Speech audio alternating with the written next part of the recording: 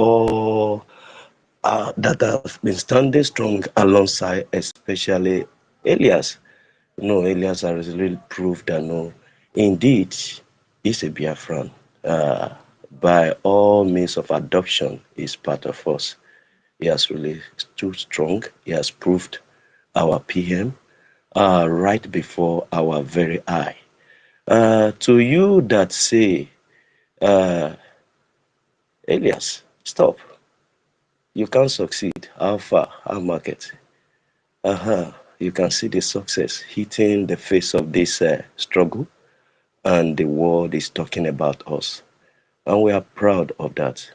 I want to say thank you so much, Elias. And this is going straight to everyone that is still hanging at the roadside or sitting on the fence or whichever part you chooses. This is the real Briggy we talks about Biafra community where you need to belong to, where you need to come and support your own security and freedom of yourself and that of your born generation. And that is why we are asking you to join this winning team. This is just starting afresh again, a fresh year, and we expect every one of us to be part of this and give all accolade support to this government of BRGIE. I want to say thank you for giving me the opportunity to be part of this media team. Thank you, Tutor. Thank you, Madanki. Thank you, our minister. Thank you, every single one of us that has been taking dishing time to always grace this space. Thank you very much. I hold my mic from here. Thank you. Thank you so much. Thank you, our brother Holland. All of us collectively took part in this journey, and I believe that this year we will even do more than what we did last year, because unity is the strength and the secret of our progress. Other people that split it, they have been splitting and splitting, and in fact, there's nothing to split again in their groups. But here we are, still unified. You see, we are still unified. And may God continue to give us the strength. Why are we unified? Because we are all working on the same objective and the same goal, and we believe we can achieve it. That is the secret to our success today. That is the secret to our growth. And it's not only about us, even the people that are working with us, like our lobbyists, they have the same belief system with us. Even the Congress persons that they meet, they have the same belief system with us. That is why we've been able to achieve this milestone. You see, unity, same mindset, same goal. Come on. We will do exploit. I'm quoting Daniel right now, Prophet Daniel. We will do exploit in 2026, because what we couldn't even understand fully well in 2025 and how to do it much better in 2026 with the power of the Holy Spirit. I'm sorry, I'm a Christian. I have to mention the Holy Spirit. Yeah, don't be offended if you are not a Christian. With his power, we will do exploit, because he will keep on revealing and leading us. And we have to follow him, so that we can reach our destination safely in an organized way. Yes. Thank you so much. God bless you. So the topic says USA strike shakes terror economy. Please, if you are just joining the space, kindly share it. Kindly share the space if you are joining. Keep sharing. And please keep in mind that this is a government space, and we have to mind our language. Thank you, Mundan. Yeah, we have to mind our language. It's a government space. You can see Biafra community. I'm only a host, and I have two co-hosts here. So it is a government space, and we have to be very, very civil. Yes, so more than what we were in 2025. So we have to respect the guidelines from our government, and then speak like people that are civil. Hearing it from you too. Thank you so much. Please don't interject anybody. All answers here, because as the space is going to be running, let me even give you a template or an overview. In each of this section, there will be a question for you to answer. There will be core question, and then the second one will be relating to Biafra. So you use that time to give your submission. Depending on the time approved by the co-host, they may give you 5 minutes, they may give you 7 minutes, whatever they decide. I am in. But when you answer the first question, you are going to answer the second question, how it leads in a Biafra context, so that Biafrans listening will really have an idea of what we are talking about. I don't know if it is clear. So please, I don't know it all. As I'm going through it, most of the ideas in the space, I get it from listening in the space. Nobody write this topic and keep it somewhere. You listen and you create a topic very fast and prepare what you are going to talk about. So thank you so much for tuning in. So that is how it will run. So let's just quickly have the objective of it and know. So the first part now, we are going to talk about the how terrorism in Nigeria operates as a multi-billion naira economic system, not a security failure. What is happening in Nigeria is not security failure. It's because kidnapping and terrorism has become a multi-billion naira economic system. That is what is playing out in Nigeria, and everybody is protecting it. And then we will now extend, because if you don't know where your problem is coming from, if you don't know the origin of your problem, you cannot solve that problem. So we'll now go deeper to the 60-year history of Nigeria Islamic agenda, beginning from Ahmadu Bello. Today, we are going to know much about this Ahmadu Bello and how Nigeria became a member of QIC, that is Organization of Islamic Cooperation, which has now led to the current terrorism today.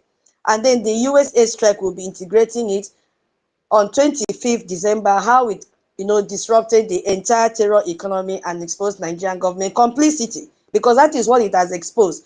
And then we will talk about Netanyahu's January 1st declaration to protect Christians in Nigeria, and we will extend it to Iran-Nigerian alliance and why Iran collapse weakened Nigeria's terror network. You see? So, and then why Nigeria, being a member of OIC since 1986, makes the coexistence with Christian Biafra impossible.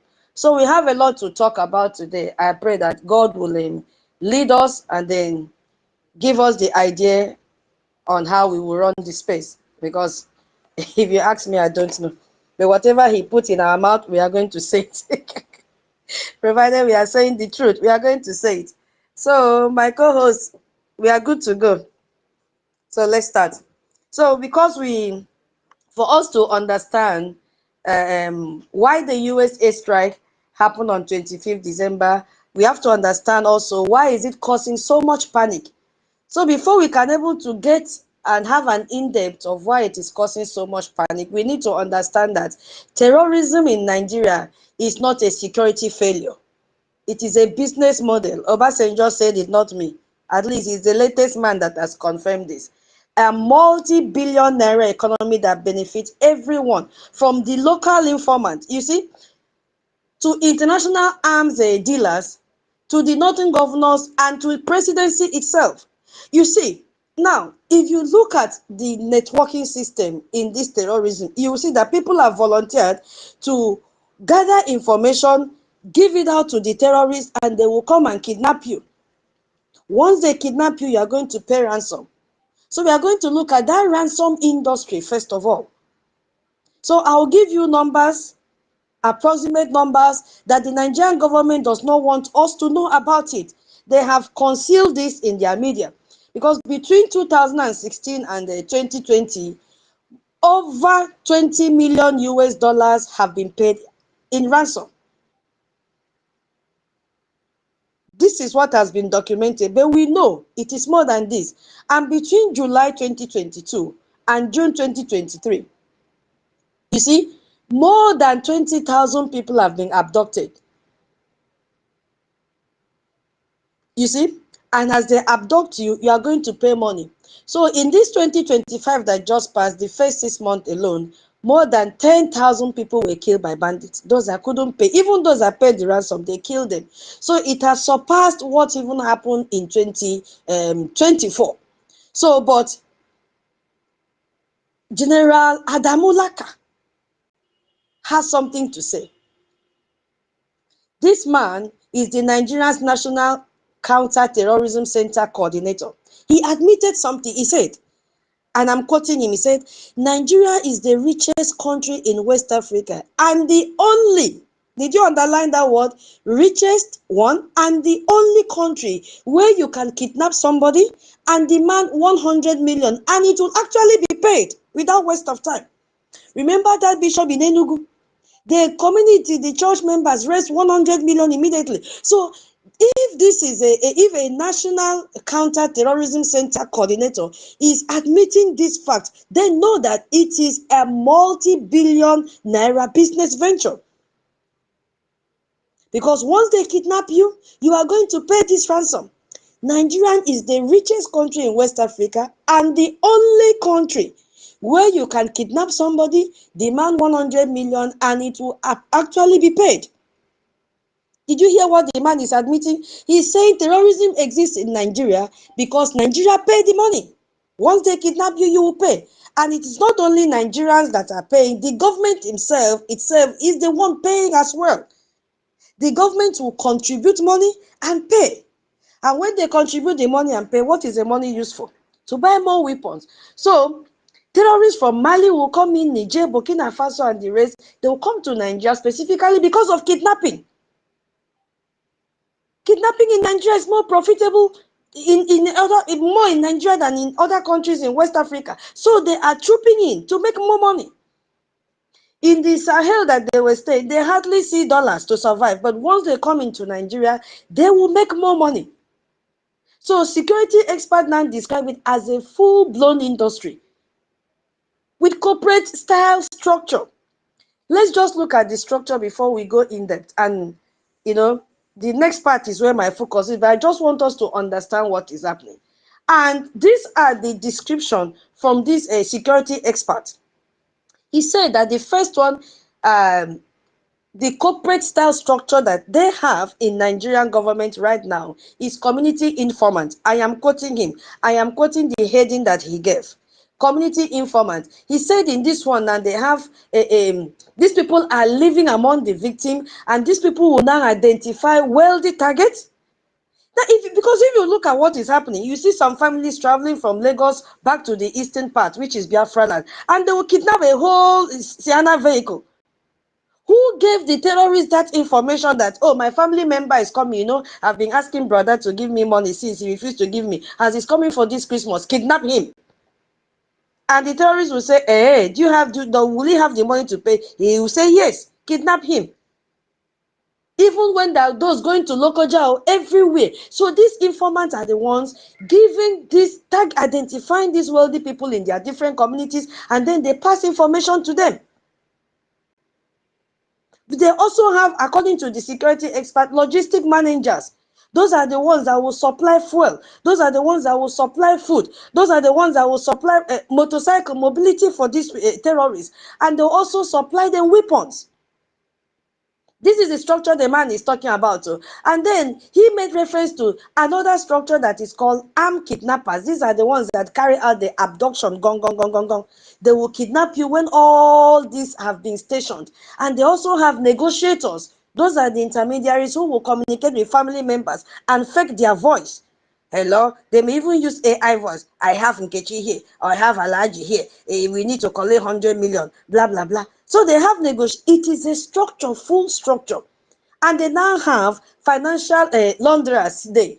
So now, he went on to further reveal that in many cases that ransom payments are transferred directly to POS operators, whose account details are provided by the terrorists. And then the money is then withdrawn by the criminals. So families will transfer, let's say like 50 million naira to POS operator account. Listen, look at the chain now. And we'll now understand later that this is what America airstrike destroyed. And they are running mad. So the POS operator will, collect they will send like 50 million or thereabout to a POS operator account. Then the terrorists will now collect cash, and the money is untraceable. You don't know where it is going. So the POS operator himself gets its own cut. A very perfect system. So everybody is benefiting. Now tell me how they can end terrorism. So now, paying ransom is not even the real thing. It's just half of it.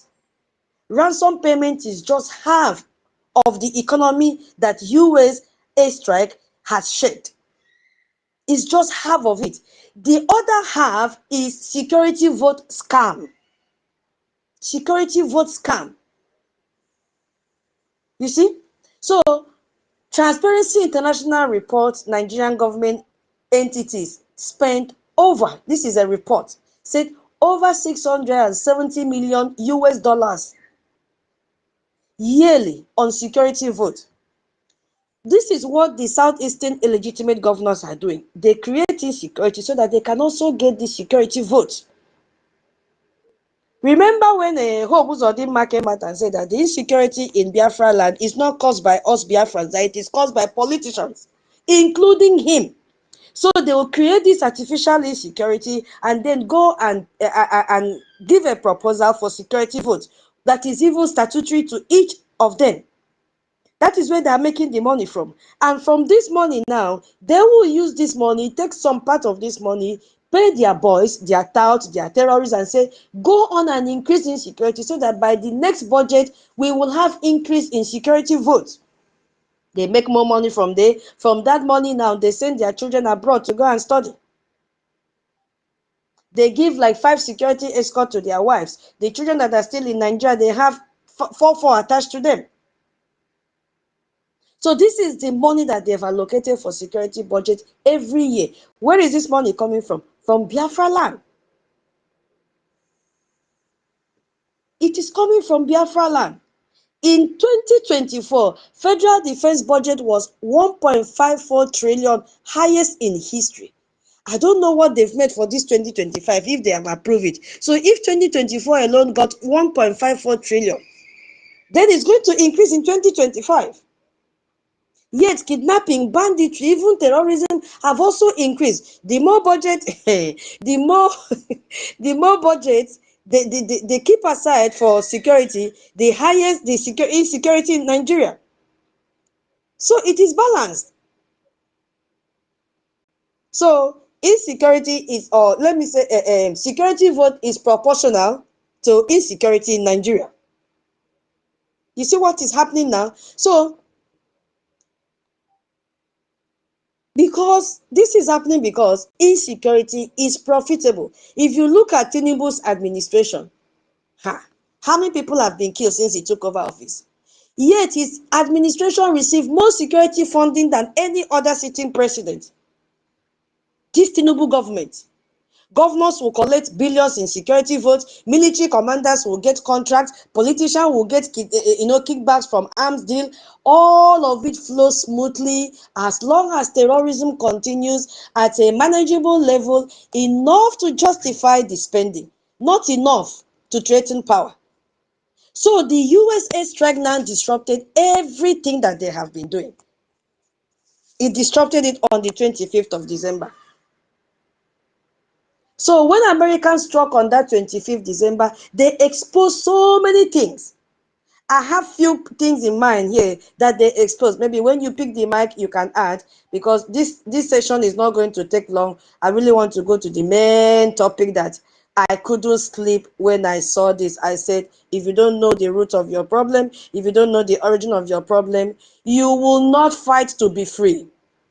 When you know the root of your problem, you will know that there is no need for us to stay in Nigeria. There is no need. So that airstrike now have, exposed that the terrorists were always locatable. They have a base. They have a base. American identified this ISIS camp from thousands of miles away and struck with precision airstrike. But Nigeria could not do that. It is willingness, not that they are not capable to do it. They are not willing to do it because it is a business hub for them. Everybody is gaining from terrorism. So Nigeria can never stop. Instead, they came up with propaganda. I saw today in Twitter X when they are rolling a bomb and they say, oh, America said they bombed terrorists. They were rolling, I don't know the exact word to call it. I'm not a security person. They were rolling there in Twitter, mocking America. I said, look at this one. When the villagers have come out to testify, they were even singing praises to Donald Trump. Say, thank you for killing the terrorists. And you are here running opposite propaganda that would never fly. That strike also exposed international intervention is real, because according to UN law, they are free to attack terrorists anywhere if it carries any international threat. So US did the right thing because for years Nigeria said this is our internal matter. America just proved that when genocide happened. Sovereignty isn't absolute at all. Every nation have the capability and the ability to come in and deal with terrorists at any time. So intervention in international intervention is real. And above all, the protection of their network was completely exposed. That is the reason Tinubu is panicking, and immediately he flew to Europe because the wife called him, the Macron, say, come here. How could you be sleeping and then Trump came and bumped my main and you were sleeping? Were you smoking Igbo? Come and answer the call. And he left the country immediately. Gumi started crying on Russia TV. Gumi started rushing to Turkey. You see? So these terrorists have been protected at the highest level. Why are they panicking? Why is Akpabio not talking? Why is Sultan of Sokoto mute till today? No word from him. Him that does not stop complaining in anything that has to do with terrorists and Muslims. Why is he mute? Why is Abubakar not talking? I'm coming to Babangida. We will know who Babangida is today. Why are all of them silent?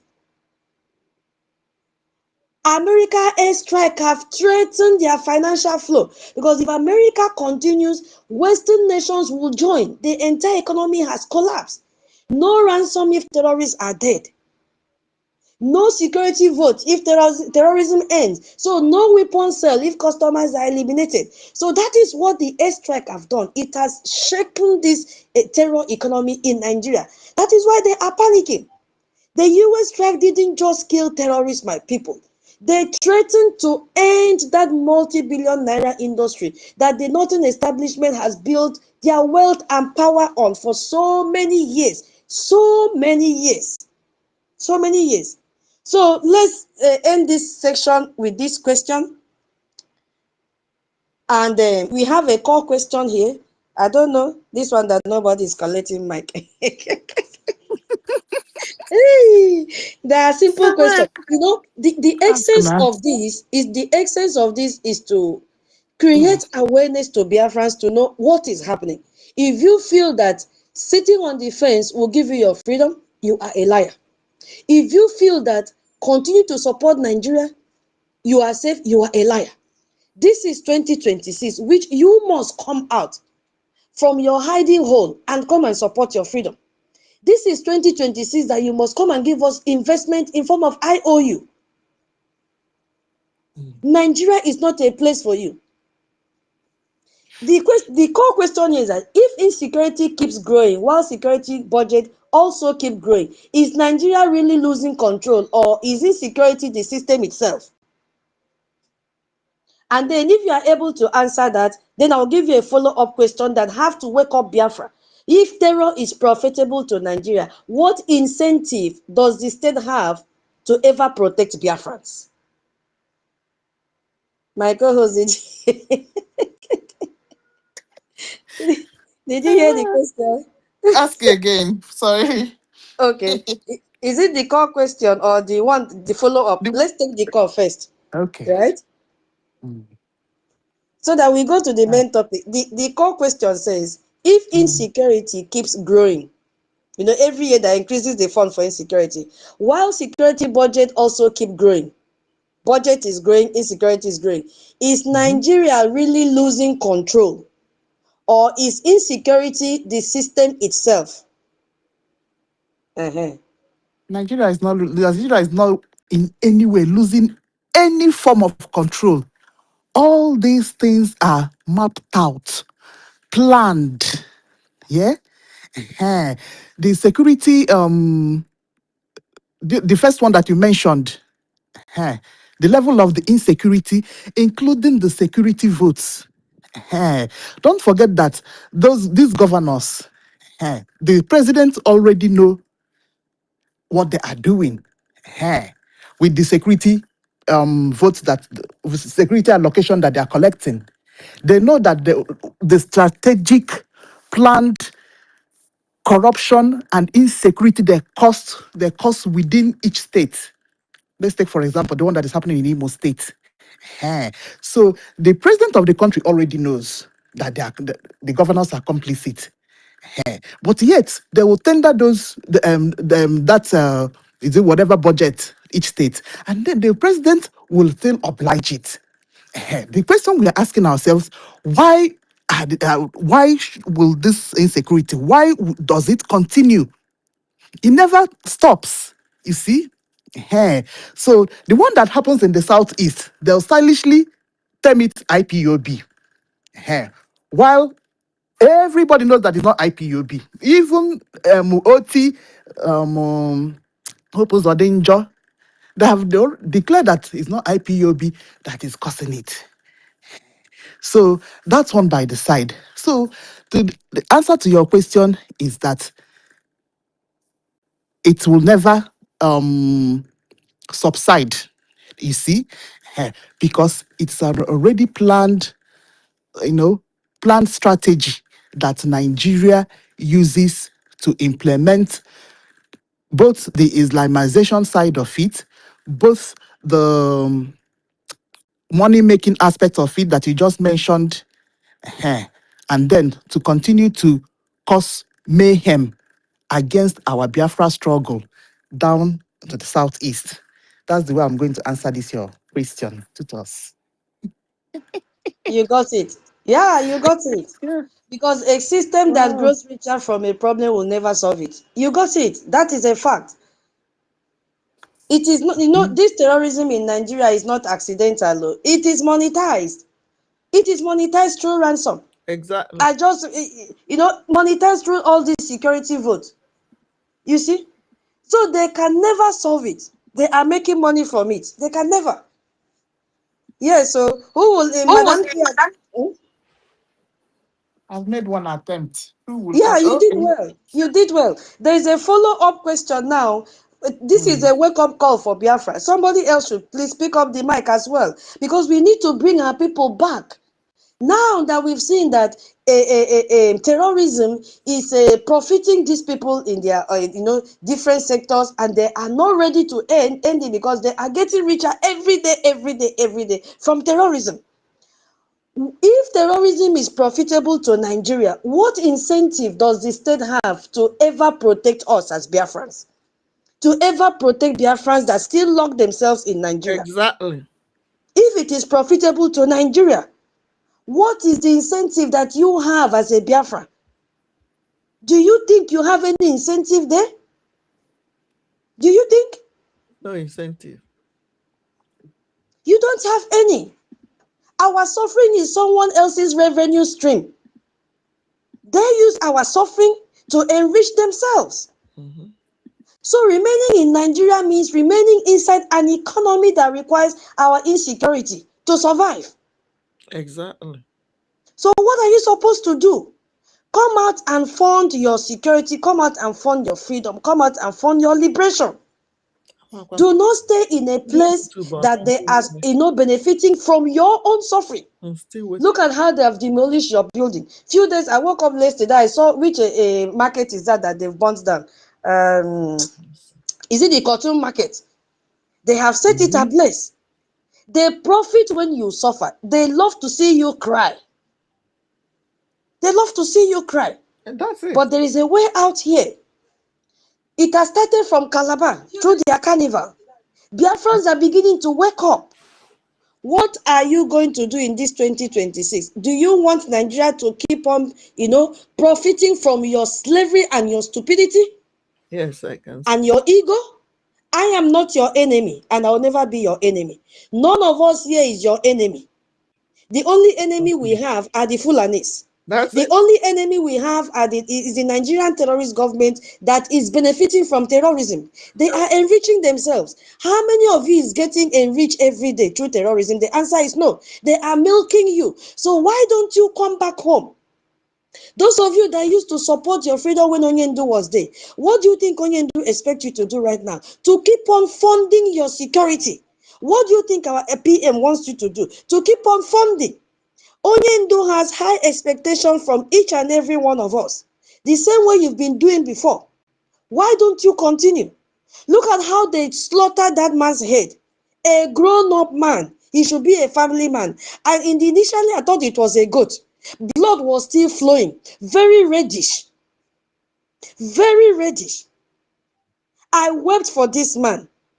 That is someone's father, someone's brother, someone's uncle, someone's helper in the future. But he was there, headless, bleeding. Do you think that if you support us, that our land would not be much safer than what you experienced? Those of you that travel over the festive period, you are still there. You are sleeping and waking up comfortably. You are not asking questions. Why is it that what is happening in the north is not happening in Biafra land? It is time for you to ask questions. People did that.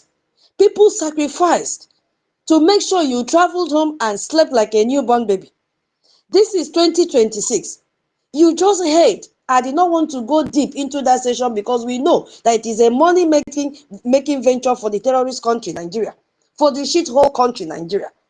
But I wanted to connect something that is why they are panicking, because the USA strikes have already shaken that economy. But we are going to dig deep now to really know where this problem started from.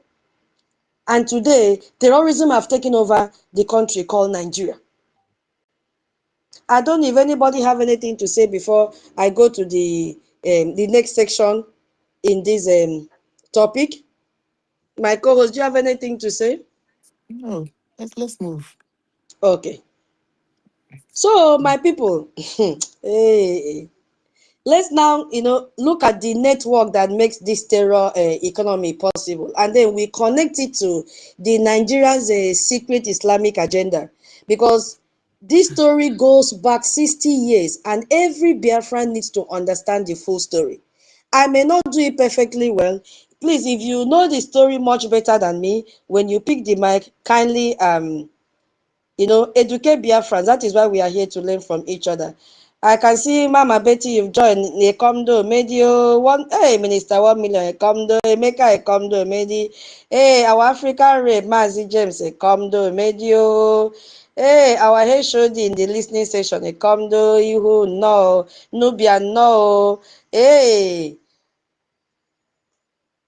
oh, Mwada Eunice, Ekomdo, Yayiba, no, Medi, I can't see any other people. Yeah, Ekomdo, please share the space as you are joining. God bless each and every one of you. Frank, Age, Ekomdo, Medi. So, we am going to start from Gumi. I'm going to start from Gumi because Gumi is the terror economist. I'm going to start from his response. He is one of those that is panicking. In fact, Gumi has become the spokesperson for the Northerners, because they can't come out and make any statement. They're all afraid. We saw how he responded to the USA strikes, and he ended up exposing himself completely. When he called Nigerians who supported the strike stupid, according to him, because we are not Nigerians, it is none of our business. And he said that President Trump's hands are bloodstained, and asked, how can you call for assistance from a thief when they enter your house? You see, this is a man that, if you look at him from head to toe, I used to wonder, does he have wives? He stinks even from his appearance. You see, if that man give me a glass of water, I will not collect and drink, because the odor that is coming out from him is unbearable. This is the man that, as he's talking, you see spit rolling from the side of his lips. A man that claims that he has PhD, the type that Orabu Fulani has, because they are the same persons. They are the same. Calling our amiable president, saying his hands are stained with blood, and calling him a thief. And I tend to wonder, who is the first thief? Is it not Gumi? Who is the Exactly. first thief? Is it not Tinubu? Who is the first thief? Is it not Shetima? All of them are thieves from beginning till the end, including the messenger in their different offices, including all the bandits. All of them are thieves, including Sultan of Sokoto. And he's calling an angel that God sent to the whole world to redeem Christians from the hands of these terrorists a thief. Anyway, we'll come to Gumi. He said that this person, Trump, must be stopped and chased out. This is a person that his hands stained with the blood of children and adults. That is what he said to President Trump. But what about the bandits who have killed more than 200,000 people alone, starting from 2023 till date, and are still killing as I'm speaking? What about his warriors that he said they are their warriors, his warriors in the forest, who have murdered more than 300,000 people? Are their hands clean? Even him, Gumi, when they kidnapped the children from from Kebbi, he collected 800,000 naira from widows that he will bring their children, he will rescue their children. Are his hands clean? Oh, he think we don't have the record? These are the questions. And he demanded, I advised Nigerian authorities to send the American ambassador back to his country and cut diplomatic ties with them. Really? They chased Trump away in every country he went. How can you invite the biggest criminal in the world to help you fight criminals? Hey, you see? He said, how can you invite the biggest criminal in the world to help you fight criminals? So indirectly, he has also accepted that the terrorists in the forest are criminals. Anywhere he said that any country that Trump goes, they chase him out. They chase him out because he is the light. And they don't chase him out to relax. They chase him and he gives them the light, which is to deal with the terrorists.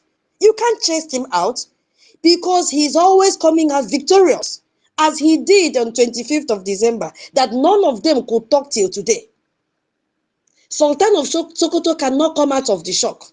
So you don't chase him out. Nobody has ever chased Trump out. Who are you? He will deal with you mercilessly. What he promised, he always acts. We honor him, and we will continue, we Biafrans, we will continue to have diplomatic ties with the United States of America. The only country that came to our aid, the only country that cannot pay deaf ears to the cry of Christians. We love America. We share the same ideology and the same policy. They value lives. So this is just, I will say, a frustrated statement.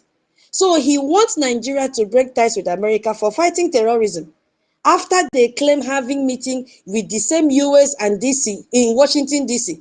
You see, Oge, shame will be her portion till the day he will buy in this world. Oge, remember,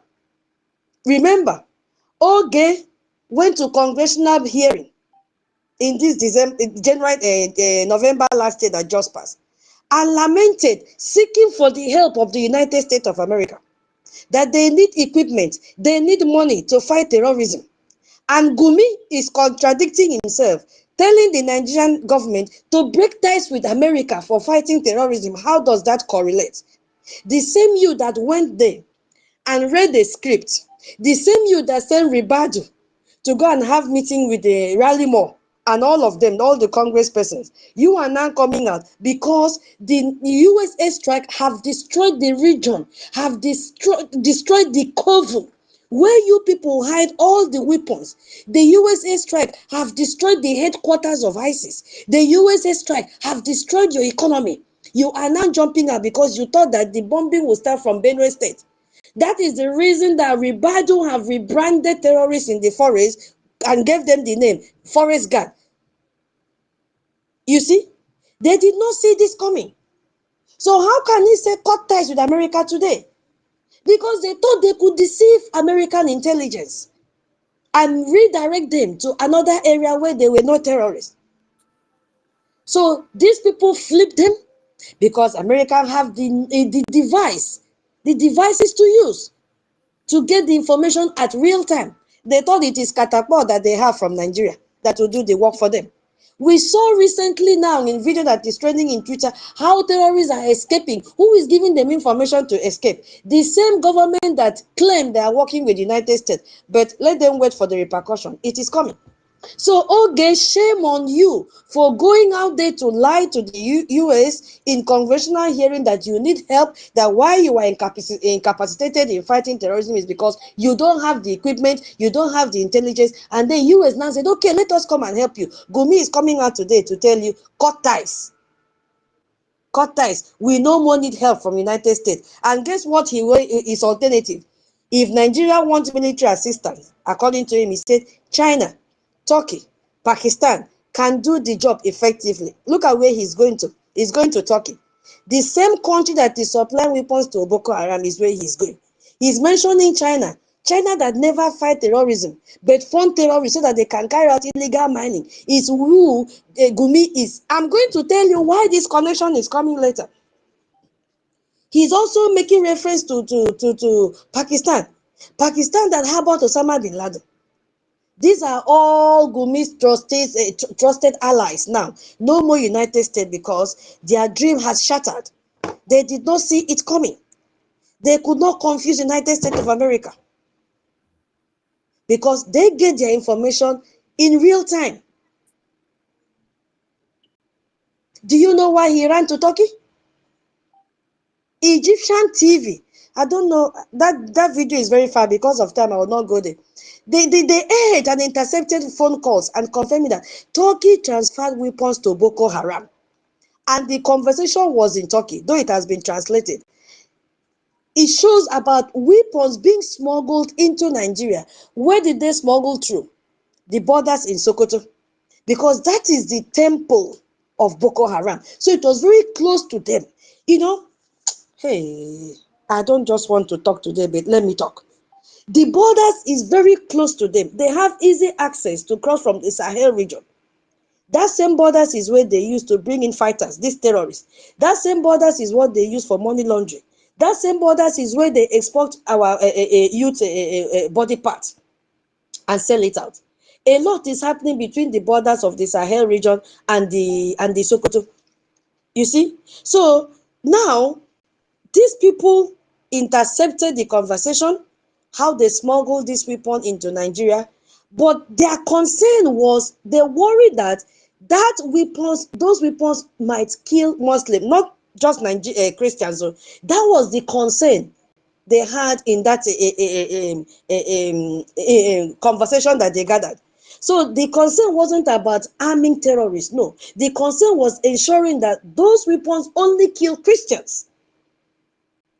That is the ally of Gumi today. So when Gumi says Turkey can do the job effectively, he is simply telling you that Turkey will supply weapons, Turkey will provide diplomatic cover for their terrorists, their warriors in the bush, that Turkey will ensure terrorism continues under security assistance. Are you following me? So today, terrorists are relocating to different regions using intelligence gathered from Turkey. Did you still hear me? I don't know. We're hearing. Okay. So, how do we now connect this?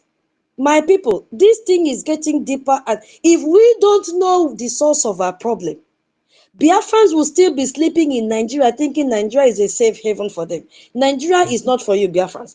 And until you come out and support your freedom, Nigeria will happen to each and every one of you. This 2026 will be very, very hot for Biafrans still residing in Nigeria, still hoping in Nigeria. You better come out now and look for where you should keep your money. Go to our website www.biafrarepublicgovernment.org. You guys go to China and buy buy market in dollars. You don't buy market in China with naira. You convert it to a gemma, that is dollars. So you cannot tell us that you don't know how to do transfer.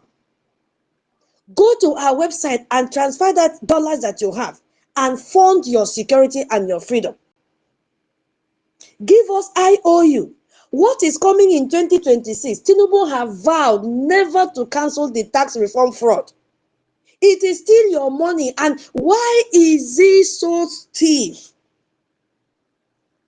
Why is he so stiff on that? Because he knows Northerners have come out and said they will never pay that tax. And they have sworn to any Northern senator that will propel them to pay, that when they come back home, they will deal with them. So Northerners have already washed off their hands from paying that tax. Who is this tax targeting? It is Biafrans.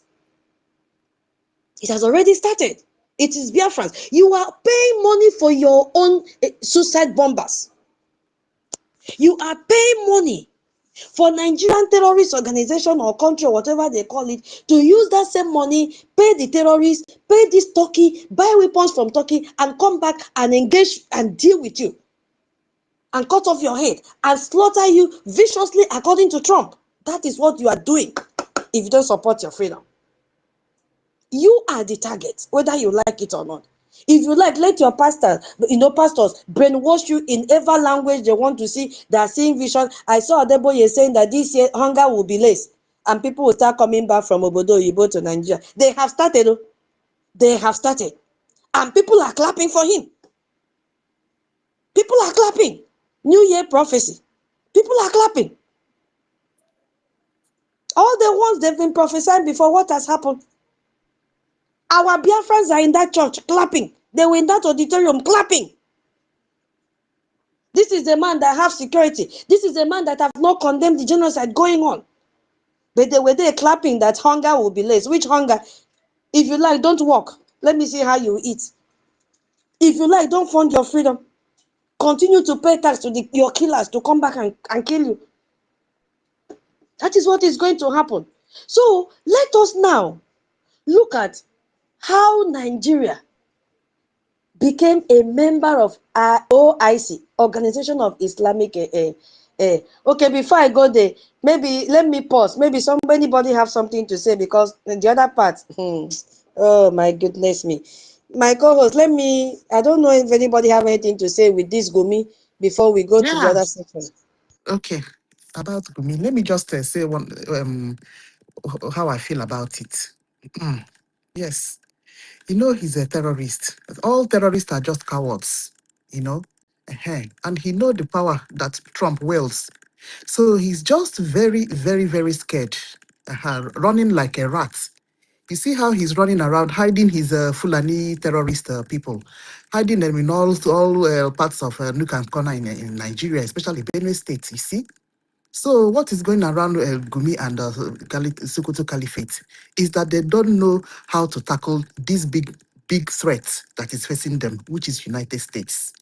And they know how United States decimates ISIS. United States know that carry ISIS. And they will fight it, fight it, fight it. Hagafulilisie means that they normally see it to the end. You see, Trump is not going to relent in this fight against terrorism in Nigeria because he knows where the threat actually headed to. So Gumi, Caliphate or Sokoto, and that other, is it Army General? Is it the new CDS that went to visit that Caliphate in Sokoto? You see, all of them, let me bring up Betty. Mm, yes.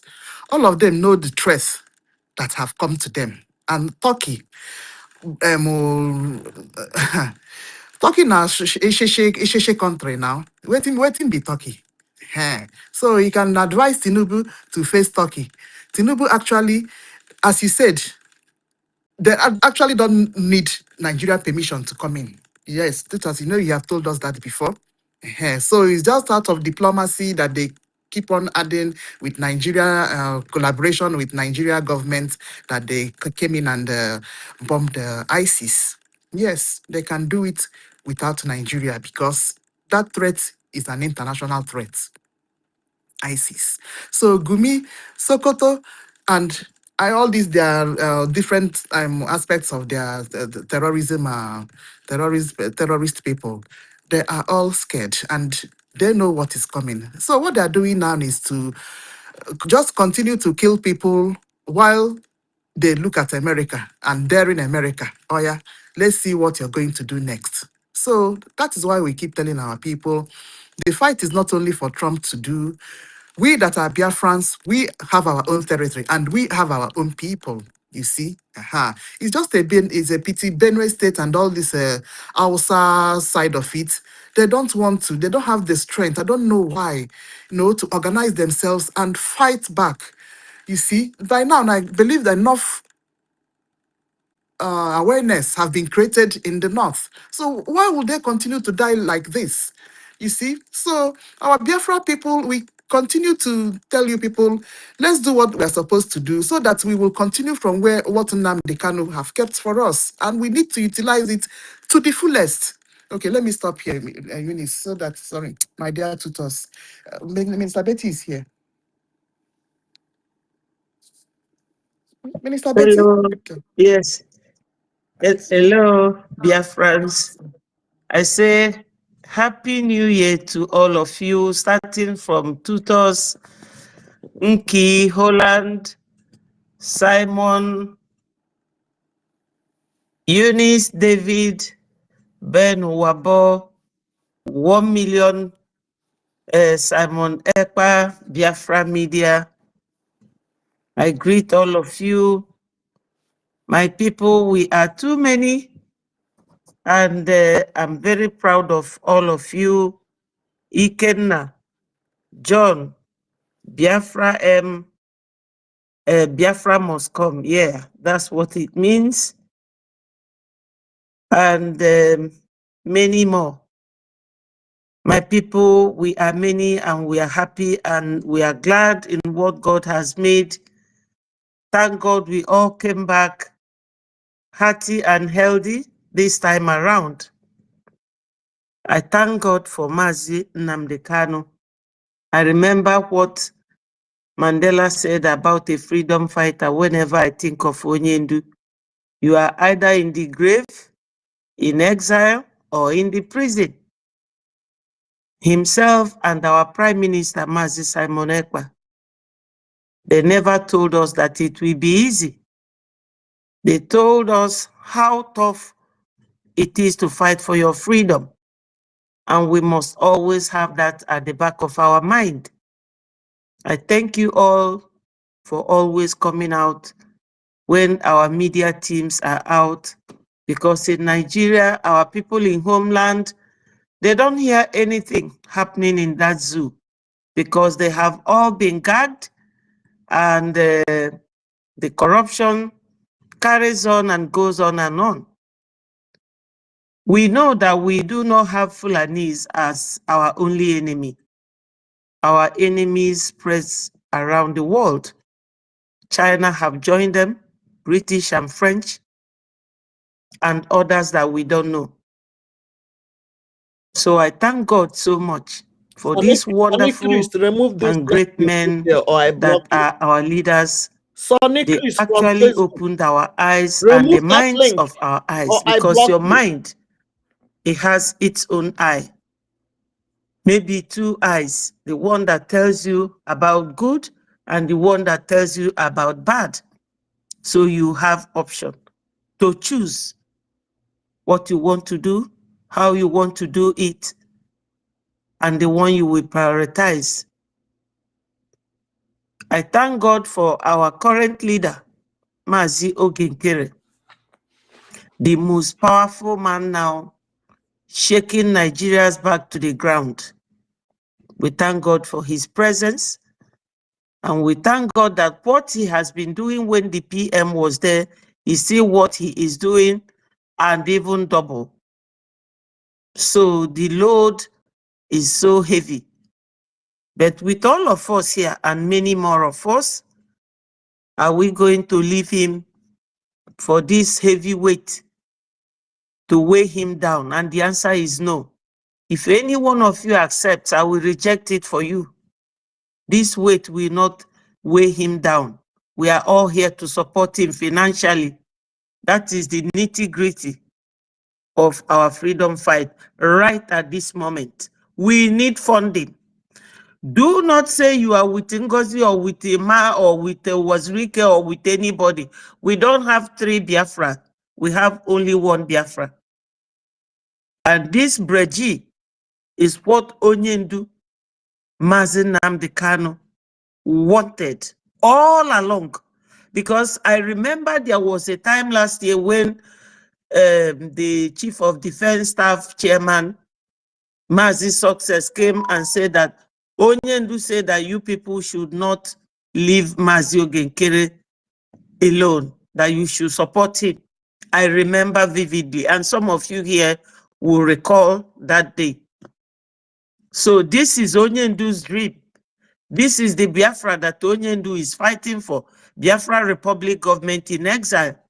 And by the special grace of God, we will have this Biafra in homeland one fine day. So if God is helping you, endeavor to help yourself. You cannot be asking God to help you and you will go to sleep. Let this year be different. Those of you who will claim to have been deceived or you deceive somebody, go to our website and donate generously so that we will finish this whole mess that we find ourselves in. Please, dear friends. Now I'm coming to Gumi. You all know that legally people like to shift their blame to somebody who will not be, who cannot be called to come and give witness or evidence or as number one evidence in a case. Shetima said that he wants to be the security chief and he somehow employed Gumi to be the one that if anybody wants to sue Nigeria, they can say is Gumi. Yes, that is not Shetima or Tinubu. They know what they are playing at. And you all know where that fine knowledge and intelligence is coming to Nigerians from, because they don't comply with any rules at all, even the one they are signatory to. Gumi is the one now speaking for Nigeria. Gumi is the one now attacking America for Nigeria. You all know that Turkey is a terrorist country. There's a speculation, but I don't want to key into it, that Gumi was arrested yesterday in France. I don't know if it is correct, because he knows that as an evil man that he is, that he cannot hide anywhere. So some people, even in homeland, they don't know that America has also struck Kaduna yesterday. And Gumi's house was one of the places demolished. So Gumi is meandering from one country to another, but you cannot hide anywhere in this universe now. You cannot, because Osama bin Laden was traced even down to Sudan where he was, or anywhere in Africa where he was caught. So no matter where Gumi runs, America will track him down. Even Sokoto Caliphate. Because I was one day thinking, why did they take NNAMDI KANU to Sokoto? There's this piece of law that was called Mandela Rule in UN. Somebody can go and search it. If you have a case, that case will be tried within your locality. The court must be within your local authority or within your own town. Or if you are going to be imprisoned, the prison must be within your own town. I don't know what these lawyers, they don't research sometimes.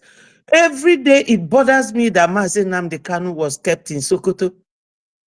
But that's where they took him to, because Sokoto Caliphate is the one that rules Nigeria. They divided Nigeria by themselves and they attacked it on NNAMDI KANU. How can you have Sharia law and English law in the same country? How can you have Hezbollah police and another police in the same country? The country is clearly divided. And they are alleging it or tagging it on NNAMDI KANU because they should know that NNAMDI KANU has to be left now. Because we Biafrans, we are moving forward. So what else? What's the reason for keeping him when you know that we are already moving forward? So Gumi and Sokoto Caliphate. They are not in government, but they are the ones determining and establishing what goes on in Nigeria. So as Gumi is the topic now, I'm telling you people that you have every reason to donate generously. Nigeria is down and out. They are down and out. The only people standing are those countries supporting them. Everything that the Egyptian radio or something said, I heard it, I read it, it's still here. That Turkey brings ammunition to Nigeria and many more, many other countries. So Biafrans, we don't have anybody giving us ammunition to protect our land. We are the ones doing it by ourselves. Throughout January to December 2025, this is what we have been hammering on. We don't have to continue that this year. We want to see you people coming independently or individually or collectively to come and donate. Fulanis are not divided. They are together. They know what they want. We don't want to start seeing this Ngozi or Wazirike or a mass group this year coming to talk rubbish. You are all Biafrans. And when they come, they will not exonerate you. You will not be excluded. So we need you people to come and donate. This is not the time to talk. America, they don't talk twice. Trump only told warned Nigeria once. And when he saw that they are still continuing with their terrorist activities, because when they finish with Nigeria, all this Western world will be their next target. You see? So America don't talk twice. But we have been talking since January 2025 to December. And now, today is 2nd. You people shouldn't let us go eat that way. You all have money. Go and see one guy built 30 mansions, distributed many motorcycles. If you are not happy, if you have no security or freedom, all those mansions will be nothing. Because not this time, not just this time. Come and donate this your money to Ejema and Eje, to BiafraRepublicGovernment.org, and we will use it to get our own home where we will have peace. As our sister Tuto said, we have common interest with America. Freedom, liberty, happiness, peace, justice. This is what we stand for. And that is the principle and policies of America. Religious freedom.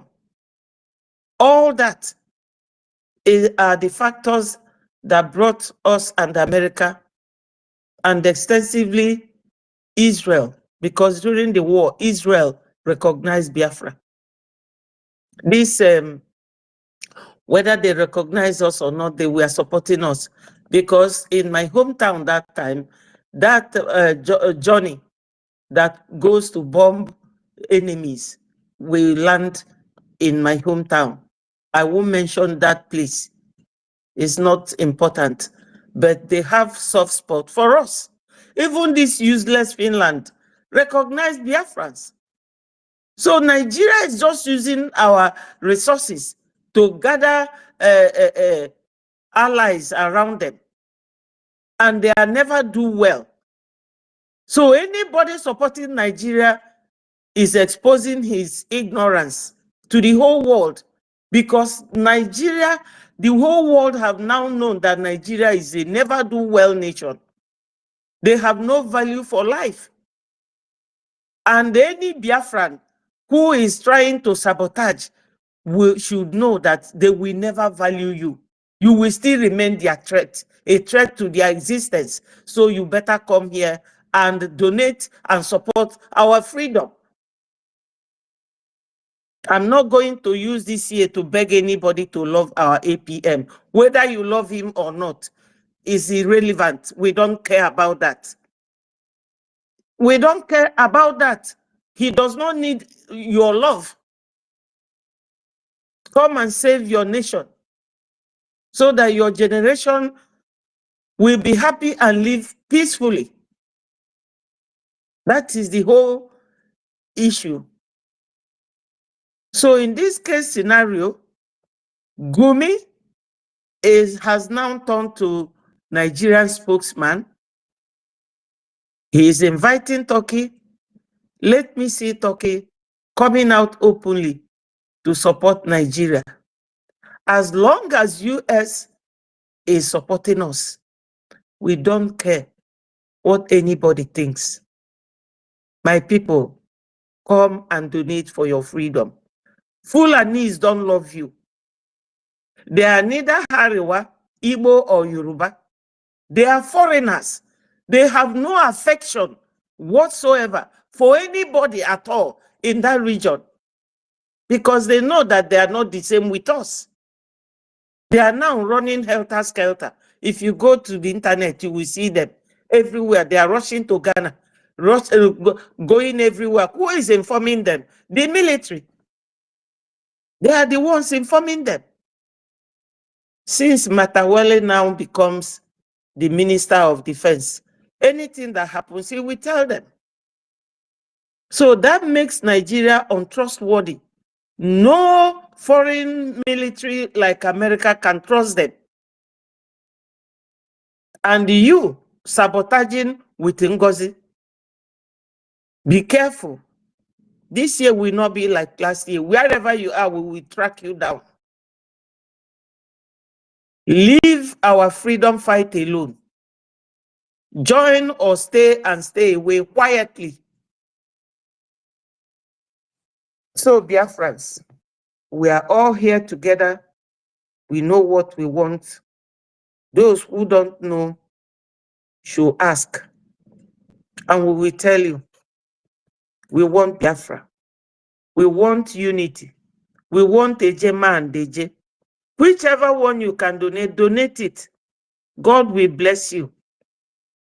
And for those of you who are thinking, oh, if I don't donate, what will happen? When Biafra comes, you must show evidence of your contribution. That is it. That is it.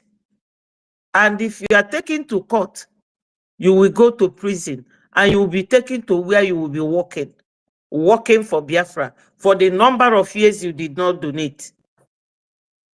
Yes, I don't know what is wrong with us. We don't have to kill goat or ram for you to come and know that your people are in trouble. That we are this endangered species that they are talking about. They kill us as Christians. They kill us as Biafrans. What else do you want? So if you are not donating or supporting, even if it is one Ejema, you have yourself to blame. Gumi is coming after you. Thank you, Biafrans, and my apologies for taking too long. Thank you so much. I am still here. They won. Good morning. Happy New Year. There is no apology. We are here to speak to Biafrans, Mama. Yes, and it sank very deep into their brains. I believe that they've heard you. So please don't apologize. We need to talk to them. We need to awaken them. This is 2026. Yes, no. You know, we need everybody to come together. We don't want anyone to go astray except the one that was destined to be lost. Exactly. Yeah, I think nobody else wants to talk about Gumi, so we can proceed and understand the Nigeria Organization of Islamic Cooperation Membership. Holland, are you there? Thing is in the other room. It looks like he needs to be brought down. I'm bring back up, I think. Okay, He's I've done having a that. network. Okay. I've done that. I'll bring you up again. Okay, thank you, Mama. Thank you, my co-host. So, as we have laid the foundation of Gumi, I want us to now understand the history of Gumi. Oh. We have Gumi in Gumi. We have Gumi in Gumi. Yes, we have Gumi in Gumi. So now let's you know, let's now put everything together and understand. I will try my best, as I said. If you have any other thing to add, I will not take all. I will stop somewhere and then we discuss before I now go to the objective of this group when you become their member. I will try my best, but please, as I'm going through it, if you have anything to add, any additional information, please feel free. Oh. I also want to learn. So, let's look at Nigeria's membership in the Organization of Islamic Cooperation. So, I can use the abbreviation OIC or I can use the full name. So, please bear with me. So, I'm just trying to take you through the full story if I can. But as I said, if I miss anything, please, we need help. Because we have to understand this. We have to understand that this is key to understanding why terrorism in Nigeria is systematic. It's not just accidental. It is something that they've planned for over 60 years plus. While Biafrans were there thinking that they have a country that they are living in, and now we are telling them, come out, that place is not for you. They are calling us names and all that, but I pray that this year will not be a year of name calling. This year should be a year of action, that everybody should come together, put their funds together, and let us leave this Nigeria. It is not for us. There is no other solution. If you like, do fasting, do dry fasting, do up, do down. There is no other way out for us than our freedom. I am telling you the gospel truth. Nobody will help you except we help ourselves. Nigeria can never accept us. They can never. Go to Twitter, you see Sanusi coming out to support Tinubu, to go ahead with the fraudulent tax reform, that it is what other president could not do that Tinubu is doing, because he knows he's not going to pay the tax. He has collected brown envelope because they need someone to stock. I was wondering, why didn't Sultan of Sokoto come out and make that comment? Because he's still in shock because of the US airstrike. He's still in shock. He can't come out. He can't come out.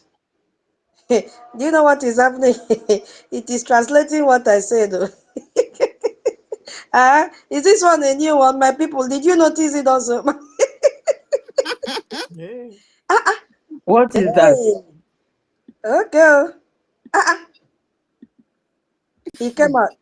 All that you are saying, I'm seeing it transcribed on my script. On my screen. Very good. Yeah, it has Note on my disappeared own. now. Eh? Somebody. Oh my God. Okay. Let's continue. I'm seeing this for the first time. These eggs that are updating every day, but they should release my account as they are updating. Okay. So I'm going to start this section with the. That is true. That is true. They even translate Igbo, everything you do, even picture, they will tell you where the picture come from, everything about what associated with that picture. I'm telling you, they analyze my picture, surprise, my own picture, they analyze what I'm doing. Hey. Okay. Onyeka, you wanted us to know that you have arrived. Okay, no. My baby, Agamana, my name is Agamana, my second name is Agamana. Agamana, you cannot, people like me Welcome are not now. supposed to. We know you are here Yes, now. Okay, yes, welcome. yes. So, I want to start with Amadou Bello. Amadou Bello's grand vision, and this vision happened between 1960 and 1966. You see? So, this man's vision will explain everything that is happening today. Amadou Bello was the Sardauna of Sokoto, and he was the first and only premier of northern Nigeria from 1960 until he was assassinated in 1966. He was the great-grandson of Usman Dan Fodio. So that we understand where our problem is coming from. After going through this research, I was like, what is in Islam that they hold onto their ideology, but our people are believing in prayer and fasting without doing what they're supposed to do? Usman Dan Fodio passed on this ideology to his son. In fact, now his son gave birth to a son, and now, you understand what I mean by great grandson?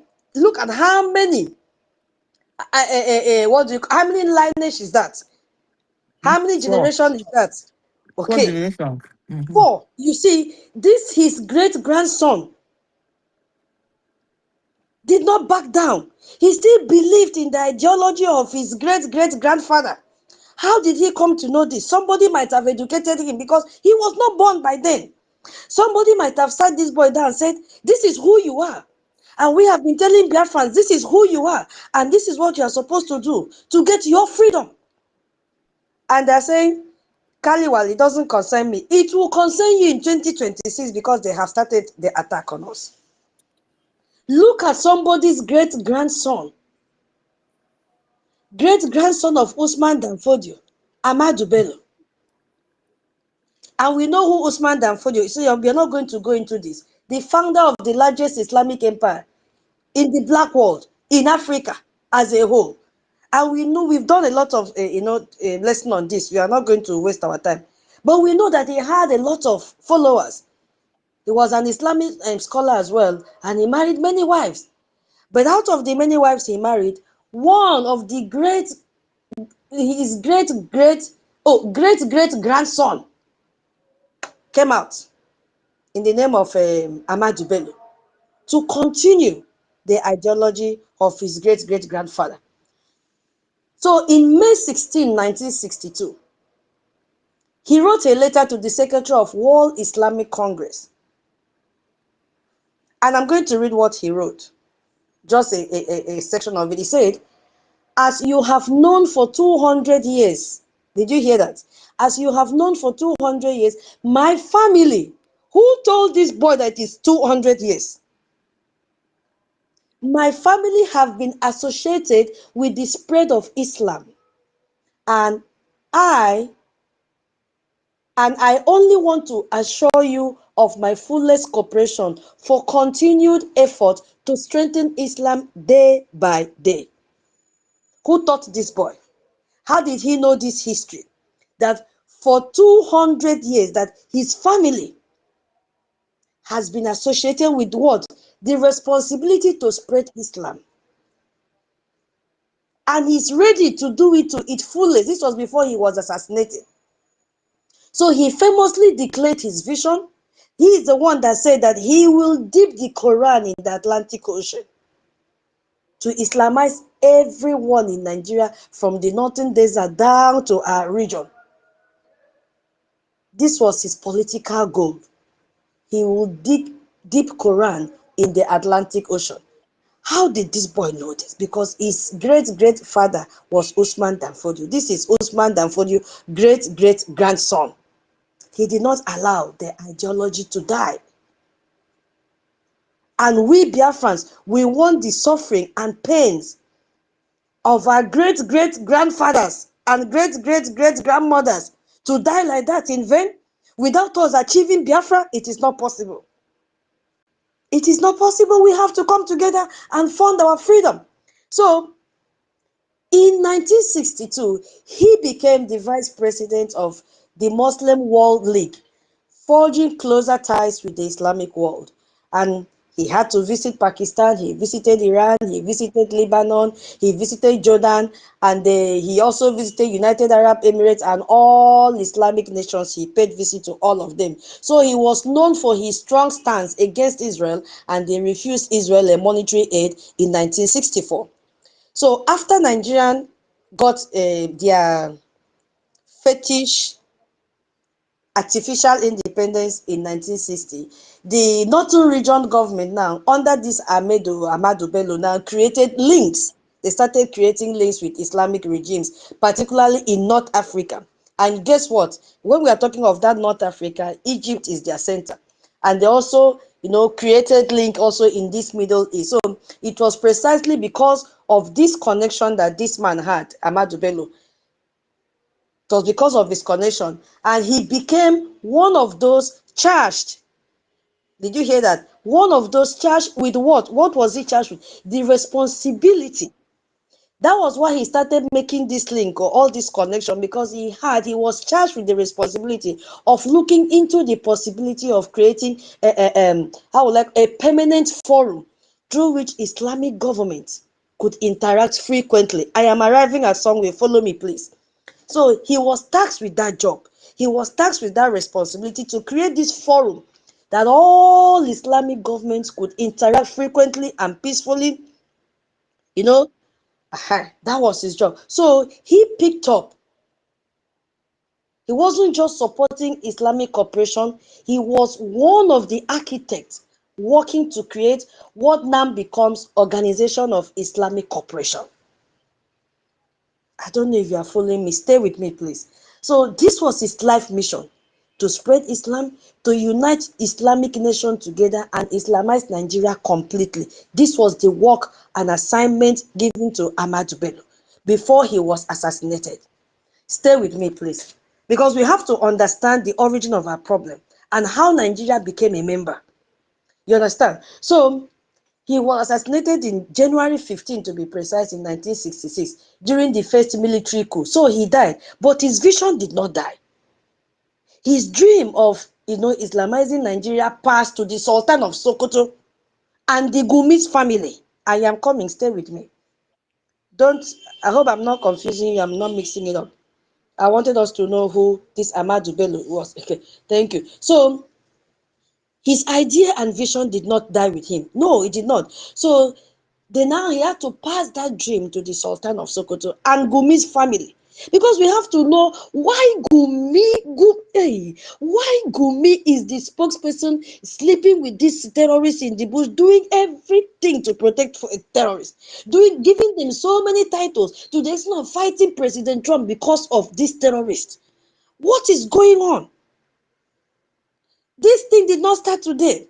So now it was passed on to the Sultan of Sokoto and is still the current one. So after 3 years of his death, that vision now founded institutional form, and they now call it a pronounced name, the Organization of Islamic Cooperation. All right? Now, there was a fire incident in one of the third mosque. They call it Islam third holiest shrine. We have the first holiest shrine, we have the second holiest shrine that is in Saudi. So the third Islam holiest shrine was in Jerusalem. And from research, it is a shrine that they felt that their prophet ascended into heaven. We are here to study, we are not castigating anything. That is their belief, and that is what is written online. So you are free to verify.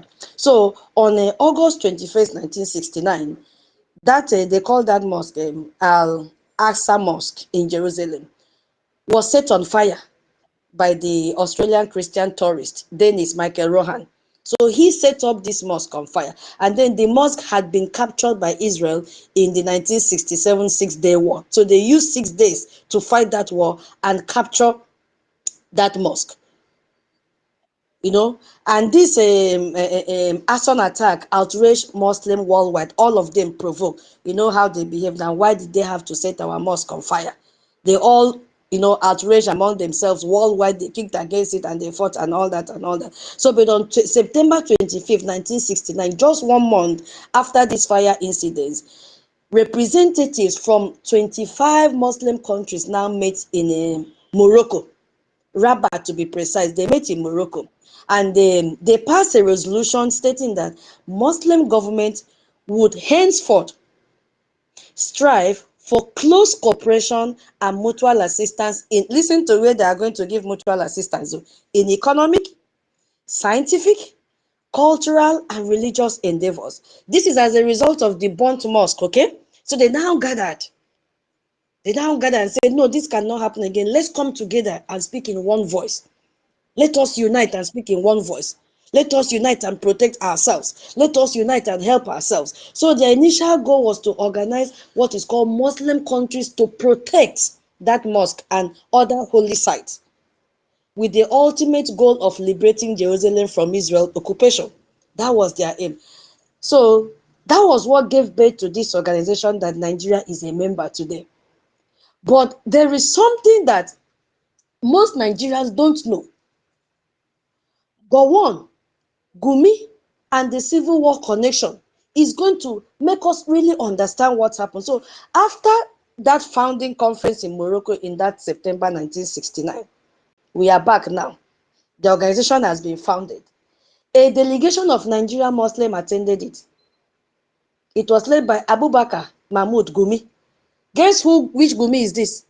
I need an answer. Abubakar Mahmoud Gumi. Who do you think this is? That is the man who is in charge of about Islamic court. He presides like a court, as a judge for the Islamic activities to promote Islam and also to judge. He just act like a judge. That a Gumi, and this Where? one is grandson. Where? In the north, in the northern Nigeria, and also precise like that Gumi is this one now is maybe like fourth or third generation or fourth generation. This particular Gumi you have now. Okay, you are close. Any other thing? Any other person? Yeah. Okay. Like this. Wait, not you again. Wait, Chere. Any other person? Okay. Thank you. You are close. Any other person? No. This was the father of Gumi. This current Gumi that is running mad. Thank you, Onyeka. This was the direct father of the current Sheikh Gumi that we are talking about. The problem of Nigeria is very deep, and Biafrans must come together. Let us leave Nigeria. If not, Nigeria will finish all of us. Nigeria don't need us. The father of Gumi, Abubakar Mahmoud Gumi, was the one that led the delegation, and he was sent by the Sultan of Sokoto. This is 1969. It's not far. It is not far. 1969.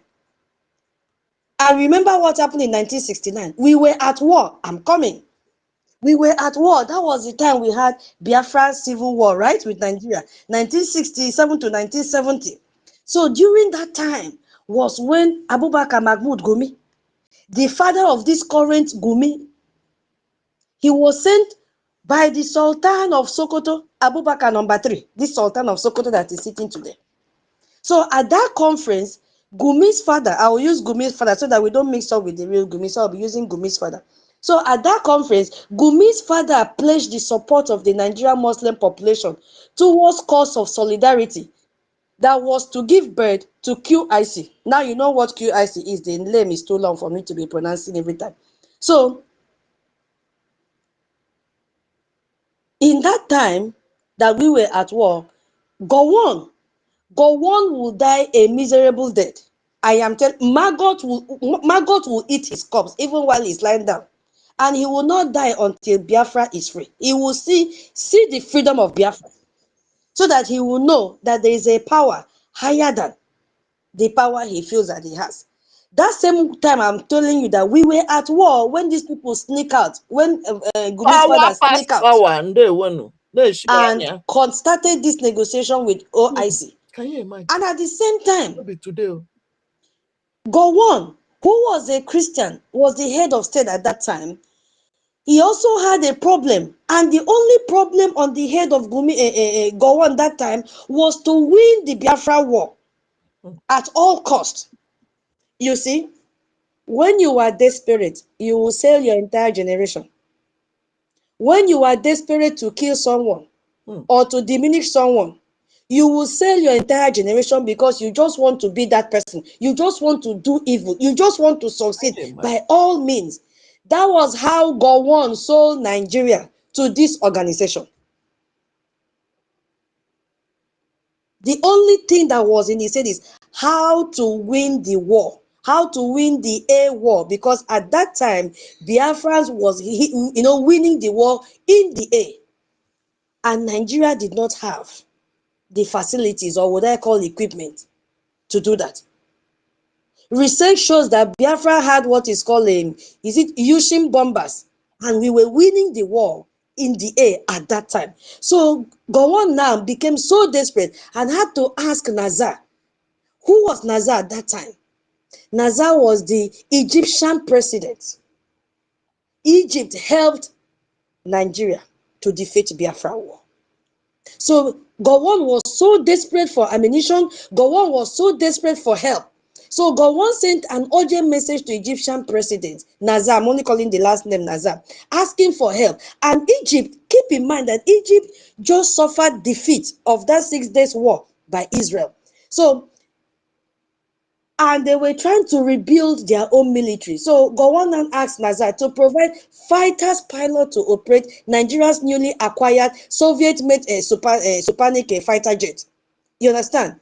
From the Soviet Union. You see, Gowon is the one now going to buy problem. Gowon is the one now going to buy terrorism. Gowon is the one now going to buy disaster, just because he wants to win Biafra war. So he is the one that went and sent a message to Egyptian president. Remember, this is in North Africa. Remember, this is the headquarters of the Muslim Brotherhood today. Remember that this OIC started there. I am coming. So he needed fighter pilot to be able to operate the newly acquired Soviet-made Supanic fighter jet that they just bought. Nobody to operate it. So he needed help. Give us pilot.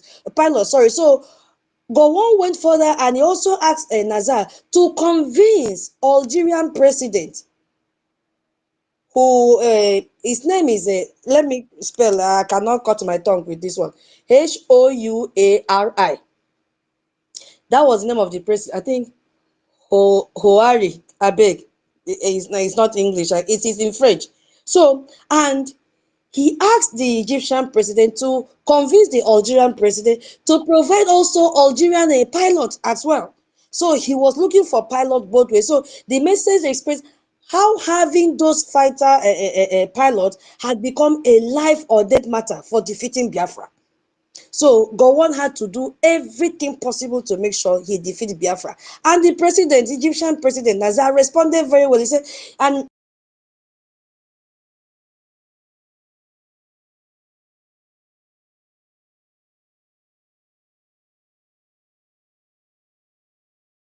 this, we don't set back the rest of Africa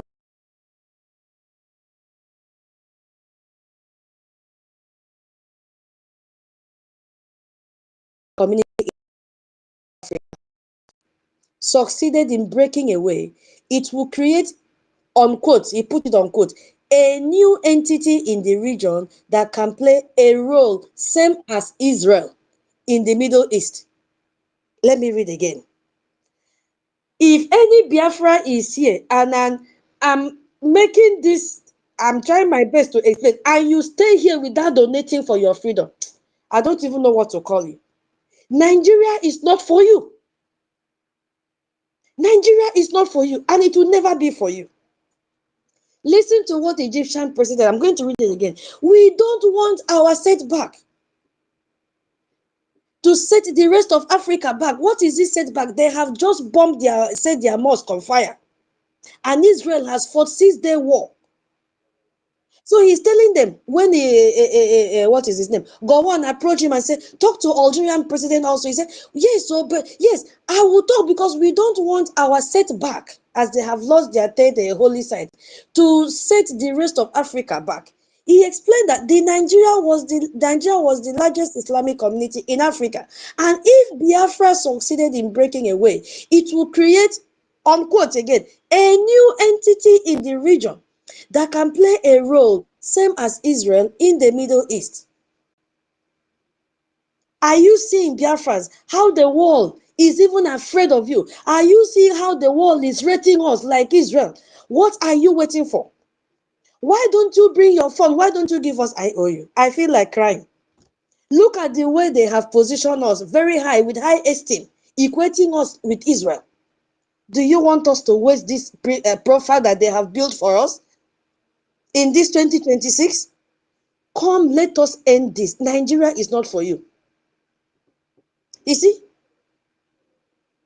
a little explanation. So, meaning that a strong non-Muslim state that could influence the region against Islamic interests, that is Biafra.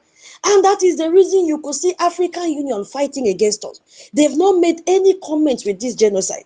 Everybody is fighting against the freedom of Biafra, including Nigeria. They are panicking. Everyone. France is fighting against it. UK is fighting against it. China is fighting against it. Iran, all of them, including this Egypt, because they are afraid. They are afraid that we are going to play the same role as Israel is playing in Africa. Why don't we buy into this portfolio that they've created for us? So what did they do? Egypt sent 6 Hussein 28 bombers. Then they used Egyptian crews to fly it.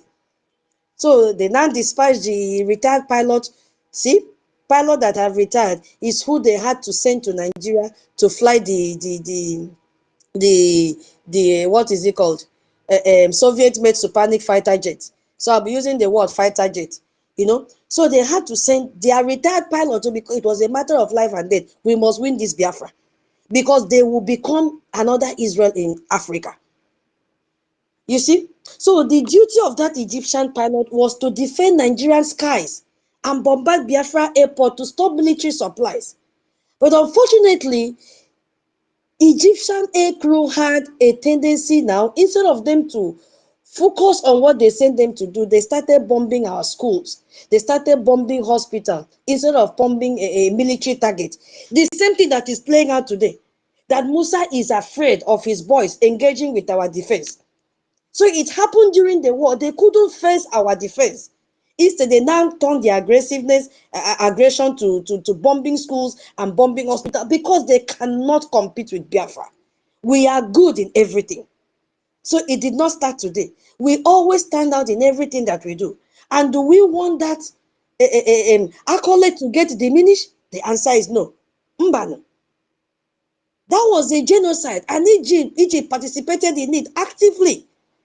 So they were killing civilians deliberately as they couldn't face our military. So Nigerian people now receive this fighter jet and flying over Lagos with joy, and because they have been living in terror because of the Biafra airstrike. So they were very happy. They were jubilating that our children were killed and all that. Egyptian pilots succeeded in stopping Biafra air raid due to the superiority of Russian fighter jet, because they also acquired this fighter jet from Russia over our own Biafra aircraft. It was superior. France, that is denying us today. France, that is colluding with Nigeria to fight us today. France supported us covertly and gave us some arms through Gabon. Yes, even though they've turned their back on us today, they also supplied us through Ivory Coast. The other one, Haiti and Tanzania. They recognize Biafra. Where are all those nations today? Portugal also allowed weapons shipment through its colonies, but it was limited. So the problem was Biafra's airport, especially what they call a Uli air trip. That airport was constantly under bombardment by these Egyptian pilots using their fighter jet. So night flight brought in weapons and humanitarian aid, but it was never enough. So Britain was there also supplying Nigeria with weapons, and the Soviet Union, we kept on supplying the Nigeria with weapons. Egypt was doing the same thing. So Nigeria had more, overwhelming weapons, which is what is still playing out today. They have excess and they are now selling it to bandits at a cheaper rate. Do you understand the hatred, where it is coming from, that Nigeria is not for you? Look at the number of people that supply Nigeria with weapons. Look at them. They are more than this. They had excess. That was how we lost more than 5 million Biafrans. Not from military defect, no, but from starvation that was caused by blockade. and systematic bombing of civilians area. That was what happened. So now let's just see what is happening now. So you see, Gowon needed Egypt help to defeat Biafra. Eh? If you are just joining, kindly share the space.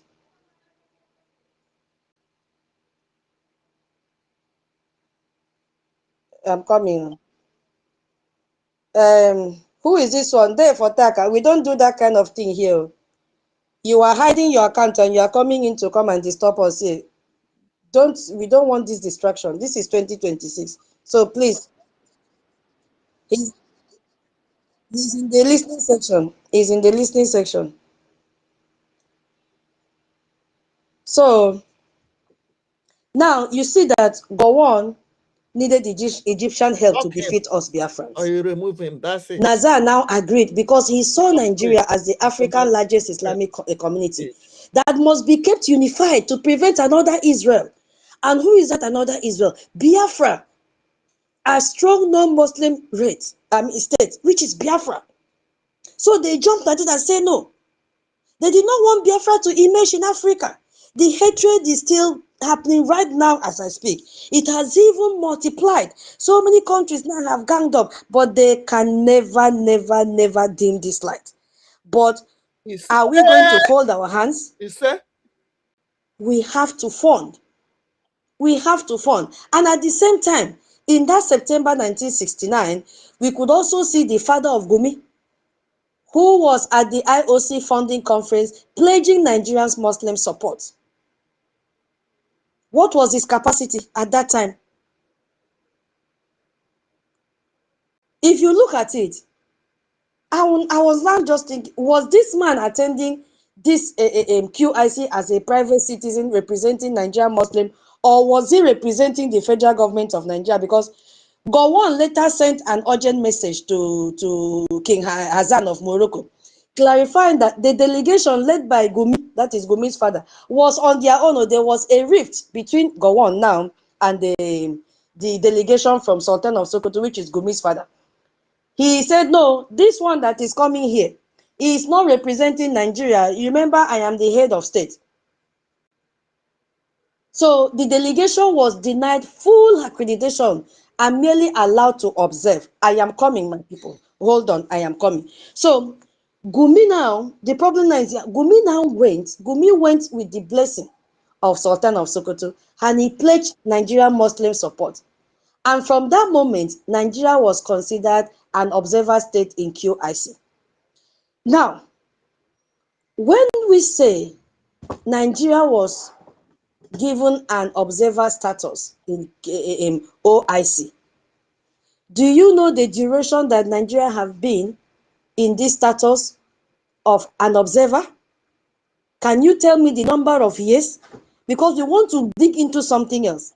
Can you tell me, who can tell me the number of years that Nigeria was given the status of observer in this OIC? Onyeka, can you answer? Or wait, so maybe my co-host want to answer. Co-host first now. Hey, can you hear me? Yeah, can you repeat the question, please? Yeah, I was saying, when they have gone to have this meeting with OIC, okay, there was a rift between this Gumi father, and Gowon, who is representing who. So they had to place Nigeria on an observer status. So do you know the number of years that Nigeria was placed as an observer in OIC?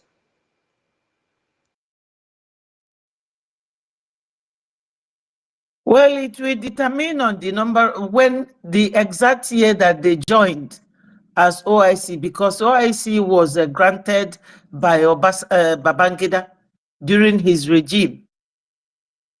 So I don't know which year that Nigeria joined them, and from that year till date, that's when it will be.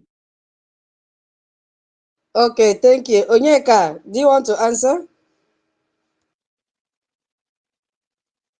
and grab the mic. Twitter is the only place our reader recommended. We can't hear you, Onyeka. Okay, Afam, do you want to answer? We can't hear Onyeka.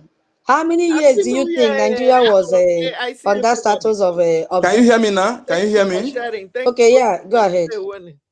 Keep sharing. Now, that's when hashtag free now. Can you hear me? Happy New Year. Yes, please, go ahead. Thank you. Can you hear me? Okay. The Abuja Declaration happened in 1985, where they gathered in Abuja to declare how they will capture the West Africa, to make sure that the Muslim occupy every leadership structure, what is called Abuja Declaration 1985. I think before that they had Nigeria has become a member before they gathered to make that declaration in Abuja. It's called Abuja Declaration 1985. I think they stayed how many years? About a decade before they become a full member. In my own calculation, maybe it's not so sure anyway. But I did know that the Abuja Declaration happened in 1985.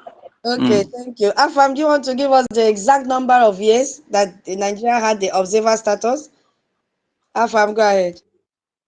But there's something I want to correct if you permit me later, something, so that you can carry along with it. Thank you. Good morning to my fellow Biafrans. I'm also the host. Each and every one of us that are here, I greet everyone. My sister, the question you asked is that actually, I can't tell exactly, but what I know is that they are being recognized on their so-called Islamic world. I think after our leader was kidnapped, because our PM even showed it here, why he was addressing us, why he was giving us lectures about even when Britain congratulated Nigeria on being one of the Islamic whatever. I think it was either 2023 or some thereabout they were being accepted. I'm sorry, no, it's not that I'm going back. My sister, there is something I will give support 20 Ejema because of this, because I want you to dig in deeper to understand some certain things. Remember that this Gumi, his father was a military. The same thing, he is a military, retired one, and now he has a son who is also a military. And this same Sultan of Sokoto is a military too. So when you check all these things, you can easily come out with something. So that is what I want to put, and later we deposit the 20 Ejema, please. Thank you. Thank you so much. Hey, make another person challenge me. He was a medical doctor before he went to military, a medical doctor. Then he retired. He went to a military before he went to Saudi Arabia to study Sharia. Who radicalized him? The Saudi Arabia made him. Wait, before I forget what I wanted to say, I need challenge now that will bring a gem. Afam, thank you. Afam, thank you so much. So, my people, you see, they kept Nigeria for Sorry, I seven. will They disturb you kept. with 10,000 AJ. Oh, hey yo, hey, hey, hey, hey, hey, hey, hey, hey, hey. Thank you, my God bless you. Hey, hey, you see. With the 10 Ejema saying that France came to Biafra as a spy, not that they really support us. Britain sent them to spy us. They pretend as if they support us, and they spy us and went away. That is what I want to correct. Thank you. Hey yo, thank you. God bless you. Thank you so much. I really appreciate. Yeah, my people, you see, when I say that Nigeria is not for Biafrans, you better pack your bag and leave Nigeria. Because there is nothing that you will do, Nigeria will Islamize you until you come and support your freedom. Nigeria was placed for 17 good years as an observer in OIC. 17 years. From 1969 to 1986, Nigeria remained in OIC as an observer for 17 good years. 17 years they were there. Why is Nigeria so serious? Why is Nigeria so important? Why did they keep them? Why did they reserve the seat for them? For 17 good years? Oh, do you hear when I say Nigeria is not for you? As an observer, if you have that observing status, it means that during that 17 years, as an observer in the OIC, you have to attend OIC meetings, but you cannot vote. Almost similar to what is happening in UN. So an observer in the OIC is a country that is recognized as having interest. Listen, interest in OIC affairs. You know that Gowon had gone. Sultan sent Gumi's father. So the interest now have increased. Oh, so Nigeria is a very fruitful land. Two people Can I from the disturb same you, country. please? Two people from the same country. Please mute your mic. Two people from the same country now. So it shows that that country can participate in discussion but not make policy decision. And yeah, oh, okay. Disturb me with a Gemma, but I wonder. Now because say that Senator Endless, so mind yourself. Thank you so much, Auntie Obi. I'm disturbing you with 10 Ejema. Also, I want to correct something. That Abuja Declaration was not 1985. It is 1989. Yeah? Then, Gumi, I want people to know that Gumi is not the mediator of these terrorists. He is their chief. He is the main man. He is the one that tells them when and where and and how to operate everything. exactly. If people have been following the prime minister, all he had always explained this thing, So giving much. video and Thank you everything, so much. showing when he is advising them. Thank you. Hey yo, thank you. God bless you, Senator. Thank you. Yeah, the correction has been noted. Thank you so much. I really appreciate your donation. God bless you. Hey yo. So my people, let's continue. You see, I told you, but I will stop before I go to the objective of these people. You know, Biafrans, wake up.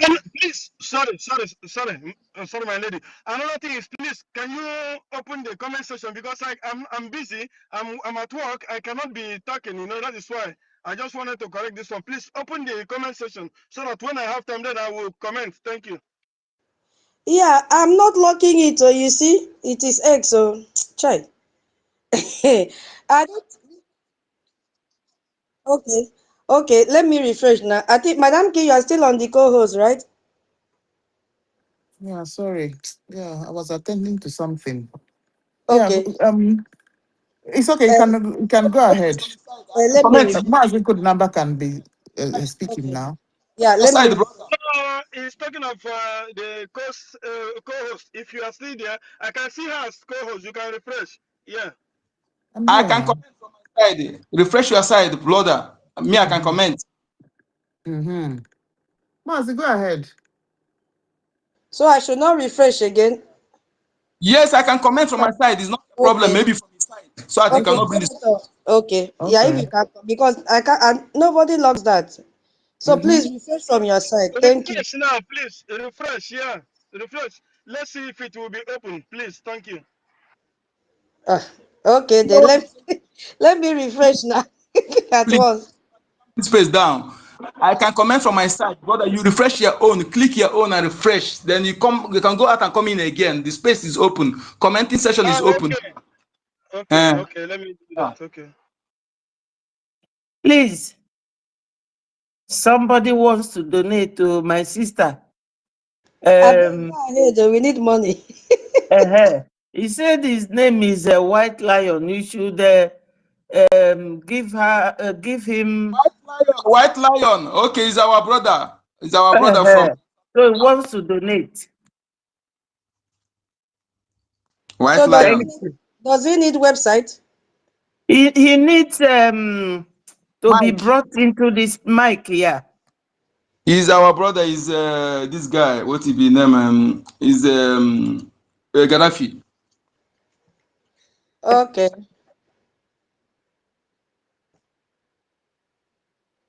It's not Gaddafi. Oh. It I is say not it's Gaddafi. Gaddafi. White Lion is Gaddafi. Please, This I know person it's has nothing to do with Biafra. It has nothing to do with Briggy, so forget about him. We don't want if it's distraction. White Lion is Gaddafi, give him mic first, my lady. I know what I'm saying. We have invited him in our Zoom once I get. If it's White Lion by name is Gaddafi, give him mic. Hold on, let me finish what I'm doing. Let him stay there first. Where did I stop, safe? Hold on, before I miss my. You talk in duration of So the observing member. yeah, thank you. So when you are an observer, when you have that observing status, so you'll be attending their meetings and all that. So during these 17 years, you see, Nigeria has been participating in these OIC conferences. Every time they have conference, they will go, and they've been receiving benefits from Islamic Development Bank programs. You see, and they have been maintaining connections with the other members of this OIC state, all without officially being a full member yet. They were not a full member. Please, if you are just joining, can you share the space? Now, you know what it means for them to keep them for 17 years. The delay was due to Nigeria's constitutional secularity and Christian opposition. So every time Northern leaders try to formalize their full membership, Christians will raise alarm in that their government circle. They will raise alarm and say no. So they maintain this observer status, getting all the benefits without any constitutional crisis triggering it, nothing. Behind, they were receiving benefits, and then they will come out and tell Nigerian Christian senators and all that, no, we are not receiving, we are not yet a member, we are not this, or we are not that, but behind, something was happening. So in 1985, now something had to change.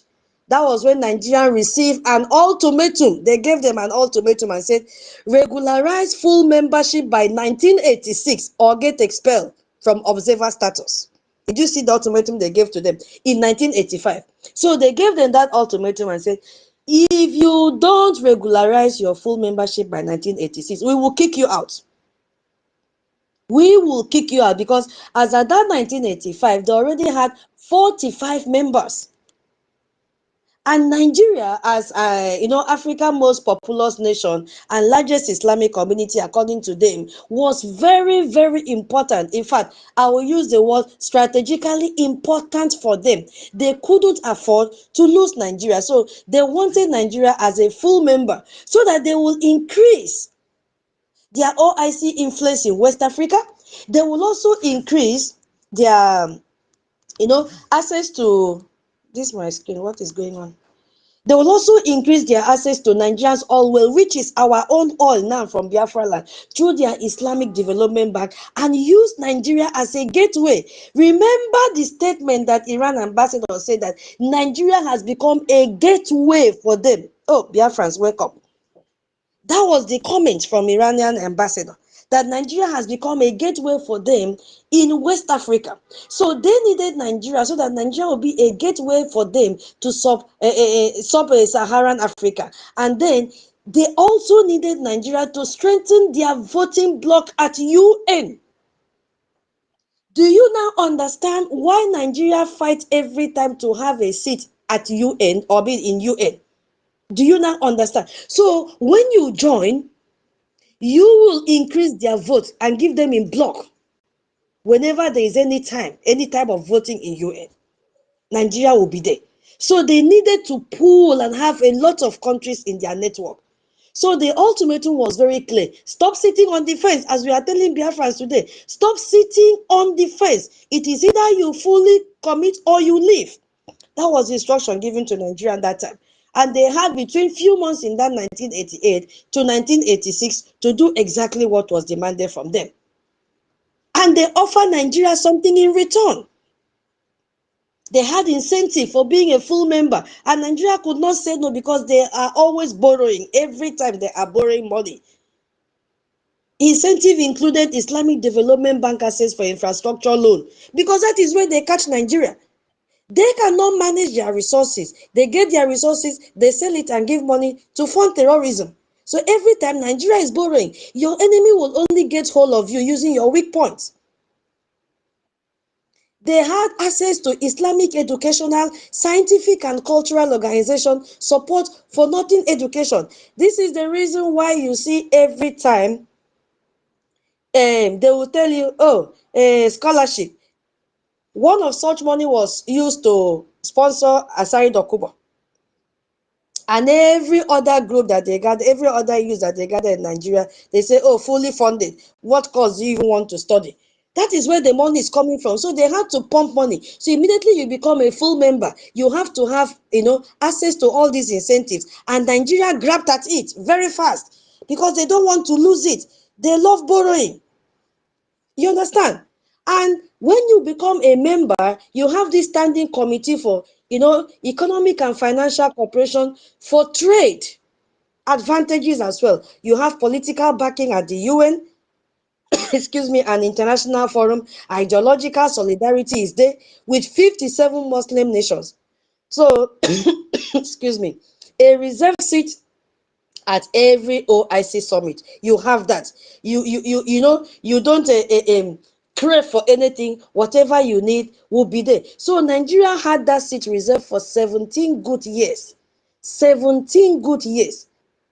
So losing Nigeria would mean losing Islamic influence in all of West Africa and Central Africa. So they had to keep for them.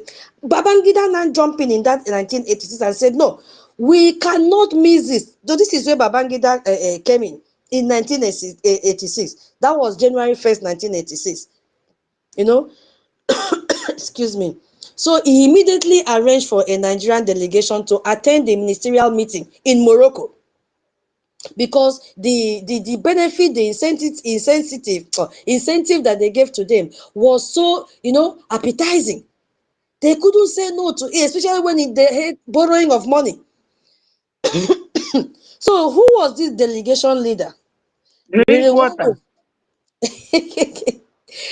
Rilwano Lukman accepted this full membership. So the conference chairperson said, your seat has always been reserved, and we hope, this will be my next discussion. I will soon yield the mic, because we have to look at this objective and aims that they gave to them. You see, the chairperson of the conference immediately said, oh, your seat has been reserved, and we hope you will apply your zeal. Listen, Biafrans. We hope you will apply your zeal for the achievement of what? Of the aims and objective of the OIC. So immediately, Babangida grabbed at it. He admitted it. Bam! As it were, he now said, I had unilaterally, he now confessed, smuggled Nigeria into full membership of the OIC. So his own Minister of External Affairs that time, Professor Bolaji Akinyemi, counseled against it and said no. But Babangida ignored him. And his second in command also countered against him, against what he did. Ukiwe was the man's name. So he publicly declared, this man declared that he was unaware of this policy making that Babangida did. So for that statement, Babangida removed him from his office immediately. Bam! He pushed him aside. Because Babangida claimed it was to consolidate. This is my problem now. This was the claim of Babangida to do what? Consolidate the pioneering role of Ahmadu Bello in founding OIC. Are you seeing the connection? Why Babangida could not stand down? So he was completing Ahmadu Bello's 1960s vision of connecting Nigeria to the global Islamic movement. Do you understand? That is what happened that time. So now, Gowon said the delegation was official. They represented Nigeria. Sultan now sent Gumi's father to go. So if you want to look at the argument, both of them, they were right. They were right. But did they violate the Constitution of Nigeria? The answer is yes. Because Section 10 of Nigeria's Constitution states that the government of the federal or of a state shall not adopt any religion as state religion. Now, being OIC membership directly violate this. The OIC charter states its purpose is to be what? The collective voice of Muslim world and to safeguard and protect the interests of the Muslim world. Elder Solomon, who is a son, stated that by taking Nigeria into OIC in 1986, that Ibrahim Babangida officially turned Nigeria into an Islamic state. Did you hear that? And that it has violated Section 10 of their constitution, their fake constitution. So, but it was never reviewed because he called them to review it. Every Nigerian leader since that time, from Obasanjo to Yar'Adua to Jonathan to Buhari, even to Tinubu right now, has maintained this OIC membership despite being unconstitutional for their citizens, not us anyway, because we have no business to do with them. So I will yield my mic here before when people now give their submission in this, before we now really look at the objectives and the aim given to Nigeria that made Nigeria to grab this full membership immediately. So I'll yield the mic to my co-host after her submission, then No, others. no, no, no, no, no, please. Yeah, I mean, no, I'm not. Yeah, you always go and research. I'm not ready to talk about, yeah, because, it's deep. Yeah. So anybody can talk about it. Yeah, when I would like to talk about OIC, I would like to go and make my own research so I can flow. Yeah. So, Minister Betty, you can go ahead. Yeah. Okay, thank you.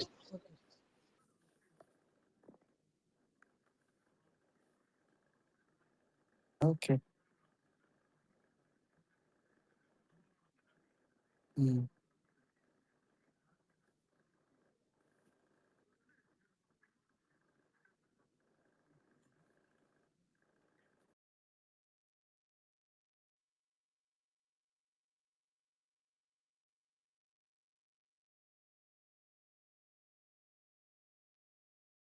Gaddafi has come to our fundraising last time. Our information minister directed there, allow him, is the one bearing white lion. That is why I say so. I was there that very day. So, and he came back, he came to commend our APM for what he's doing. Yes. So Gida is one bearing white lion. Thank you. Please, a witness, Gaddafi is white lion. I am aware of that. All of us ought to have, he has appeared in our space. Please, I don't want this distraction. The person that you are fighting for, there is nothing about bringing on his account. I don't want this distraction because this is government space. Let's be very, leave this Gaddafi people. We have important things to Okay, talk about. another person they impersonated him. Oh, that's true. I'm sorry. Oh. Let's focus what our problem is because let us not bring this distraction. We have a lot to talk about. Leave Gaddafi. If he's the one, he will request for Mike. Yeah, Shuhada. Please, let's move forward. Who was there safe to speak? Mama Betty, please go ahead.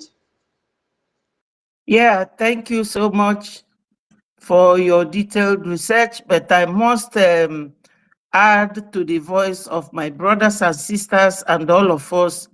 Recently APM was encouraging those those who are sitting on the fence to join us.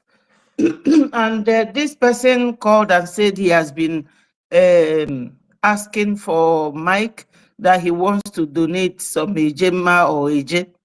We have to really take it easy on people who are coming back.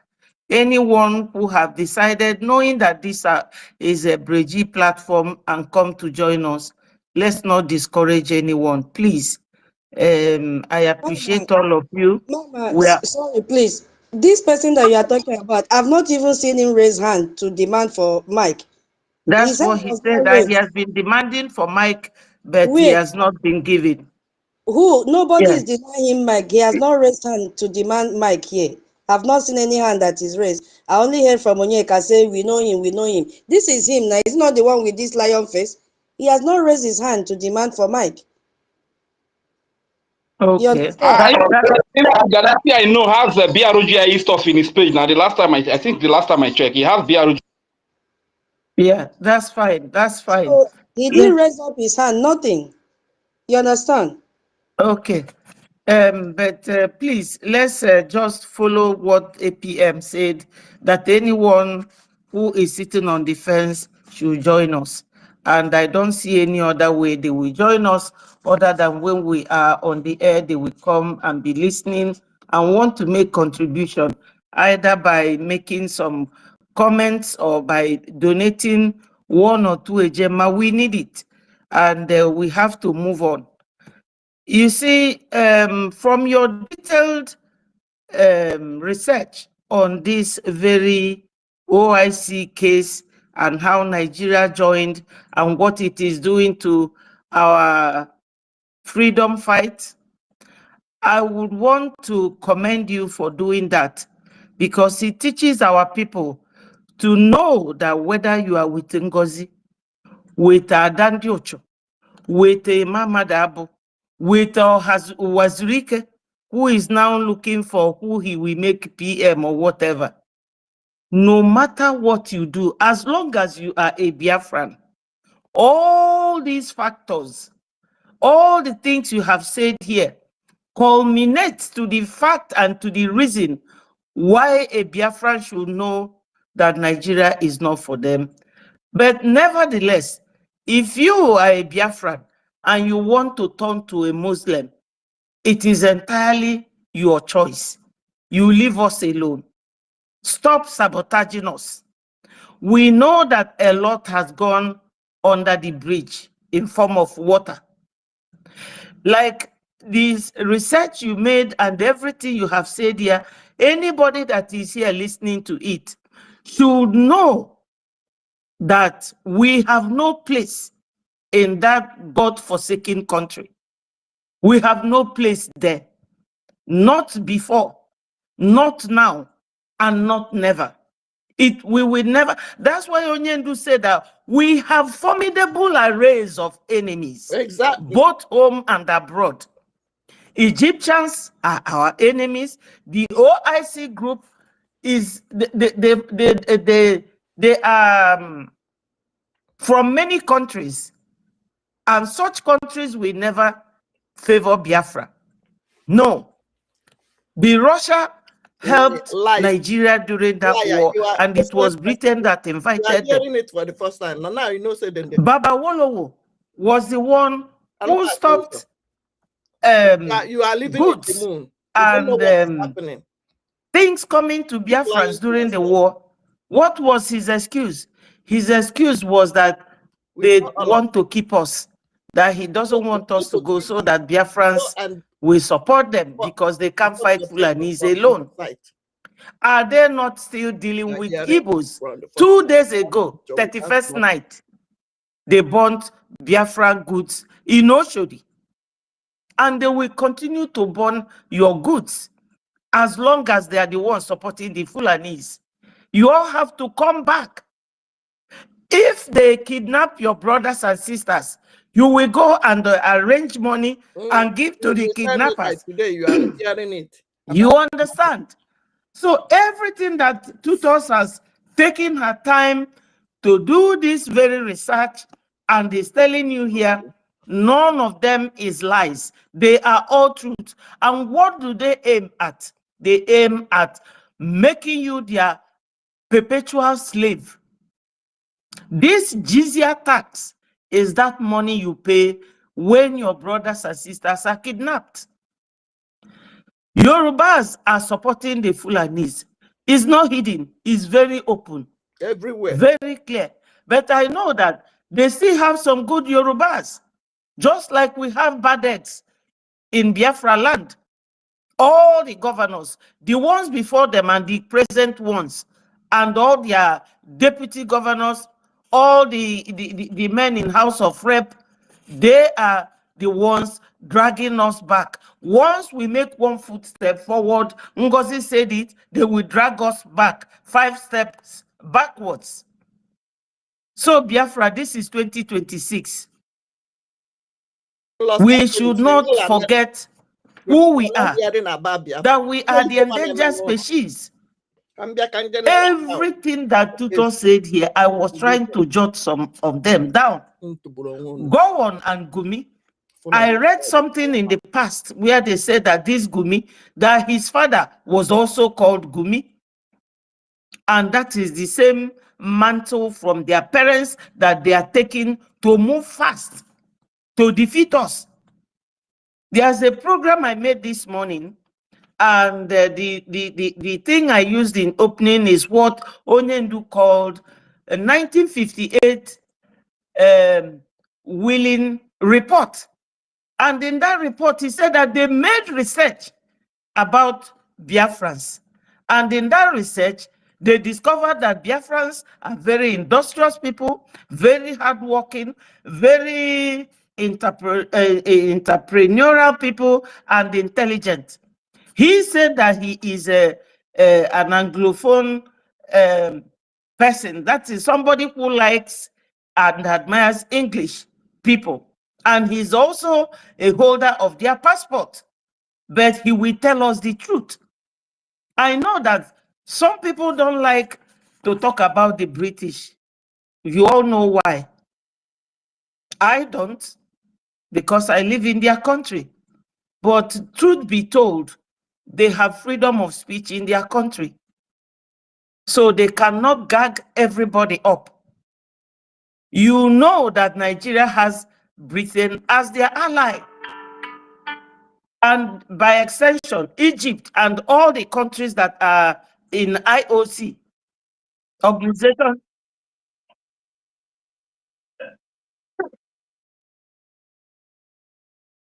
So, Biafrans, whatever we do, if you are a saboteur, they will never love you, they will never trust you. You must either be Islamized or they will buy you.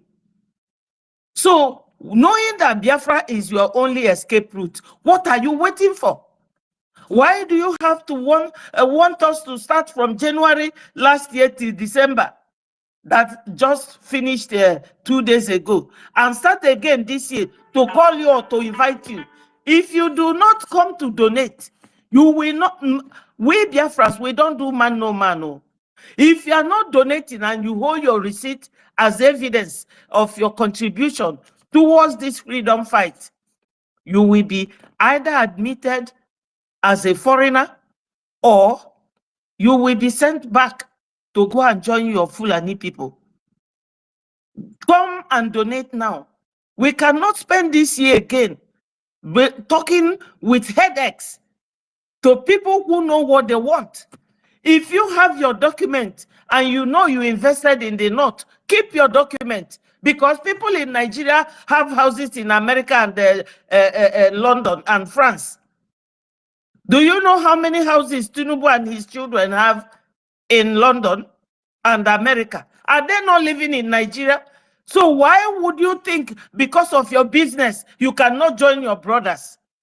Oh, I have my business in Lagos. I have my business in Kano and Kaduna. So what?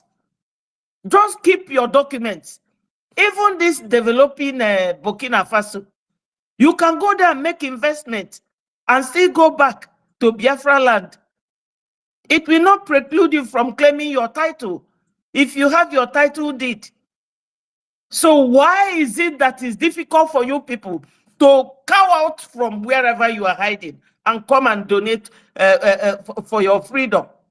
These people will never love you. As long as you are an Igbo person, you are a target. Whether you are living in inside the Sokoto Caliphate or not, they don't want you. Your existence is a threat to their own existence. So you must be eliminated. What are we waiting for? Look at them. It took them 1969 to 1986, 17 years to remain as observers, maintain observer status with IOC. To tell you that these people are very determined. We are their targets. If you don't know, let me tell it to you. You went and filled all the Alaba, developed Lagos for them. Keep your documents. All those properties are yours. It can never be like after the war, when the Port Harcourt people sold your houses and auctioned it. Just keep your document. Keep your document and leave Yoruba land and leave Hausa land. Come and develop Biafra land. We have enough land to contain us.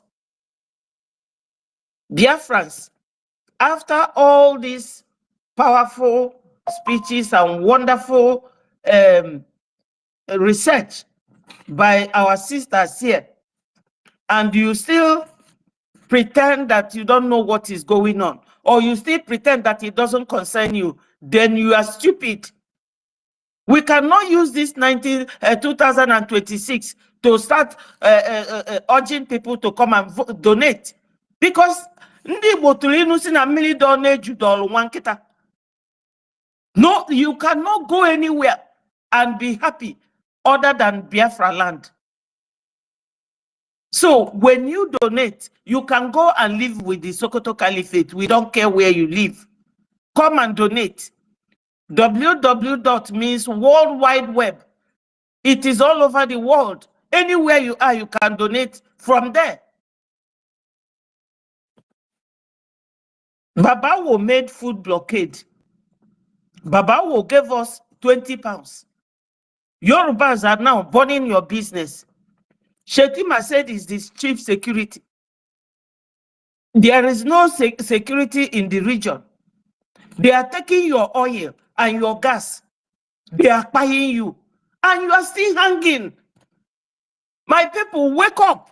Because our forefathers, Fajura know you like this. Is it this wealth? You will hold your wealth and somebody will come and kill you and burn your wealth. And you will die for nothing. Don't know what's anybody hear me? Instead of coming to donate, every day and now go round and round to make you people understand why you should donate. We face a lot. Sometimes when we come on this our Breji space here, they will come and pull our everything down. We will come back again. It's not as if we are here making sales or we are advertising anything. We are just inviting you people to come and donate so that we will have sufficient money. Ufodu bia fana ajugi ka ekwenu mgbe Biafra unu na-abịa. Biafra na-abịa n'aka nkịtị. Biafra ma abịakwa na nkịtị o. Ọ bụrụ dash. Ndị a na-edu anyị na-ejekwa all these countries a na-akwụfe ụgwọ. Fada run charitable organization. Na na-agba egbe ma ọ na-echedobe anyị. Ọ na-abụ mmụọ nke ewepụrụ ọ na-achite. Okwe ogugo ka a ga-egwe. Ndị anwa nọ n'ime ọfịa volunteer, ọ bụrụ mmadụ kafa bụ. Ọ na fe nwere ife eji edina nwaanyị, mana fa nọ n'ime ọfịa. Unu nwa nọdụ na-edina wit nwunye unu. A na-akpọ unu bịa, unu na-eme ka ebunu. A na-adọ unu, na-adọ unu. What else do you people want us to tell you? For somebody to leave his means of livelihood and go and be doing research to come and talk to you, for you to know what you should do. My people, we should be ashamed of ourselves. Those of you who do not want to donate, the same people during donation, the same people every time. Whereas we are over 80 million. What is your donation? What is your contribution? Even Fulani, they don't even gather like this, but they know what they are doing. And they are not giving up. So my people, Obarulu, every day now to come and donate. If unu makano unu wa get benefit, unu wa bu businessmen and women. Echikita unu gabia lebe zinc, lebe iron rod, eji alo Biafra. Now we are fighting for it. Onyo bona bana jene achizo na fonni. Ndi ba anyo onwe kwa kifa adio. Onwe kifa adi onyo bona kuni oto.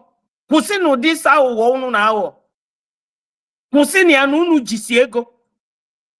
Ofu onye n'ime balogu mo no shodi mo even na laba can bring this Biafra. After all, ali no nye ma welu 2 billion we nye ndi Fulani obi abroad. Obi there with you people. onye ọbụla hodebe onwe ya ụghọ kunienu. Ndị nna nna ya bụrụ ndị na-ajụ anya oyi. Aghọtara m ife unu na-eme. I don't understand. Every day a na-akpụ unu ka na-akpụ efi to come and donate for your own freedom.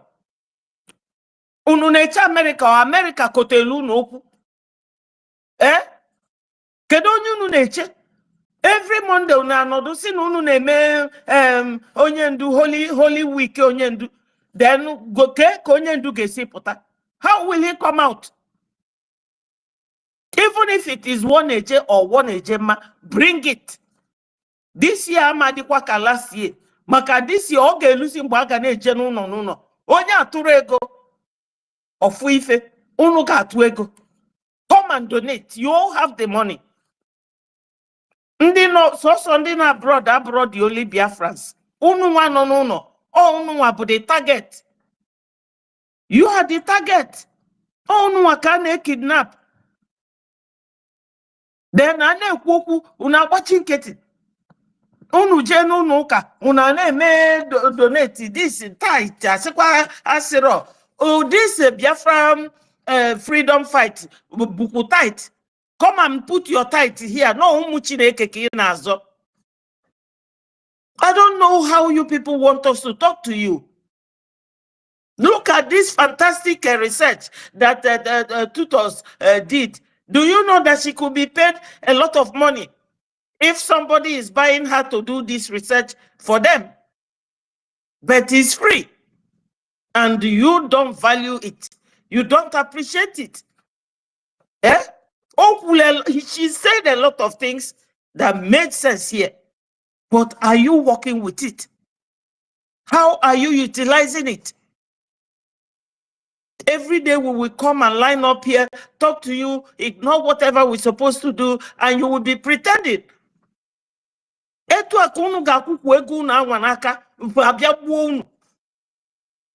all, we can just say that we live abroad, that it does not concern us. But that is not the case with us. We are here every day, every blessed day. After our individual platforms, we will come here and be talking to you people. And I don't see any change in you. Somebody came to my platform this morning asking, is this the Biafra whatever that Ngozi is piloting? I laughed at him. You can never see Fulani man going against Gumi's plan or going against Shetima's plan. They all work with one mind, one aim, one goal to achieve one thing. Then Anyanwa Bonde Biafra, Ngozi Sireba, Adandu Chesieba, Remigius Sesieba, Biafra disunite Sesieba because then Kenye Dike Mama Dabo, Osolu Fatinisi, ignoring the main thing, pursuing the shadow instead of focusing on the object. My people, Ugobelwa Nambabuo. Ugobelu Nambabu onye sini ada n'ife other fuzo. I have to stop here and let other people make their contributions, but my people, rise up. Kita anuwa mazi Donald Trump no n'ọchịchị. Jisikwa na ike ka enwete Biafra before nwoke apụọ. Work hard, work hard, work hard before this man leaves. Kunikwanu now. I said it before and I'm repeating it. Whether you love our APM or not, it does not matter to us. A gentleman he's not asking any one of you for anything. It is for your own freedom. Where he lives, he's comfortable. But for him to leave all that comfort and be working assiduously hard for your safety and your freedom, don't have options. Why don't you join him?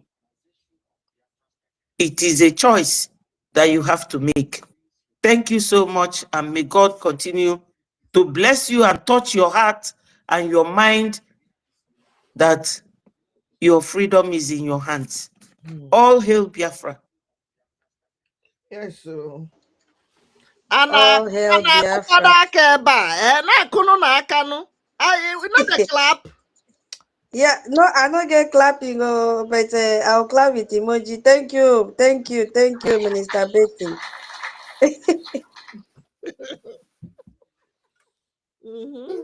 Hey, one. Yeah, my co-host, your mic is on. Do you want to say something? Okay, it's all right. I believe there's no question on ground. People can talk on the general basis. Yeah. Just okay. Ngwano, Maazị Onyeka. Okay, thank you. All right. Thank you so much, my ladies. Okay. All protocol observed. Yes, before I proceed to this wonderful topic and that have already been well expatiated, well explained, even to the layman, I want to say that our existence as Biafran people is not a threat to anybody, but those whom want to ulterior motive, who want to take their fellow human being as a slave, who want to lord it over fellow human being, who don't want competition, who want to take what not belong to them, see our existence as a threat to their evil agenda. But if they choose to live a normal life without meddling what don't belong to them, without encroaching into people's territory, portion on this planet Earth, our existence is live and let live. That is our philosophy. If you look into the mind of every Biafran person, you see live and let live. What is good for us is good for you. We don't deprive you. But those who say we will not live either. So that is it. What my lady explained here is exactly as it is. And I want to tell us that Babangida play a role in many things, even to destruction of our traditional stool, making it to be political. Bangida play a role in that aspect. You see, those people use that time, when things happen, you begin to analyze and see. Those people use that time, John Lebord, Fred Ajudue, Ezego and them. Those people are the people he used like Nubu is today. The same deal he was using Nubu to do, the same thing he was using them to do. So he used them, he sponsored them to taunt traditional stool of ours that is being according to the choosing from the gods of the land that can never choose a strange blood. He used them to turn it to strategic areas in our land and turn it to political. Because why did they do that? Today, some of the people that are occupying your leadership structure as a traditional ruler are not blooded to that land. Take it to the bank. Yes. Some of them are not from that land. And why did he do it? If it had remained the way it's been chosen by consultation, some of them that today cannot occupy that post. Imagine when we come out and begin to insult our traditional rulers. Before the last time I checked, a president pay homage to traditional ruler, no matter how small. If he come into a function in that land, and while going, he did the same thing. But today, traditional ruler pay homage to a visit councillor. Why did they do it like that? They turn it that political so they can use their puppet governors who are criminals to appoint men of this the likes, men of questionable character, who continue desecrating the land. That is handwork of Bangida achieved. So that is why today I'm telling you as a Biafran, that traditional ruler in your land that is not supporting your freedom, that is bringing Fulani to kill you, disobey him. Disobey the governor. The land will not be against you. The land will support you because they are not for the good of the land. They are not there for your good. They are there to facilitate the Islamization and Fulanization. Also, there are people who also facilitating this. My leader does talk about, Minister Betty talk about those paying tithes to those who don't deserve it. I want to ask you a question as my fellow Biafrans. Mazi NNAMDI Kanu, is there any bishop in this world that can sacrifice what Mazi can sacrifice? For example, the answer is no. Who deserve that tithe? That thing is fighting for humanity. Deserve that tithe. Those who deserve that your tithe is Biafra government in exile, Biafra Defense Forces. Yes, when you are giving to those, not that those people that on top that bragging of private jet, they are not the people they claim to be. They are the same people with the terrorists. They divided themselves into two. Like the same way the colonial criminals did their own, they divided themselves into two. They use one again to penetrate our people. The same thing, template is what they're using today. They are the same group of people. They use them to control the genuine ones. They send them to missionary school, send them to theological school. They came, they use their power to make sure that they're on top. You know, some of them today are on payroll. They are getting contracts from the governors because they are working hand in hand. That is why they can do everything they're doing. Nobody will arrest them. What are they using them to do?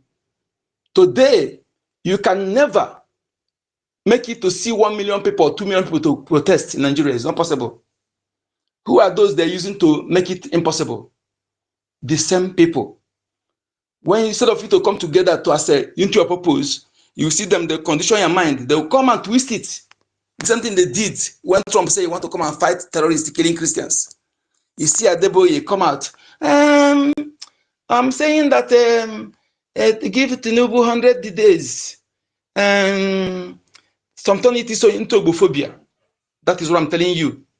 So their duty is to capture your mind, to control your mind, to make you not rise up, to hold the politicians accountable, whom supposed to use the nature deposit in your soil to make it better for your interest, to build infrastructure for you, to create jobs. Rather, they keep continuing using you, telling you to be praying for roads, to be praying for hospital, to be praying for Nigeria, while you are being destroyed. You see one of them, he come and carry mic, he will speak, you blame every blamable. He will end it. We'll continue praying for Nigeria. We'll get it better one day. This is how they always end. I want you to know that these people, they are the same thing. They are working together. The real genuine Christians, you cannot see them. They suppress them. So some of you who think that the people, you see their brags of private jets, that can never speak when Christians are being killed, that if you think they're Christians, you're making a mistake. They are not Christians. They are the same thing with the politicians. They are the same thing with those who are sponsoring terrorists. Okay? Just that they divided themselves into two. To use those people to capture your mind. To keep dividing and conquering you. Because as you're divided, you easily be conquered. But your unity is their nightmare. That is what Britain told them. Britain, who know who you are. Today, why are they hell-bent in using Islam to conquering you? Anybody see today preaching Islam in your land is your worst enemy. They use their money, like Manede said here in his analysis, his teaching. They train some people like pig in Greek, like Chinas and Wohu, Muhammad Abbas, Chinas and Wohu, and many others. They radicalize them. They pick some children at tender age. They went and radicalized them. Emeka is one of them. They use them today to work for against your interests, to do the biddings of the caliphate. Okay? When you see where this Alamat of Baka come from, the terrorist woman that called herself Ngozi Orabeze in Oga, remember, there one group again that called the Andy Uba, Estelle Oga. These people, you see how the role they play in destroying Anambra. You ask yourself, look back, are they truly the sons and daughters of the land? Pay attention to those, the actions of the people, not by their spoken language or name bearing. It is no longer a yardstick or criteria to know who is part of you, but their actions. You as a Biafran daughter, as a Biafran son, will you be able to bring money to give to terrorists to come and go against those who are fighting to protect your land? Will you bring terrorists to go and kill your own people? Those things, our eternal leader was born in the north. Where you was born, when you are born, is not, as long as you are not, you're not a Biafran, you're not a Biafran. He was born in the north, yet he have that compulsion. He's school in London. He came back. But you see what you see today, when Gowon was blind, Obasanjo blind, and many others, Juwaidan Juma. He used his father money to fight to save the people of Middle Belt, to save the Yoruba people. But Gowon said no. He should have CBN over the life of his people. Today, look at what is going on in the Middle Belt. Who are those who fought to keep the construction one in the middle patterns? If Nigeria, in your village that are there,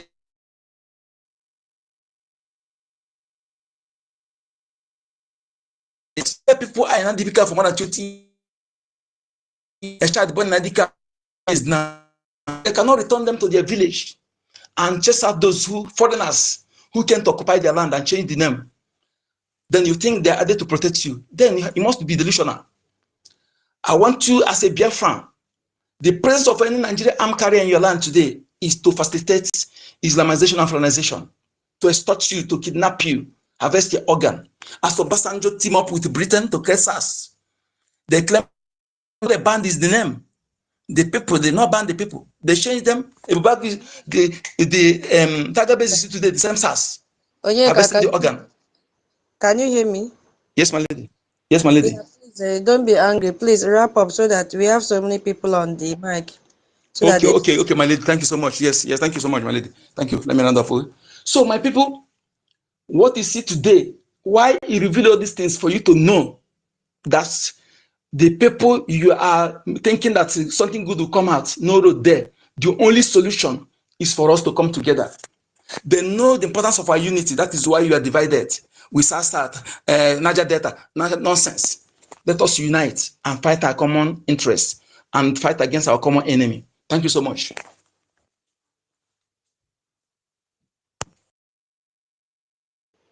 There were Nyeka.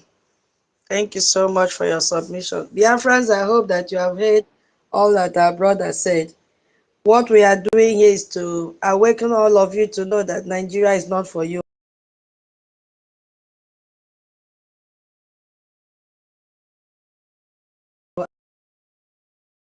This is okay.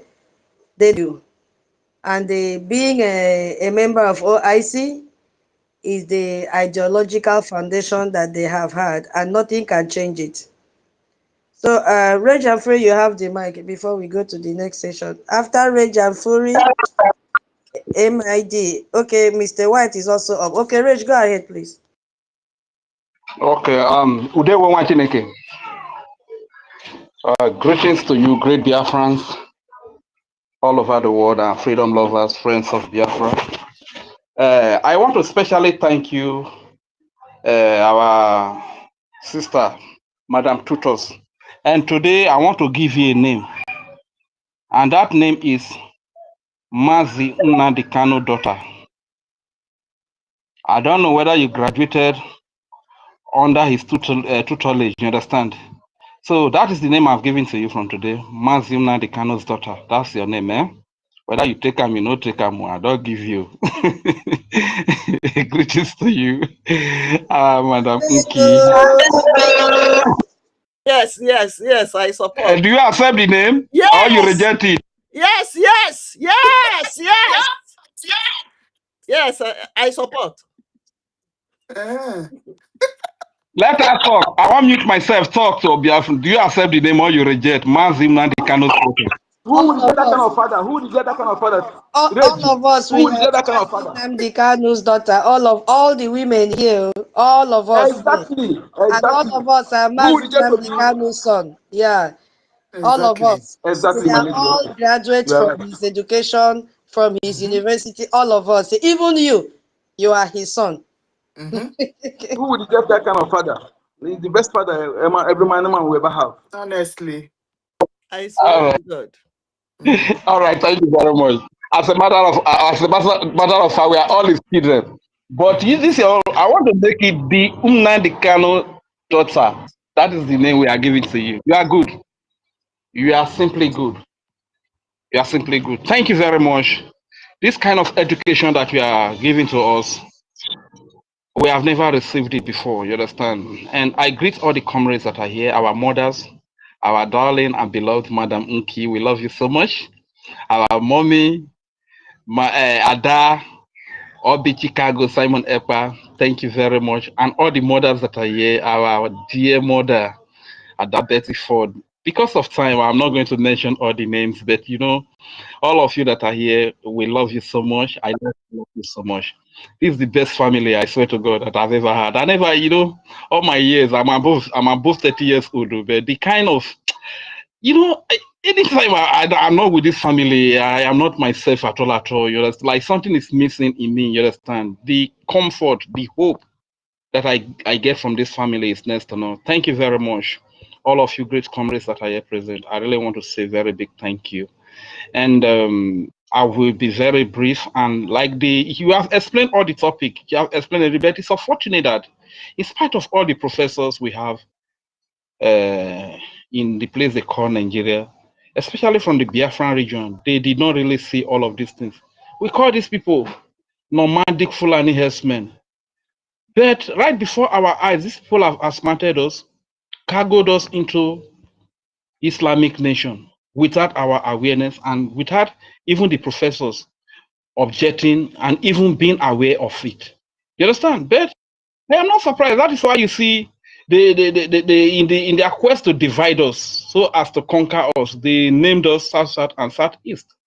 South South and there are many professors from Delta, from Isoko. If you see where they carry bag, move from house to house, they take grammar, they finish everybody. Eh? They don't even know, say this South South. There is nothing like that in geography. Eh? Yet they accepted because these people wanted to divide us and they did all of these things. The same way Buhari died in 2017. Yet he still ruled Nigeria for about 8 years, about 6 years. You understand? So it is quite unfortunate. My people, there are no long speeches here. The only thing I am here to tell you about is that evil you see, they're not they invite evil. You don't invite evil. But goodness, you woo goodness, you woo it. Some people say, like just like you woo a woman, some people say toast. But that word toast is not, it's not a correct English. I think our Madam Tutos and Madam Nki will bear me a witness. You understand? Because Madam Nki is a barrister, Madam Tuto is a lecturer. So the word toast is not correct. So the word woo is the correct. The way you woo a woman, that is the way you woo goodness. And what can be better than freedom? Nothing can be better than freedom. If you ask an American, what is better than freedom? He will tell you that there is nothing that is better than freedom. If you take away that freedom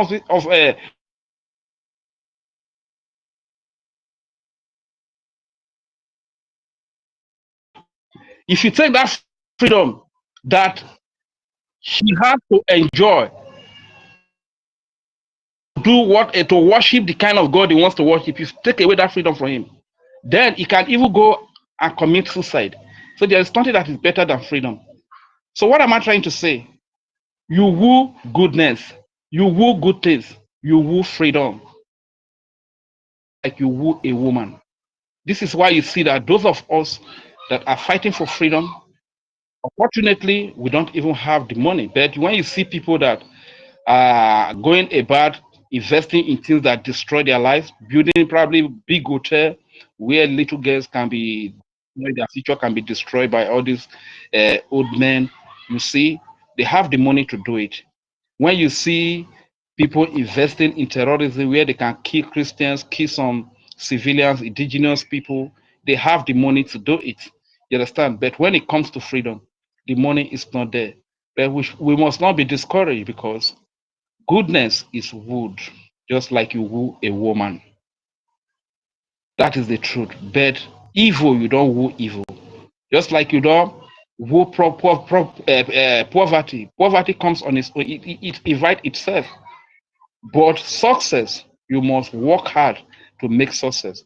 In order, when you fail to be committed, to plan, to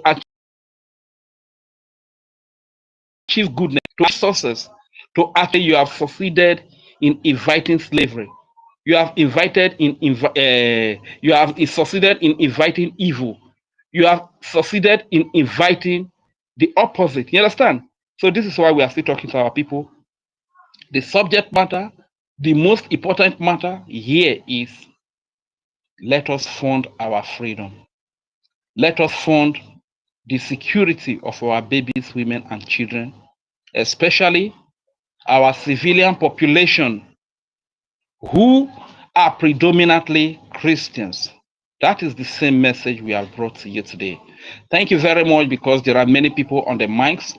I will yield the mic here. Oh no, oh no, Ono memlero nenuve wowo, usiwo mufoma ve biafra wakapo. Ono memlero nenuve wowo, ono memlero nenuve wowo. Ono memlero nenuve wowo, usiwo mufoma ve biafra wakapo yo. Thank you very much. I hear the mic. Thank you so. All right, Tuta, can we send the promise? I got a call, my dear sister. Yeah. I was looking for you. Okay, let me resend. Yeah, I was looking for you. Let me resend it. Okay. Is Mid Bridge is here, and then the White Lion is here as well. I don't know who will go first. Okay, Mid Bridge, you can go first before White Lion. Wait, Madam Ki, Okay. I will do what happened that time. It will be. I will send it to you through laptop because it's showing me in the phone. I Okay. already have to. Okay. No problem. All right. And Mid Bridge, you can be speaking to us while she does that. Eso ogologo okwu And the adịrọ Roger. n'ụka mgbede na n'ihe Yes, m na-ekwu of course. ya n'ihe yeah We're good hearing. evening everyone. I praise our mothers. I praise our mothers. You know, our Nyendu has already told us that with our mothers surrounding us positively, we get it. We get it.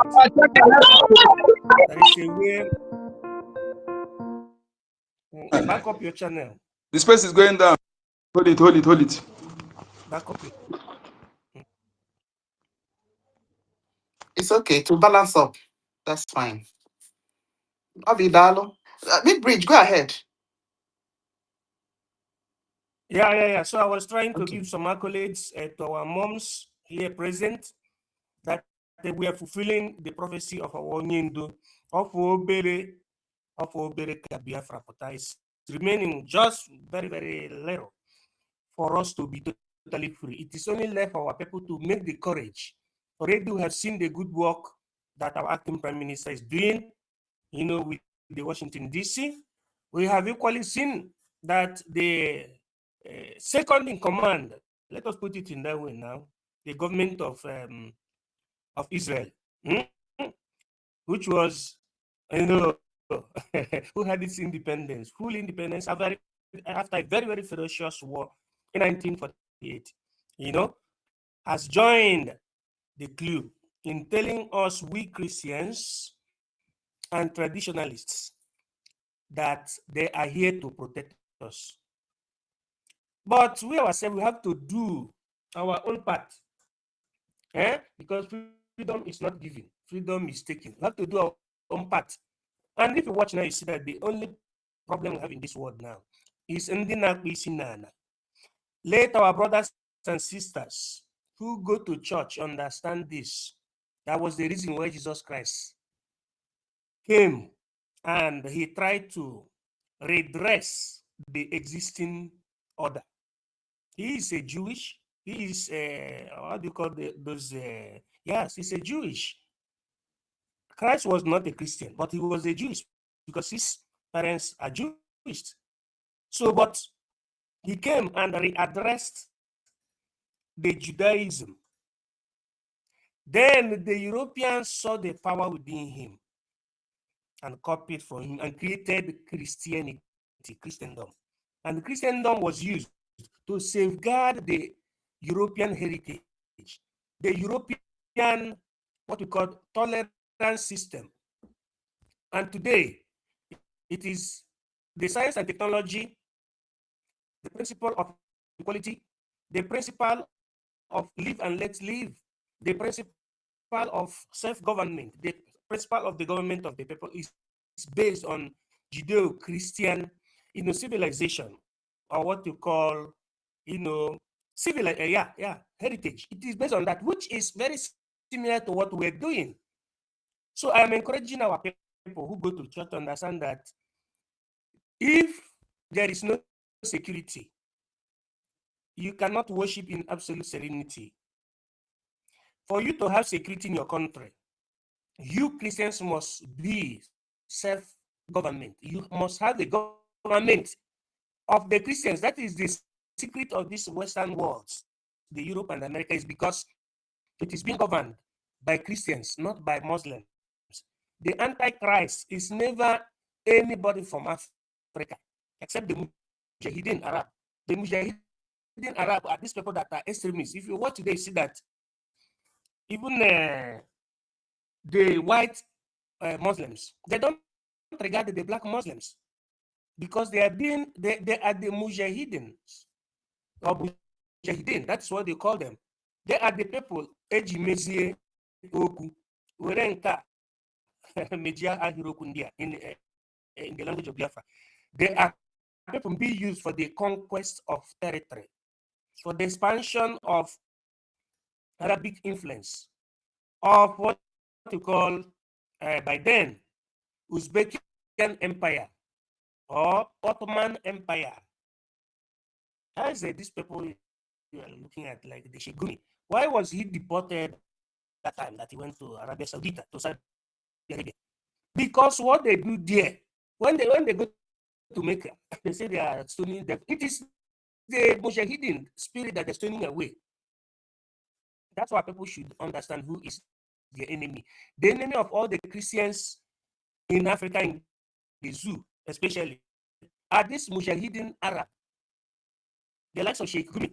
These are the Antichrist. You know, the Bible told us that the sign 666 is seen on the foreheads of the satanic people. Okay, look at people in the forehead. If you see anybody with a mark on their forehead, know that is Antichrist. Mark on the face. Mark on the face. The Bible in a correct interpretation. Mark on their forehead and the Muslim. These are the Antichrist. Why I'm saying this is so that we inform our brothers to stop fighting each other. If you are a believer in Pentecostal, or you're a believer in Catholic, or Protestant, or any nomenclature of Christendom, please know you that the Antichrist, the enemy, is the Muslim. There is no moderate Muslim. Muslim or Islamic religion is divided in Shiite and Sunni and Islam. All of them are having the same extremist agenda. Very, very simple. So let us face our collective enemies. I have made the source of those that are being killed on the eve of the New Year. Rest in perfect peace. In the area you call, Plateau State. That's why all these people who follow pastors always get it wrong. Follow Jesus Christ. Don't follow pastor. Because if you're following Jesus Christ, you will understand that the period we are now is injury time. The Americans and the Israelites are coming to save Christians, not by prayer and not by Bible, but by action. Fire for fire. Fire is real fire, not Holy Ghost fire. Now they themselves, they are ready to revenge. Why are you going to church? If it is my brother, we say, why are you going to church? Why are you going to church in the night? Why are you going to church without security? Because all these your pastors and your reverend fathers, they don't do without security. Save your life. The best of now is online worship. Just as we are, all of us are in our different domains and houses, or some are inside their vehicles. But you connect through this means. Even you don't need to be going, because this time around you are at war. The pastors make our people to be having fake hope that nothing is going to happen. Those people that have lost their life, the ones that they were able to be pictured by social media or by electronic means, what of those that are not being pictured? We are at war. We need to check, watch and pray. That is as you're praying, you watch your back. That is what the Bible said in the book of Acts of the Apostles. But we have to apply it. So there is no other way apart from this.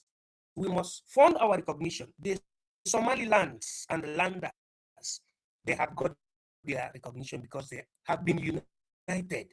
Both those who had PhD and those who didn't have PhD. Those who and those who surround and they came together, all of them came together. And today Somaliland is recognized diplomatically. That is the same way Biafra will be recognized. If all of us all narrowed our mind towards BRGIA, this one ahead. There are no two BRGIA. BRGIA was being instructed by NNAMDI KANU into Hamadi Biafra.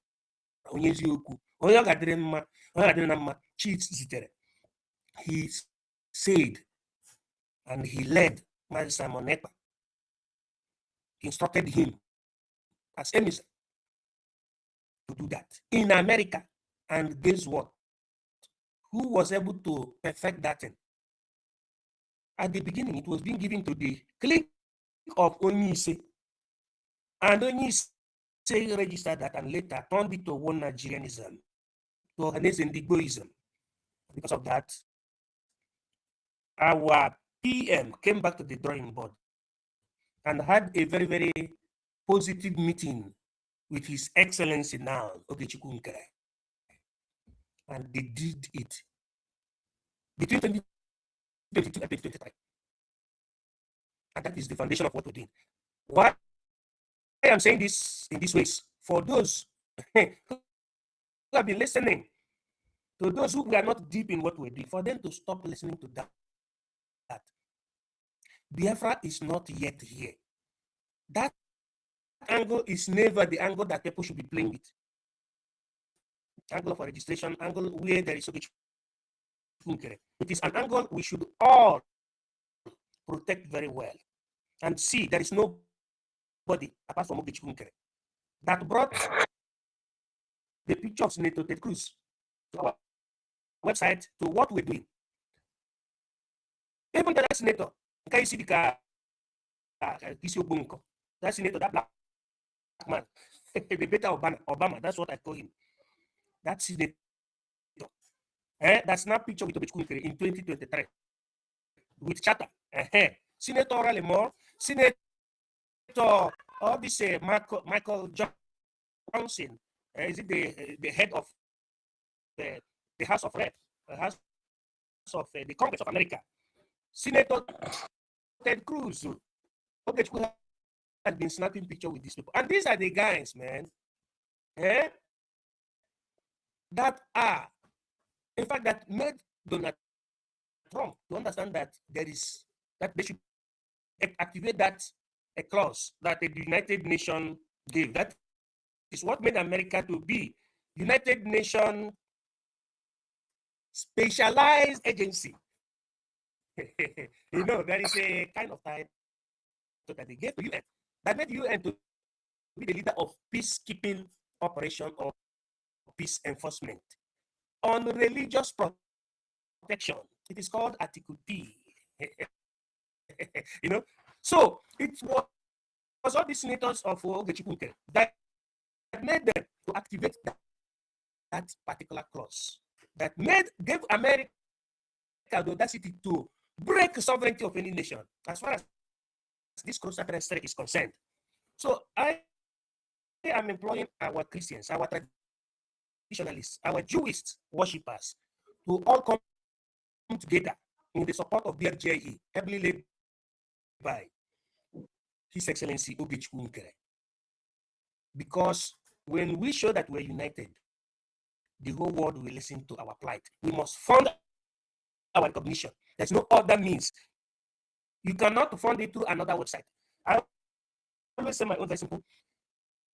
You know those that are working with Ogechukwu Nkere, ask them ways through which you will donate. You heard lastly, before I hit my mic, the utterances of Benjamin Netanyahu, His Excellency, the Prime Minister of Israel, of the state of Israel, when he was welcomed in the United States of America. Lastly, he was reminding them the role that the Christian Zionism of America played during the time of the Holocaust that led to the declaration of the state of Israel. Yeah, he was reminding them that it was the Christian Zionism that supported, give a very, very good and promising support to the Jewish Zionism. And the state of Israel was declared in 1948 with the UN declaration. Now it is the same way that they are saying, let both American Zionism and the Jewish Zionism support the Hebraic Zionism, which is the Igbo Zionism. Because same way the three ethnic groups in Nigeria, I have Igbo, Hausa, and Yoruba. So the Hebrew, which is Igbo Zionism, is the one that is remaining, which is the what we give back to the declaration, the recognition of the sovereign state of Biafra, or you call it the independent state of Biafra, or you call it the Biafra Republic. That is the only thing that's remaining, and already they have openly declared that we must grab this opportunity, just as our mother, or Betty Ford, Lolo, Onyen Kusin Biafra has said before. We must help ourselves. We must show seriousness. We must show that we are committed to this cause. So may God bless all of you in this meeting and replenish your pockets abundantly so that you will donate for our recognition. That is the only thing I have to say in this time around. Thank you so much, Sister Tutos, Madam Unki, Oding Okonam Bankizizi, Biafra. Yeah, thank you. Our mother Betty, Onye Nkuzi nke ndị Biafra. God bless all you, our mothers and our fathers here, present brothers and sisters in secular room. I hear. Thank you. Happy New Year. In secularum, the MID. Thank you so much for your submission. In secularum, yes, in 2026, we put it in secularum. So shall it be. He say, yes, so thank you so much for your submission, and you've spoken to Biafrans. Now, this is not the year that we'll be talking and talking. Biafrans, open your ears and make up a very strong resolution for 2026 to fund your freedom. Nobody will do it for you. Okay, please, let's manage time. We still have a lot. I've not even entered the objective of the OIC. Please, let's manage time. It's already 9:30 p.m. here. After that, we'll now go to the collaboration of the Israel and the United States of America. Yes, we have to dwell on that as well, so that Biafrans will know that we are serious and we need this freedom today, sharp, sharp. Okay, please, let's manage time, Biko, so that we can look into the next topic. And please, if you are just joining, we have a rule in the space. Before you speak, share the space. Biko, share the space. I know you've forgotten. So as you are joining, welcome. King David, we see you. Welcome. Who again just joined now? Yeah, all of you that join now, welcome to Piggy Space. Kindly share the space in case you've forgotten. Thank you so much.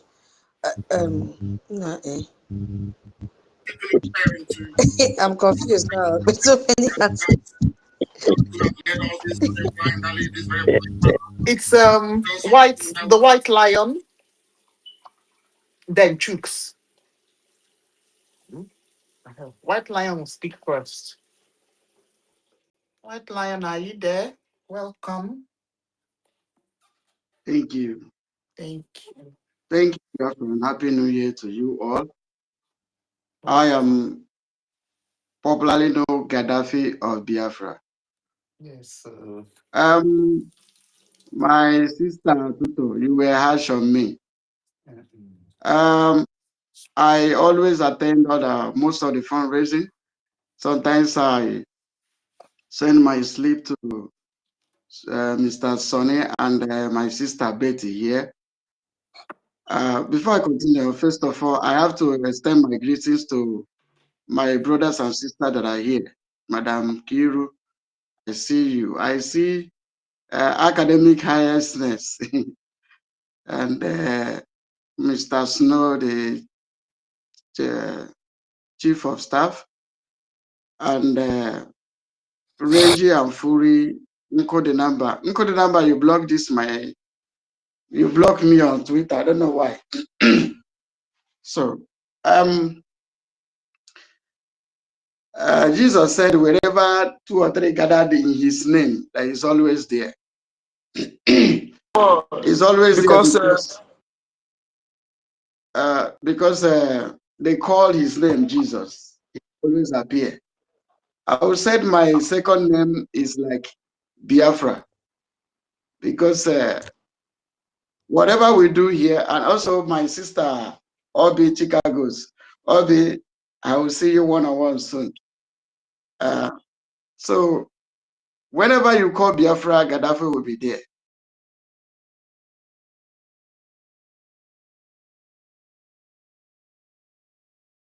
They can take the heart of Gaddafi. It will to still be in the space here now and waited till this. I'm sorry. For. When you do like you want to do this, that's why I do that. I will unblock you now. I'm so sorry about that, please. No wahala. You want to crooked, I'll block off the waste time. No, there was no crooked. You know, we have gone a long way in this struggle. From the beginning, now then Gaddafi will they look up to, now they will they watch for TV on YouTube. Don't worry. I will still come back to air. The issue here is that, you know, when they were parasites, gossipers, envious and jealous in our midst. That is why many things went wrong. And in the midst of all this, many people has learned their lesson. Those that were retractor, their name is being shown in the open place. But still, we live and let live. We live to forget, and we move. Because our leader said, "Why I'm still whatever."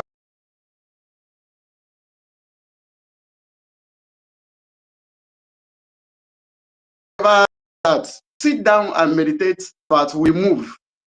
We move means in the midst of blackmailing, in the midst of quarreling, in the midst of fight, in the midst of every damn thing, you pick up your cross, you pick up your boots, you pick up your gun, and you move. What do you put your mind on? Your mind is on Biafra, Biafra freedom. When I see Somaliland getting recognition, my mind bleed. I am a messenger of unity. So if I did not practice what I preach, meaning I'm not the real preacher of the unity. That's why you see me. Because if there's anybody should be annoyed, it's me. But I put everything behind. Like Bible says, looking unto Jesus, the author and the finisher of our faith, who for the joy that was set before him, enduring the shame, despising the cross. Enduring the cross, despising the shame. What was the joy? Biafra. Nobody brings me inside the Biafran struggle. I have not been paid. I am here because bomb killed my family members. So if I go back, they die in vain. Now, there is divinity in Biafran struggle. It is divine. Now, let me tell you something that, you know, I've been working on intelligence department. You may not see me. That does not mean that I'm not working. I do what I need to do. I know who I report to. So, but the issue is this. Like what happened in Sokoto is divine. Do you know the plan that the Janjaweed had that made him to rush our leader to Sokoto? Because they sent him to Sokoto, they got a plan. At the end of the day, the terrorists. Please, Gaddafi, please. Some things are not meant for the public, please. Okay. I know. Hold on. Yeah, hold on. Gaddafi, hold on. This is not a secret. Gaddafi, hold on. This is not a secret. Gaddafi, what please. I'm saying is not a secret. Gaddafi, if you don't mind, can you listen, please? Yeah, welcome to Briggy Space, Gaddafi. Thank you. Yeah, I want to clarify one thing before we continue. You were not given mine because of a Gemma or a J. So I want to clarify that point first. We have a guideline in our space. When you come to the space, the first thing you have to do is to share the space, because somebody shared and you got the notification to join just like every other person here. You did not do that. I went and checked your profile. You did not do that. That is the guideline we have in this space. You share the space when you join so that others will get the notification and join the space. Number two, if you want to speak, you raise up your hand. It's not the job of the host to begin to search for who to speak or who to give mic to. You did not do that. Here in this space, we treat everybody equally. And that is what has kept us together till today. So you have to abide. Maybe you did not know. So I'm taking time to explain to you. That is how it is done. You join the space, whether you are speaking or not, you share the space so that others will join. Number two, if you want to speak in the space, you request for mic and raise up your hand. So it's not because of a J or a Gemma or there or whatever you are. So, but all the same, if you felt that I was harsh, then I'm sorry about that. But you saw it in another angle. But that is how it is done. And then please, another thing, when you come to the space, you follow the topic so that we don't deviate and say what we are not supposed to say mistakenly. This is a government space and we are held accountable for any utterances we make in this space. So please, yeah, be guided. Maybe you did not know. That is why I'm taking time to explain something. So there's some information you should not say here because it is a government space. So please, I would really appreciate if you can encourage Biafrans to support their freedom, because what we are talking about today, it shows to them that Nigeria is not for them. You understand? So let's focus on that so that we don't derail and say what we are not supposed to say, because the space is on record and our allies are also listening. So we have to be very, very guided. So and please, let's manage the time. We have a lot to talk about. We've not even started the objective and the aim. So that's what I wanted to clear. You are welcome once again. You have the mic, please. Thank you, my blood sister. Thank you, each and every one of you. Thank you. And sorry, the sharing of the space, I saw it. I was trying to share. I was trying to share for you, but I don't know why I was finding it difficult. And also, I don't know whether it is because of my phone to raise my hand. I'm trying to see how to do it. I'm sorry for that. But nevertheless, I'm sorry. I'm sorry. In whichever way that I did not follow the procedure, I am damn sorry. And also, like what I was saying, based on the topic here says USA strikes, shakes the terror.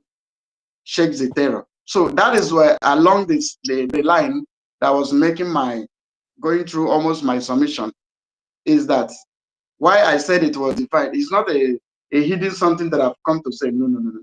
What I was just trying to say is that the plan of the Janjaweed against our leader was to send him to Sokoto. At the end of the day, they use their terrorist Janjaweed, go to the prison, overpower the prison and pick him. But due to the divine nature of God concerning this struggle and the protection that God himself put upon our leader, that is why God led the strike to start in Sokoto, to destroy the Bible said he did not allow their hand to perform their enterprises because he maketh the diviner mad. He frustrated their craftiness. So that is alongside I was saying, not a security thing. So to show that indeed, the strikes in Sokoto destabilized their plans. That's why they already sent him to Sokoto, because that is the day of the terrorism. But nevertheless, God has brought us together. And my sister, it's not all about Ejema. It's all about our personal efforts in whichever capacity that we need to serve. And also, we preach unity, because the Somaliland they were in unity, and Please, God gave them the Tutos, recognition. So, Tutos, Tutos.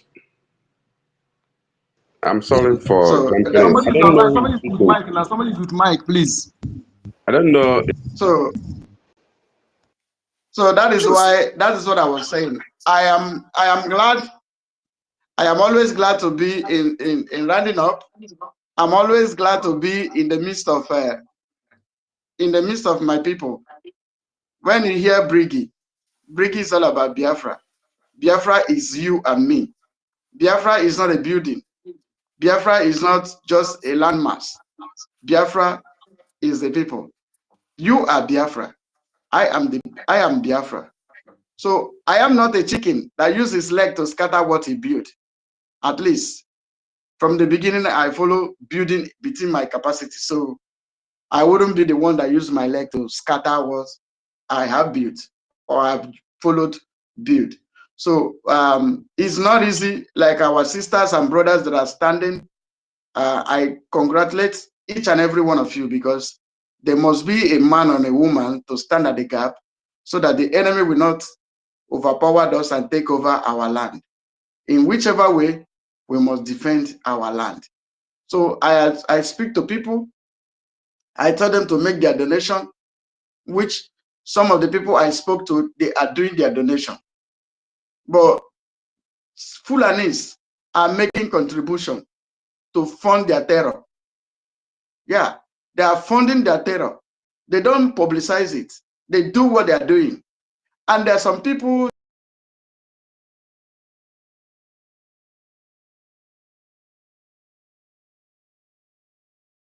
that are willing to, then they will be that, yes, even if when we quarrel with these people, they're not come to expose us, because I'm glad that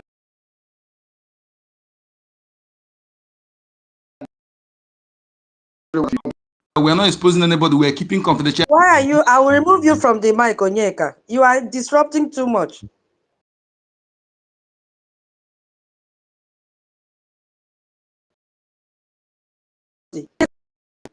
Allow him to learn. My brother, I'm concluding now.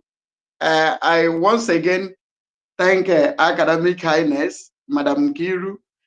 Tutor, this is my first time meeting you. Maybe I don't really get you as a personal contact, like as I know, like Rage and Fury, like Madam Eunice. I see my brother Snow, Mr. Snow.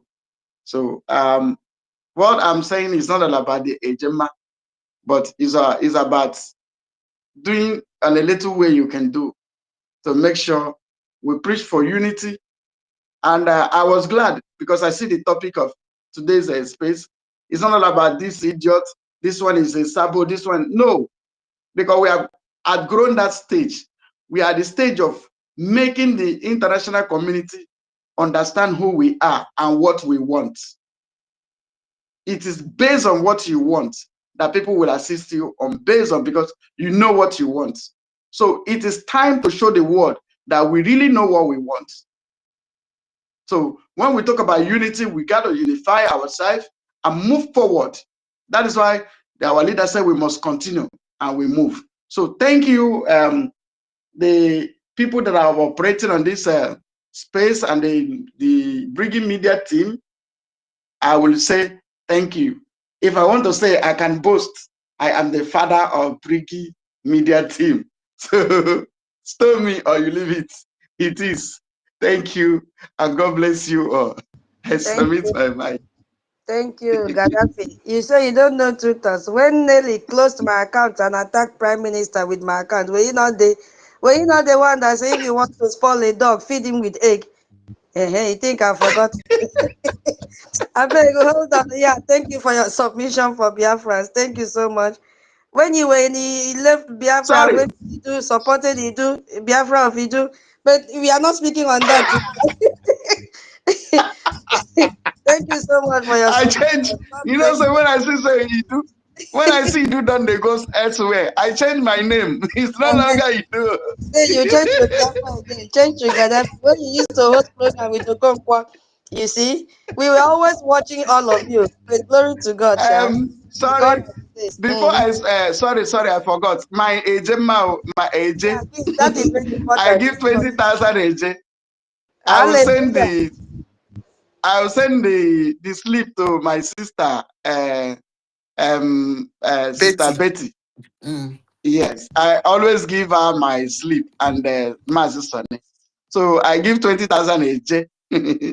to say, Thank you. let us Ogunwa Nara Lea Naked. They won. There were. Gaddafi of Biafra has come back. We are happy to see you. To see you. Gaddafi and to tell us know you finish, she go carry me go listening part now. Rage and Fury. This We one, know which that name you are Gaddafi here. used to be here? We know that you are here, Rage and Fury. Hold yourself, please. Don't rage now. Yeah, you don't make me miss track. It was Obi, Jack Obi, right? If I'm not mistaken. Thank you, Gaddafi. Jack, you have the mic. Please, let us stick to 3 minutes. I want to finish this topic today. Go ahead, Jack. Thank you very much, my sister Tutor. I want to greet everyone here, the ministers and the rep members gathered here today. Let me stand on existing protocol because of time. I continually and must continuously greet and thank Chukwuka Kabiama for the journey so far, for the empowerment, for the grace, and for the result and achievement that he has used us and the brigade government to go to this level. And I continue to thank and praise his name now and forever. He say. Our sister Tutu have said a lot of things. First of all, I say Happy New Year to all fellow Biafrans gathered here today and those who will be listening later. She has already break down the Islamization agenda of those who have decided to say that our land belongs to them and they want to occupy it. We know that the Fulanis are stranger in our land. They are not from anywhere in Nigeria. But there's one thing I want us to reflect, because our tutor have done the academic aspect of this Islamic agenda. I want to do the common sense aspect of it by using empirical theory to really, maybe some people's eye will be open, because I discovered that somehow it's like we are gifted with different knowledge. Some of us can see beyond the ordinary eyes. We can see afar, maybe see tomorrow. Some of us cannot even see beyond what their ordinary eyes can only see. So that when you try to explain to them, this is the way to go, they can't really comprehend, they can't really understand. But the fact remains that let us go through let me just take us to a common sense reasoning with what is practically happening in Nigeria. As Nigeria currently stands now, by constitution, by formation, and by those who own Nigeria, we know them. There are people that are being recognized as citizens. And these people that are recognized as citizens and every other thing that is in Nigeria belongs to them. They are the ones that define who is the citizen, what is the property that belongs to this citizen. Let me give an example. In Nigeria now, we know that the Fulanis and their cow, anything that relates to them are being given preferential treatment. Therefore, they are recognized as the citizens of Nigeria by constitution or by every other means possible. And every other person that claims to be Nigeria is either an immigrant, a displaced occupying a displaced person in an IDP camp, or an illegal immigrant. That is the status when you say you are a Nigerian. Because when you claim that as an indigenous person that makes up that Nigerian formation, you say you are a Nigerian, you are simply saying that your indigenous land does not belong to you. The only way you can claim back that indigenous land is to take yourself out of that enclave that is being tagged Nigeria. Because once you continue to be a Nigerian, it is the Fulanis that are the citizens, and they are being recognized by those criminals, international powers that are supporting them. That is why they can carry AK-47 around the country That is why they can commit crime and the constitution will not punish them. That is why they can do what they like. And that is why to formally, officially make this thing official, because this whole thing appears to be illegal based on the fact that they are trying to come and occupy a place that does not belong to them. But they are documenting everything to look as if it is legally instituted. So for them to make this thing official, they have to start sacking all of you that are indigenous people from your communities and your villages, so that before you know it, in the next 10, 15, 20 years, it is Fulani that's now officially own Nigeria. They can decide to change the name to any other country they belong to. I want you to reflect on this, because if you look around the world, there's a special treatment that citizens are enjoying. And those treatments are being enjoyed only by the Fulanis in Nigeria. They are the citizens of Nigeria. It is best time we wake up and realize that when you say you are in Nigeria, a one Nigerianist, you are only an immigrant inside Nigeria. Because those who are Nigerians are killing the immigrants that have come to occupy their land. That is my message for you. Secondly, I want to talk to our brothers and sisters, our Christian brothers and sisters. There is something we should realize. Attitude, or maybe you should also make research on this Takia of 18, because this Takia of 18 is the most powerful weapon against the world. We really don't know how Takia works and what Takia does and the damages that Takia is doing to us as a people. Because currently now, these terrorists have Takia'd the whole world. And it's just unfortunate that it's Christians that are working for them and making this whole thing come to pass. It is Takia that makes somebody like Oge, the one that came up in the press briefing that we're having in the US Congress, and be downplaying the killings that are going on in our own village, because she wants to be director.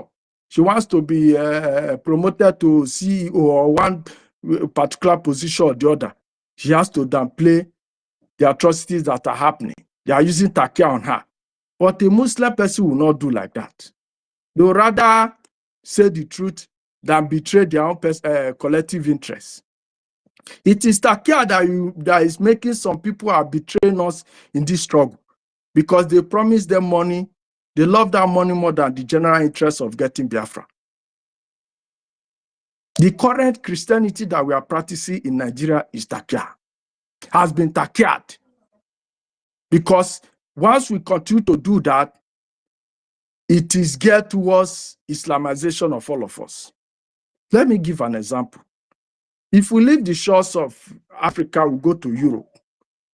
When a community of Christians encounters problem, the Christian community come together, contribute, brainstorm on how to help those who are the victims, to make sure that these people are being settled, everybody lives comfortably, at least to help their mental health and support them in their best time of need.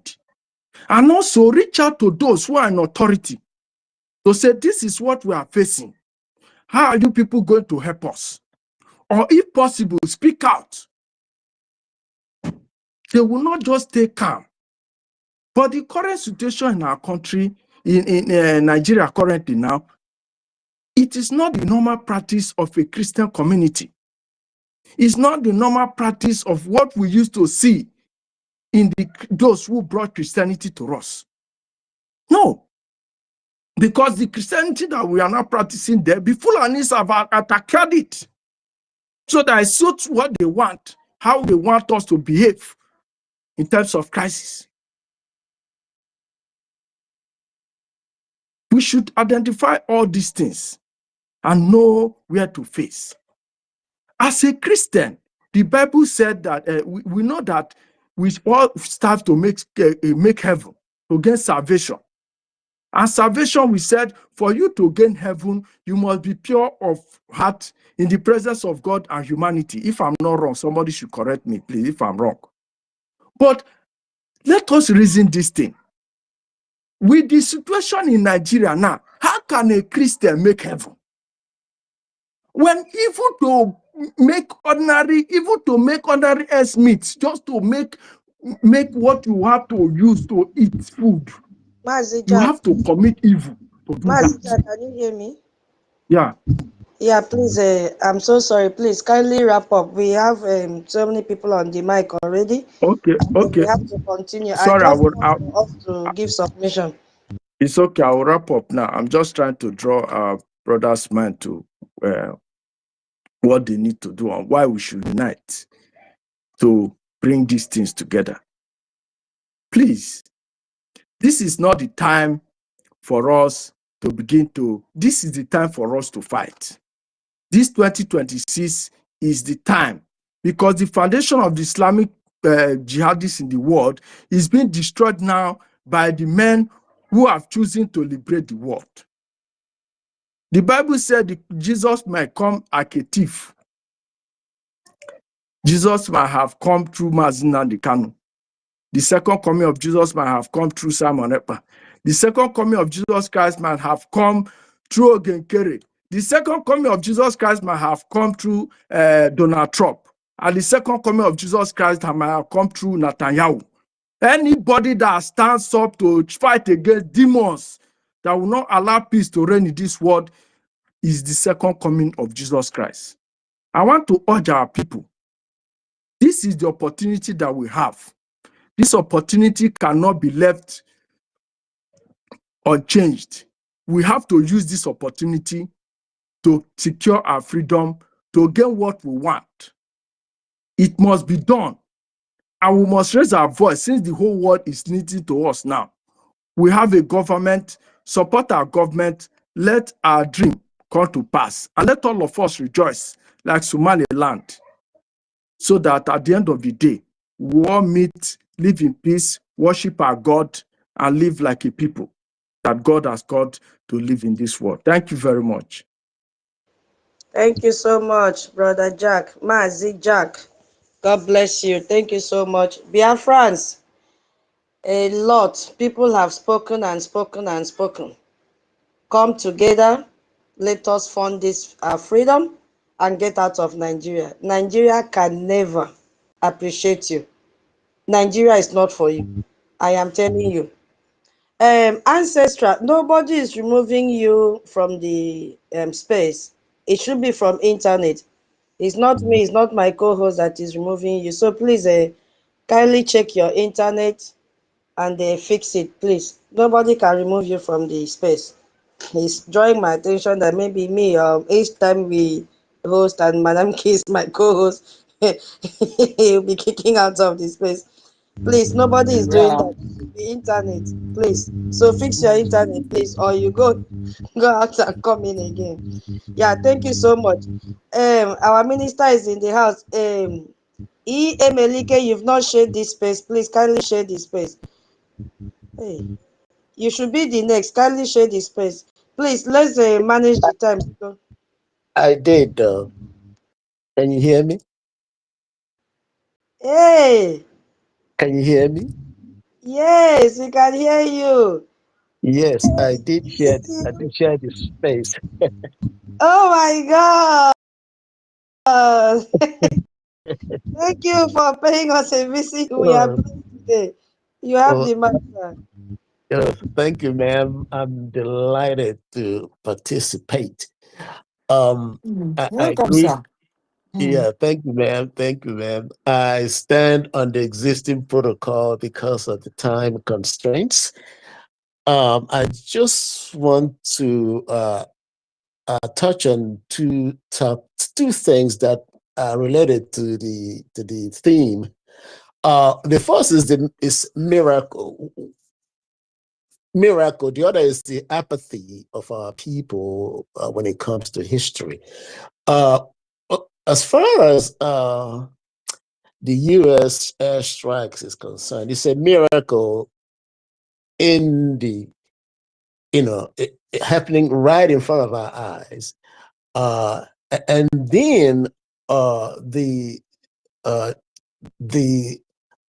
alliance, or I should say, the co-alliance of United States and Israel is very interesting, because if you remember this back in the scriptures, when the king of Persia, Medes Persia, defeated Babylon,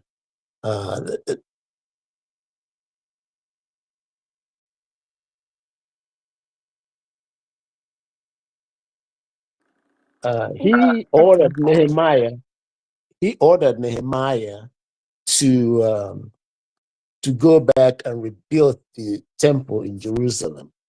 And then the next, I believe it was Darius, when they replaced Cyrus. When Darius came on the throne, he also released the northern kingdom that were in captivity by Assyria to just, he gave them their liberty. So what we are witnessing now is pure miracle. And also, the apathy of our people was not, towards history, is something that's been happening for a very long time. And that apathy, I will go back to the British. Remember, we used to say the British Empire, the sun will never set on the British Empire. And we believe that, our forefathers, our great-great-grandparents believed that. And it's turned out that that was not true. That actually the British Empire, the sun set on the British Empire in 1945. And but those of us who grew up in Nigeria during the genocidal war, I was about 12 at that time, who came up around that time and went to school in Nigeria, and also, managed to come over here. We did not know anything else but that, we felt that the British was it. America was not in the scene. And the reason for that is because Winston Churchill and FDR happened to convince, well, he actually didn't convince, he made the case that Britain needs to maintain the power they had established in the 18th century, 18th and 19th century. And FDR, I don't know, FDR is President Roosevelt, who was around in the 1930s, convinced, told Winston Churchill that America did not go into that war to take out from others more than what they put in. Basically, he wanted them to end colonialism. But somewhere down the road, President Roosevelt died. And the argument that Winston Churchill was making became more effective in American day-to-day, government activities, and that has not changed up to today. And so, what I'm trying to say here is that the British have used United States of America to portray their dominance in world scenes since the 18th century, as you say, up until even present day. And what our President Trump has done is to say, not anymore. We are not going to go by that. And this is why if you look at all the policies of our President Donald Trump, all of them have gone against the globalists, and the globalists are based on a British view of the sun not setting on British Empire. And so our people are very smart people. We are intelligent people, but it's just that we have been deceived. That's the word I use. And the deceit is not something that will be corrected in just, I would say, you don't even, it's going to take time to correct it. So the appeal we are making is the right approach to take. But sometimes let's, hold our tongue in our cheek, in giving them ultimatums, because it is very difficult for somebody who is, engrossed in evil to turn around overnight. But we are not waiting for them. Those of us who understand what's going on will continue. I would like to, release my mic here because I don't want to take up the other people's time. And I thank you for giving me the chance to speak. I thank you.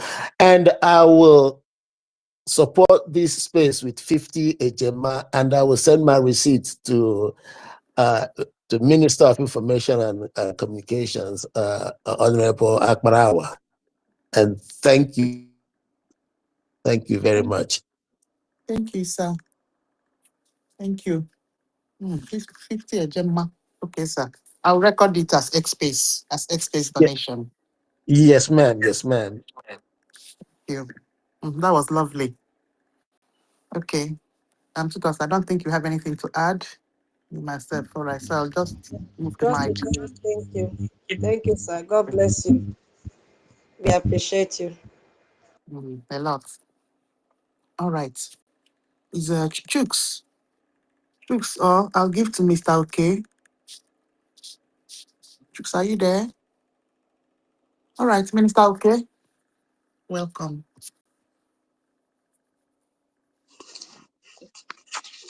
Oh, thank you, and good evening, dear friends. Good evening. Good evening, everyone in the house. Please, all protocols observed. Yes. Before I start, I want to appreciate every one of you, dear friends, for your support over the weekend. A few days ago on our Passover night. It was tremendous. Please accept my esteemed appreciation and thanks for that, for your presence on that day. So to continue on the themes of the day, as I can read, I've been thrown out several times, so I don't really know if it's still in order to speak on it now, or if it is past better. Let me just pick a few words in support of this discourse. That is quite correct. We may be rejoicing or expressing our gratitude to America for that airstrike. But what is it about? US airstrikes shakes terror economy. Not only the terror economy, it shakes the very foundation that terror and their enablers are built. But one funny thing with our people is very, very disheartening to say that they seem to be unlike what we were told, that charity begins at home. But these days, we see that our people, their charity, they prefer it to, or when it begins elsewhere, somewhere afar. That is what we are witnessing today. I can't quite understand how many of us will be jubilating, calling America on a daily basis to come and help us, rejoicing over what they did, how they did it, rejoicing over Somaliland. But you sit back, appreciating Somaliland, Burkina Faso, Mali, the rest of them. But you refuse to come out and support your very freedom. When you see your people, those fighting for your own liberation, you will be the one that goes against them. You will be the one that will be determined to bring them down.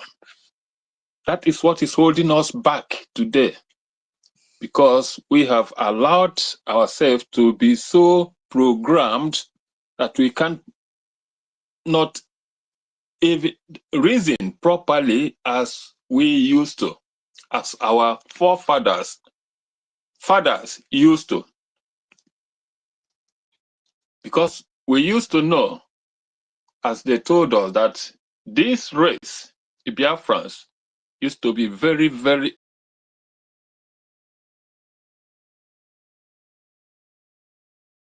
intelligent, human beings.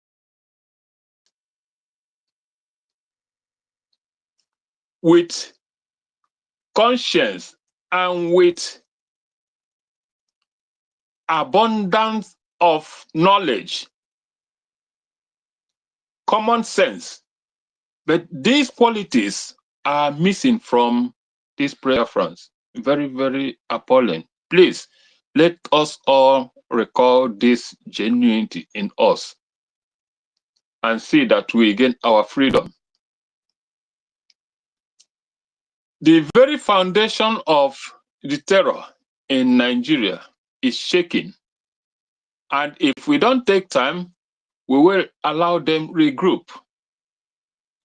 We owe it as a duty never to allow it regroup or resurface. We cannot sit back and start clapping, rejoicing as if all is over. It's not yet over. It's only shaking. And they are bound to regroup. If we don't take time, we allow that to come back and be a nemesis on us. So Biafrans, Nigerians, if they are still those that are proud Nigerians, know that you own your own freedom. Let me touch a bit over the enablers of this terror group. Their greatest allies, Great Britain. From history, we know that Great Britain,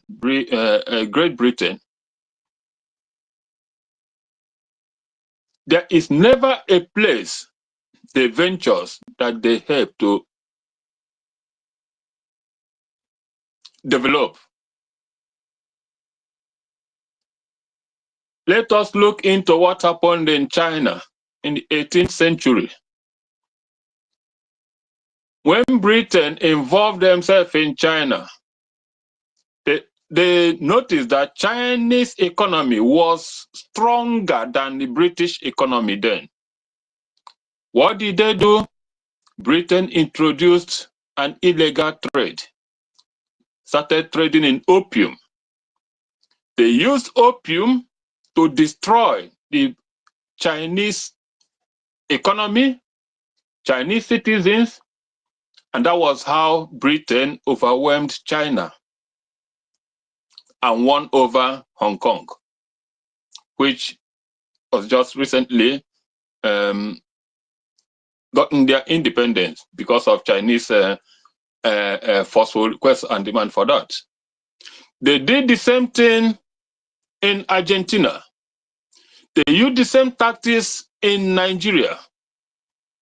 And Nigeria is till present the only country that have refused to free themselves from the claws of these people.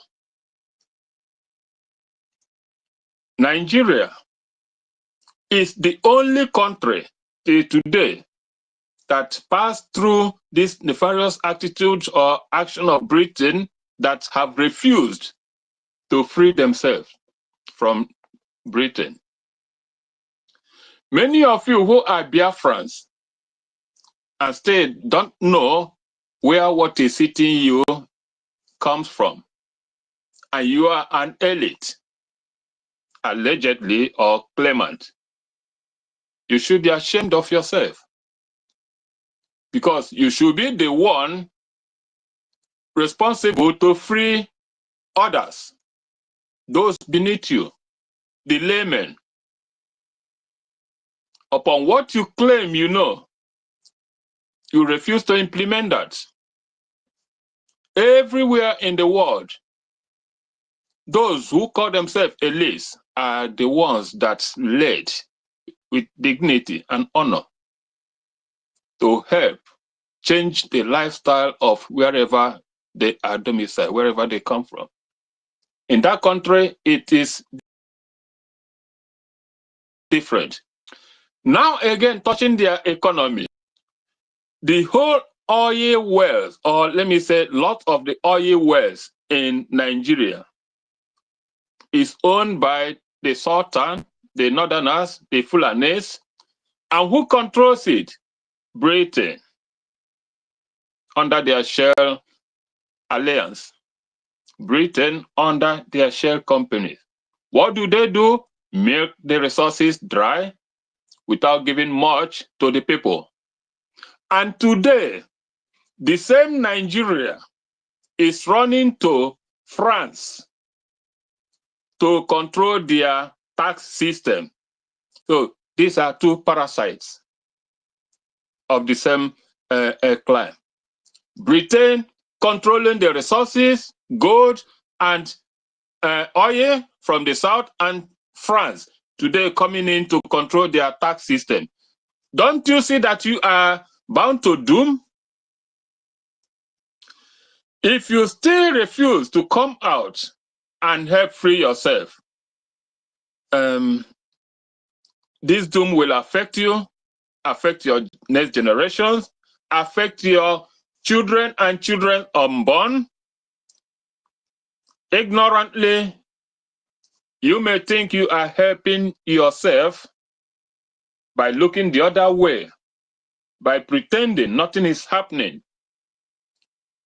Your enemies hold you down. What do? You fight to regain your freedom. You fight to be free. What Brigi is doing today under our acting Prime Minister, many of you know it. Many of you have come to the knowledge to know who is actually fighting to liberate you. Or you still want to act ignorant, unknowledgeable, pretend as if you don't know. You all know the truth. Especially if you are in diaspora, you know the truth. We may excuse those in the homeland or limited knowledge, limited enlightenment possibilities, but if you are in diaspora, you should know better. And you are still hiding, refusing to come out to embrace this opportunity. You are doomed.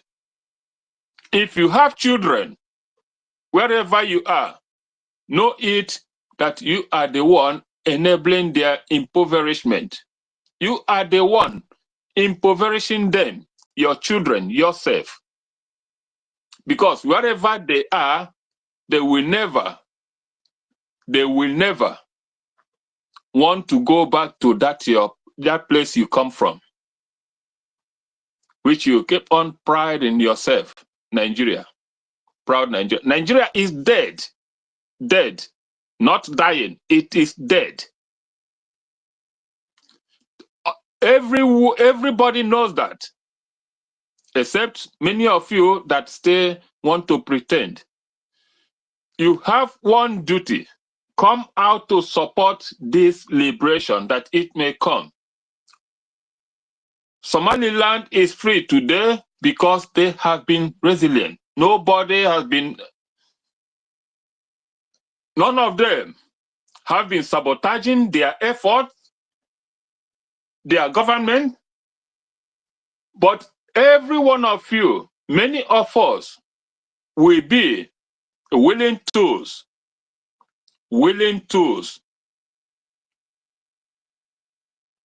playing the scripts of the oppressors, playing whatever script they were given to make sure that we are not liberated. You are the one dead, not me. When Biafran comes, every one of you will be called to question, to answer whatever thing that you did during this time. We are no longer begging. We are only asking that you should know 2026 is that year. And when it happens, please, if you are my family member, don't you ever come to me and say, nah, please, help me do that, or I want to, please, help me talk to that person. I will not listen to you. I will not look at you. You have the chance today to come out and help liberate yourself and others. I may stop here, but know it that it is not only the economy of the terror group that is shaking today. Their very foundation is gone. And we must embrace and utilize this opportunity to bury it. If not, tomorrow might be too late. Please, my sister, I would like to support today's space with 30 Gemma. Last time, there is one of our sister who made a pledge of 20 Gemma, but she can't remember that's on whose space. Please, it's a Chi, that's if, I don't know if she's known here with Chi, but she said she made a pledge of 20 Gemma, and that pledge is paid already. So please, if anywhere in your record you still have an open 20 Gemma with from Wadachi, please just tick it. I will post the receipt in our government receipt platform, so that when you see it, just know it is for that payment. So 30 Gemma from me on today's space. Thank you all, and God bless you all for all you do, and Happy New Year. It is our year. It is our year. They will go, okay? Our Why, money thank don't you. increase. Hmm? Okay. And Thank you so much. Yes, so us. Our money don't increase well. They Like, here, Minister, okay? They work. Thank you so much. We really appreciate you gracing this space for us today. God bless you and yes. educating Biafrans as well.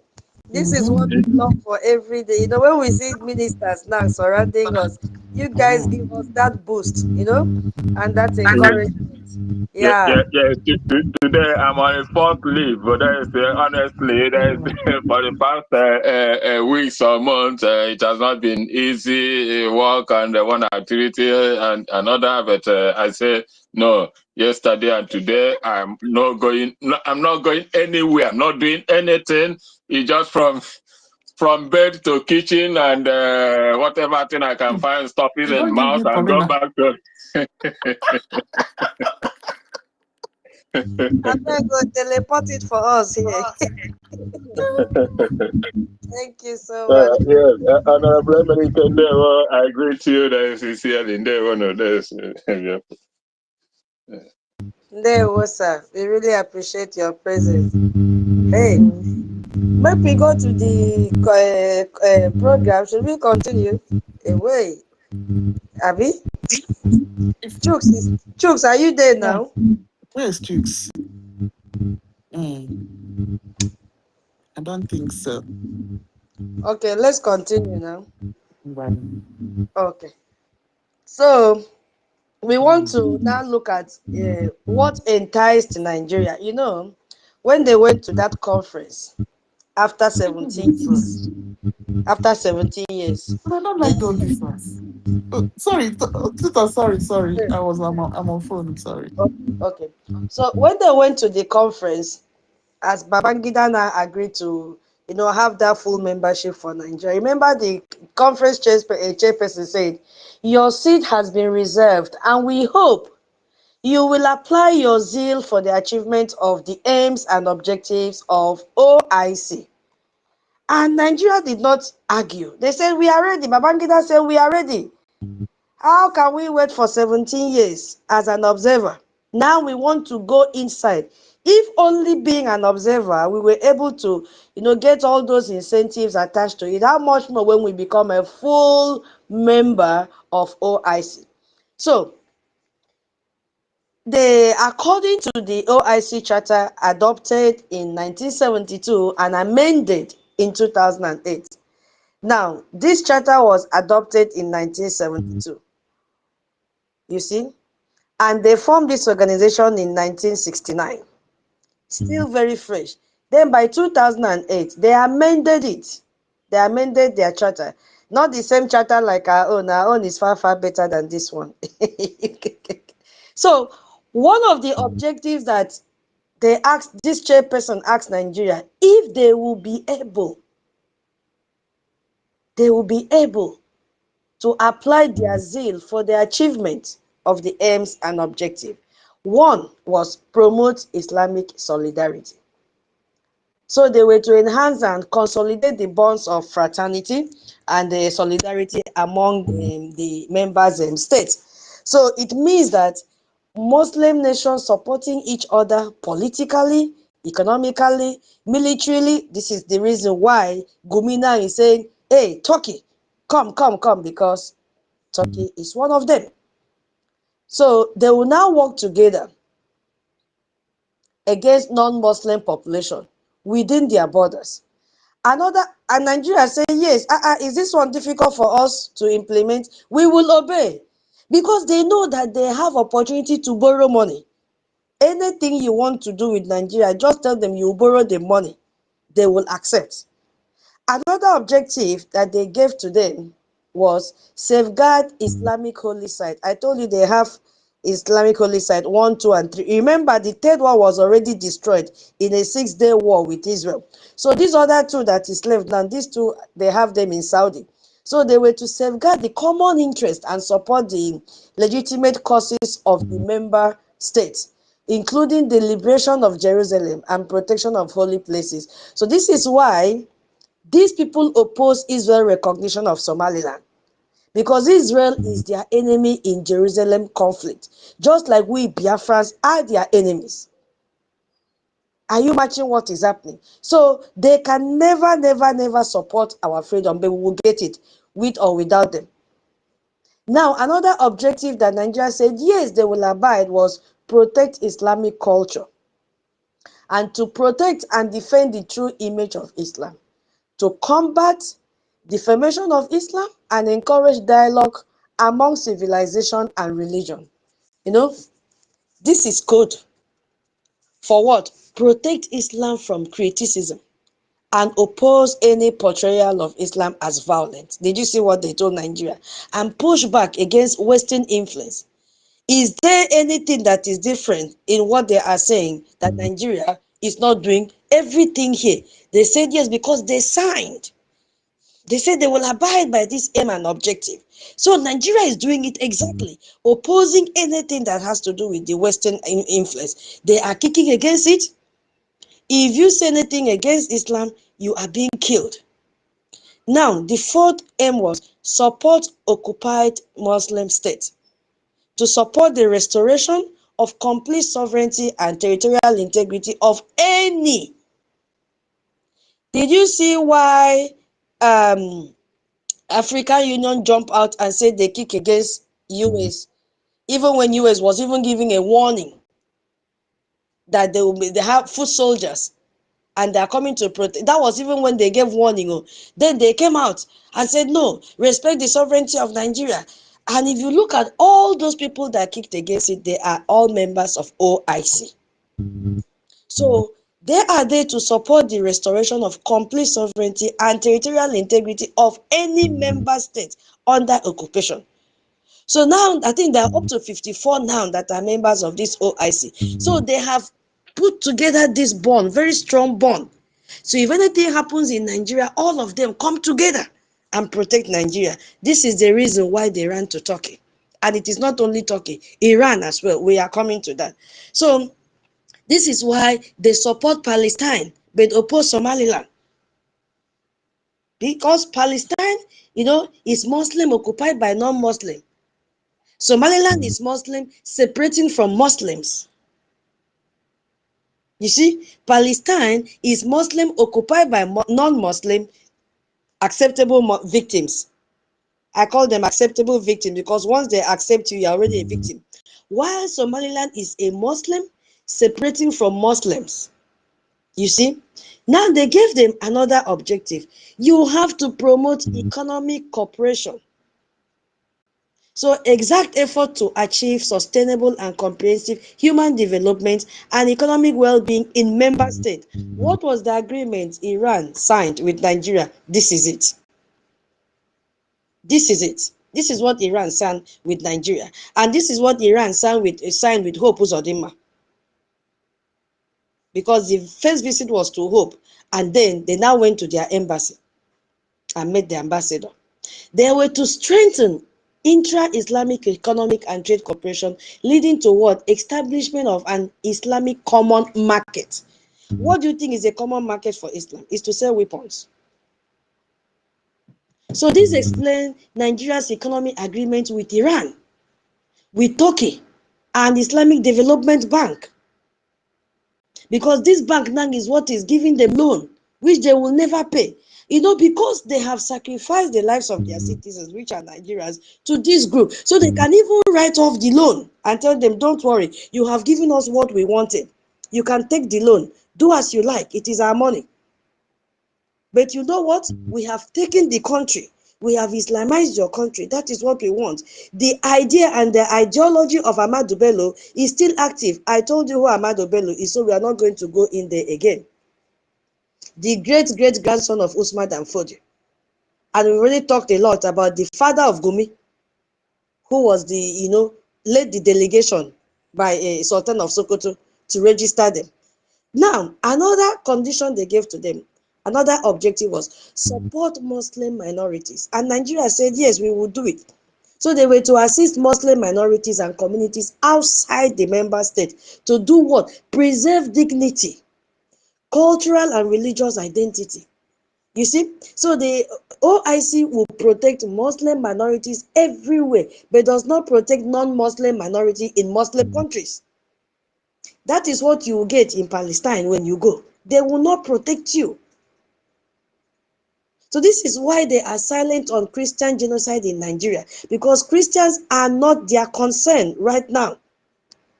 Remember, Ahmadu Bello said he would dip Quran in Atlantic Ocean.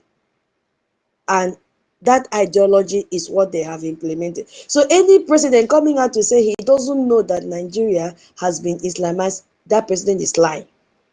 So from that time, right from the time of Babangida till date, all of them are aware that Nigeria is an Islamic country because of being a member of Organization of Islamic Cooperation.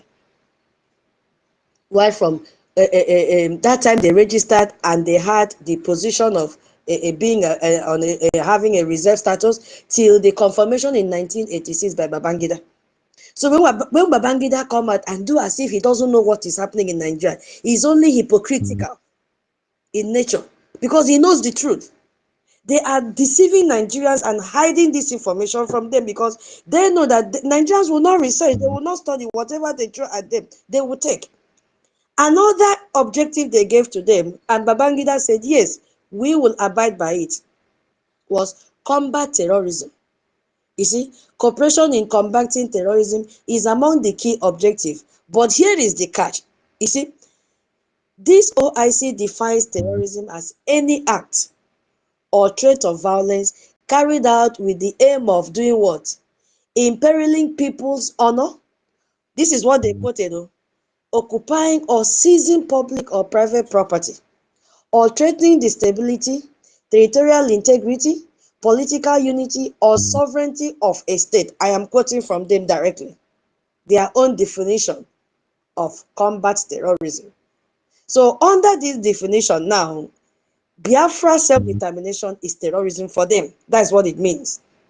Because it has threatened territorial integrity.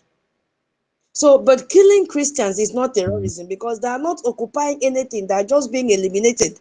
This is their mentality. This is what they understand. And they are following it and keeping to it. Another objective was for them to uphold UN Charter. All member states commit themselves to the purposes and principles of the United Nations Charter. Now, United Nations has been taken over by terrorists. Beginning from Amina, Nigerians have been represented in all the committees. Who made that possible? Because they are member of OIC. And this is one of the aim and objective that the chairperson told them. Are you ready to abide? Nigeria said, why not? Count us in. You see? So, in practice, these people will vote a block 88% of the time against United States. This research is retrieved from Snopes.com research. You get this information there. The percentage that they vote, they give us block 88%. Now, these people, this OIC is not just a cultural organization, my people. It is political. It is a political, it is an economic and ideological alliance of 57 Islamic nations. And these people are representing, according to them, 1.8 billion Muslims. That is just about 25% of the world population. So when Nigeria now join, Nigeria is committed to voting with these people block at UN. You see why they have been canvassing for a seat in the UN. Because in this 2026 now, they want to give the president seat to Somali. And Somali is one of them. Tell me, Biafrans, what is your hope? There is no hope for you in Nigeria. There is absolutely no hope. Because as Nigeria have joined, they are going to support OIC causes. And who are these causes? Palestinians to be recognized. They are going to support Kashmir. They are going to prioritize Muslim interests over non-Muslim citizens, which is what is playing out in Nigeria. They are going to protect Islam image. So you don't just call Islamic terrorism Islamic. No, they want to protect everything. Is it playing out in Nigeria? The answer is yes. The answer is yes. So Nigeria, Babangida approved this and told the OIC that they will keep to these aims and objectives. Give us membership card. We have been waiting for 17 years. You see? We've waiting. So give us the card. Now, let us now just connect all together before we go to the next phase. I think we've talked at length with this. Yeah, please, if you are just joining, you maybe when you have time, you can replay and so that you understand what we've been talking. So now, let's look at the full picture. You see, in 1960s, we have Ahmadu Bello that went to Islamize Nigeria, connecting the Islamic world, and he was killed in 1966. But his vision still lived through Sultan and Gumi's family. You see, we've seen how Gowon fought Biafra and how he went to Egypt to seek for help, just to make sure that Biafra, they defeat Biafra during the Biafra war. And you see, that was also the beginning. So Gowon also went to be a member of OIC. Sultan of Sokoto says Gumi's father to also go. So both of them were canvassing for this position in OIC because of the benefits and incentives that are attached to being a member of this organization. So now, because of too much, it will take too much time. So we've talked at length. And now you see that today, what is happening today, now you can see the Gumi Junior now, the one that comes out and panic and, move from one TV station to the other. You can see him now defending terrorists and call them our warriors. He knows what he's talking about. You can see that Sultan is staying silent. While terrorism operates in his own domain, he cannot speak a word because that is the template. They have signed the objective. They said they will abide by it. So he cannot say anything against the genocide happening in Nigeria. You have also seen that Nigeria now rushed to Turkey, who is also an OIC member, for weapons and support. Nigeria have signed agreement with Iran, also OIC member, weeks before US strike. Nigeria joins OIC statement opposing Somaliland freedom. How do you think they will accept our freedom? We have to fight and get it. Because Nigeria will never allow us to go freely. We have to come together. We have to form. Nigeria protect terrorists because terrorism served the Islamization agenda that Ahmadu Bello started in 1960s. So it is not accidental in any way. It is not. We have to come together. We have to form. This is the reason Netanyahu became a game changer. And they now have what I call Israel-US alliance against terror. Because we need to, share this development that have sent even more shockwaves through the terror network. Remember, it's about USA strike shakes terror economy. And our expectation, I don't know if this space will end today. We've not even entered Biafra high expectation. Hey, God have mercy. So you see, can you still hear me? Yeah, we can. Okay. So let's just put this together, then I pass the mic before we go to the next one. Now, we saw what happened. A New Year gift for all of us. But we cannot fold our hands and leave the fight for Israel and America alone. No. Just few days after USA strike, we saw Benjamin made a declaration that has terrified the Nigerian. This one just silenced them completely. Because when they speak, when Israel say A is A, not AB. A is A. When they say go, they know they hear come back until they achieve what they want to achieve. So this one has terrified the Nigerian terrorist government completely. The panic, and has also panicked the OIC members. You see? So he announced that Israel will open what he described as a new front, focused on what? Protecting Christian communities in parts of Africa and Middle East, including Nigeria. I want to read his word exactly to you. The persecution of Christians or members of any religion cannot and must not be tolerated. And Muslim militant displacement and attacks against Christians in Nigeria, that too must end, and it must end now. And he did not stop there. He said Israel was expanding its engagement beyond military confrontations to address what he described as growing global threat to Judeo-Christian values, announcing Israel was joining effort to establish a coalition of countries similar to a United Nations framework aimed at supporting Christian communities worldwide, particularly those under threat. So now let's think about what he's saying now. Israel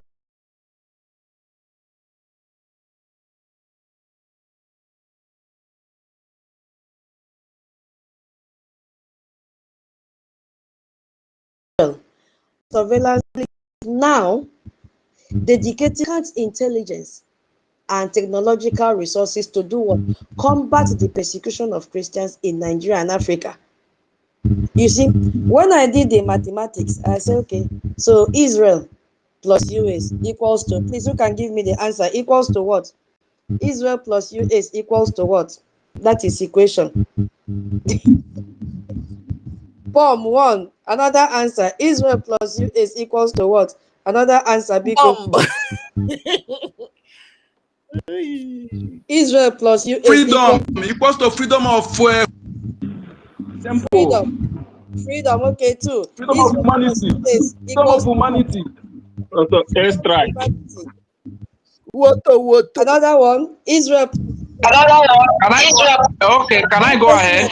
One person. Now me, now it's my turn. Miloka. Okay, Israel plus US, that is equals to a safe word or a safer Okay, word. thank you. Another person, Chooks, Israel plus US equals to what? Woto. This Chook is not with his mic. Oh. Israel plus US. David Nana, are you there? Equals to what? King David, are you there? He's not close to his mic. Mama Betty, are you there? Okay, this bam. Woto. Equals to woto. Equals to unstoppable coalition. Woto is the code. So this makes Israel the only country to publicly side with the United States of America on its claim of Christian persecution in Nigeria. So if you just think about what that means, you know that it is not a small game changer that they're bringing, because America has the military might, the bombs, they have the bombs, they have the drones, they have the Tomahawks missile, they have aircraft carriers. Israel has the intelligence. Let us see how they will combine this thing. Oh my God, I feel something is boiling in me. Hey, Israel has the intelligence. You see, and the Mossad is is used for finding anyone anywhere. That was why the prime minister said, we will locate you anywhere you are, we will fetch you out, because they know they have the intelligence. So now both countries have now declared Christian persecution in Nigeria a priority, and both have proven they act unilaterally when necessary. So Nigeria cannot hide from American satellite. They can't hide. Nigeria cannot hide from Israel intelligence. So Nigeria can't protect their terrorists anymore. When both nations are hunting them, it is not possible. It is not possible. That is the first reason why I call it a total game changer. The second reason why I call it a total game changer is the technology and intelligence dimension. Because my people, Israel didn't just offer military support. Mbano, they offered intelligence and technology. You know what that means now? It's not the type Nigeria will use, because Mossad can track financial transactions. Remember, the topic says shake terrorist economy. Mossad can track financial transactions, so they will trace the ransom payment through those that are using POS system, and they will identify those that are financing the weapons. You cannot hide from this. My co-host, your hand is up. My co-host, your hand is up. Can you hear me? Yeah, it's all right. You can, when you conclude, I'll just chip in. I'll chip in whatever I have. Okay. So they will not identify those that are financing this report, and they will map the entire terror network wherever you are. Is it from Lagos to Sokoto, or from Sokoto to Abuja? Anywhere they are. Is it from Sokoto to Turkey to Iran? They are going to identify them. And Israeli cyber capability can infiltrate communications. So they will intercept every phone call Gumi makes, every message from Sultan. All the messages are Sultan. Bomb is coming. They have not started crying. Every coordination between Tinubu government and Turkey is now monitored. Yes. They will use their satellite technology, and they will track every forest. Maybe they say they are forest guard. We will know if they are forest guard or not. Every bandit camp, every weapon that is shipped from Turkey, because they are aware that these people have run to Turkey. They have run to all the members of OIC for help. So they will not keep quiet. So the terror economy has just become transparent to these two great nations. Every transaction and communication, Israel will know it, and they will share it with America, and America will act on it. But what are we supposed to do as Biafrans? Cross our hands and sit down, or go to sleep and say, oh, Israel have stepped up. Israel is collaborating with US to fight our battle. Oh, fight my battle for me. Oh, fight my battle for me. And then you go and sleep. It doesn't work like that. It doesn't work like that. We have to fund our freedom. We have to fund. They will only assist if need be. It is not their fight. It is our fight. It is our freedom. We have to invest. Another reason why I call it game changer is the new front language that he used. He said this is a new front. So it is not a one-time statement. This is a new front. This is a permanent strategic commitment. So Israel fought what Netanyahu called a 7-front war in Gaza. Let me list them.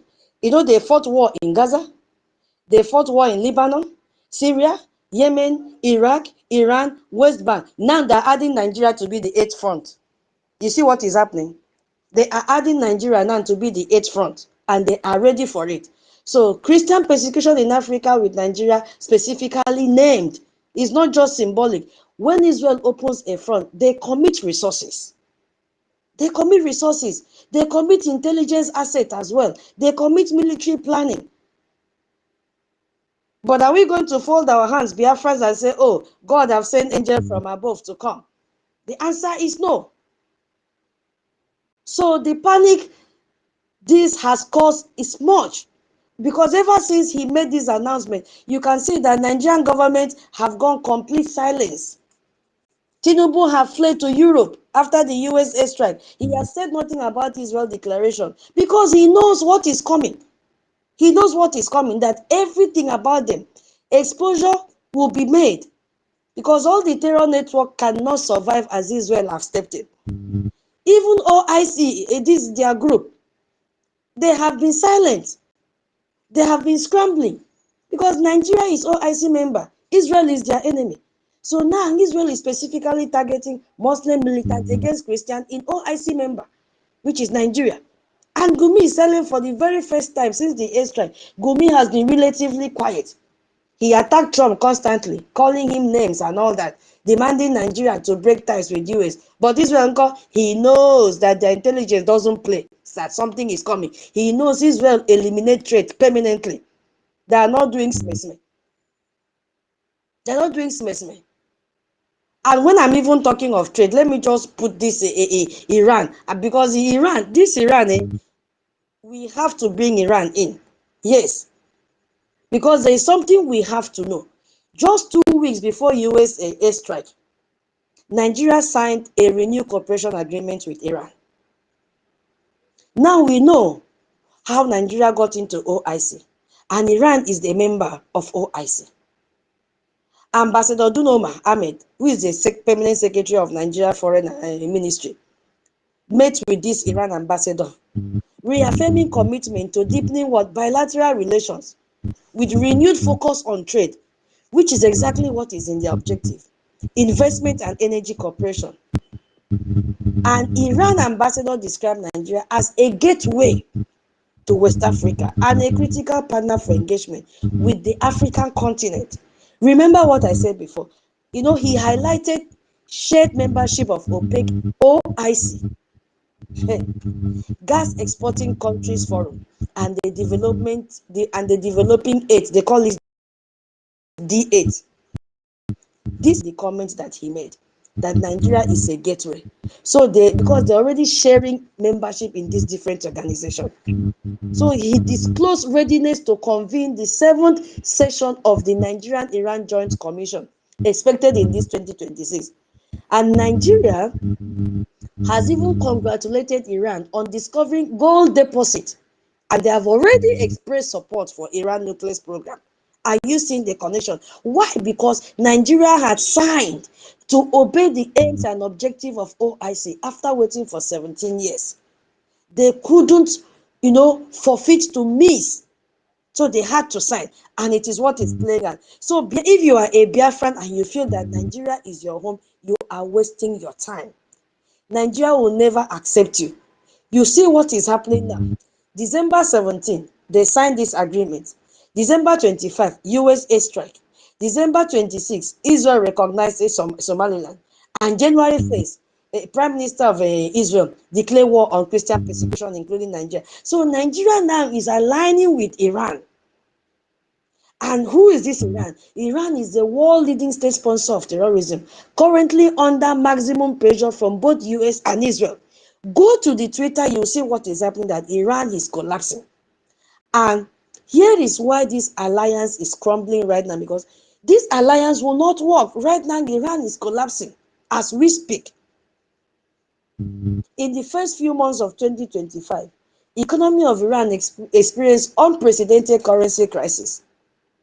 So is this the company or the country that will still align with Nigeria? They will tell you they have their own problem. And today, Donald Trump have warned him, said, if Iran shot and violently kills peaceful protesters, which is their custom, the United States of America will come to their rescue. We are locked and loaded and ready to go. You see?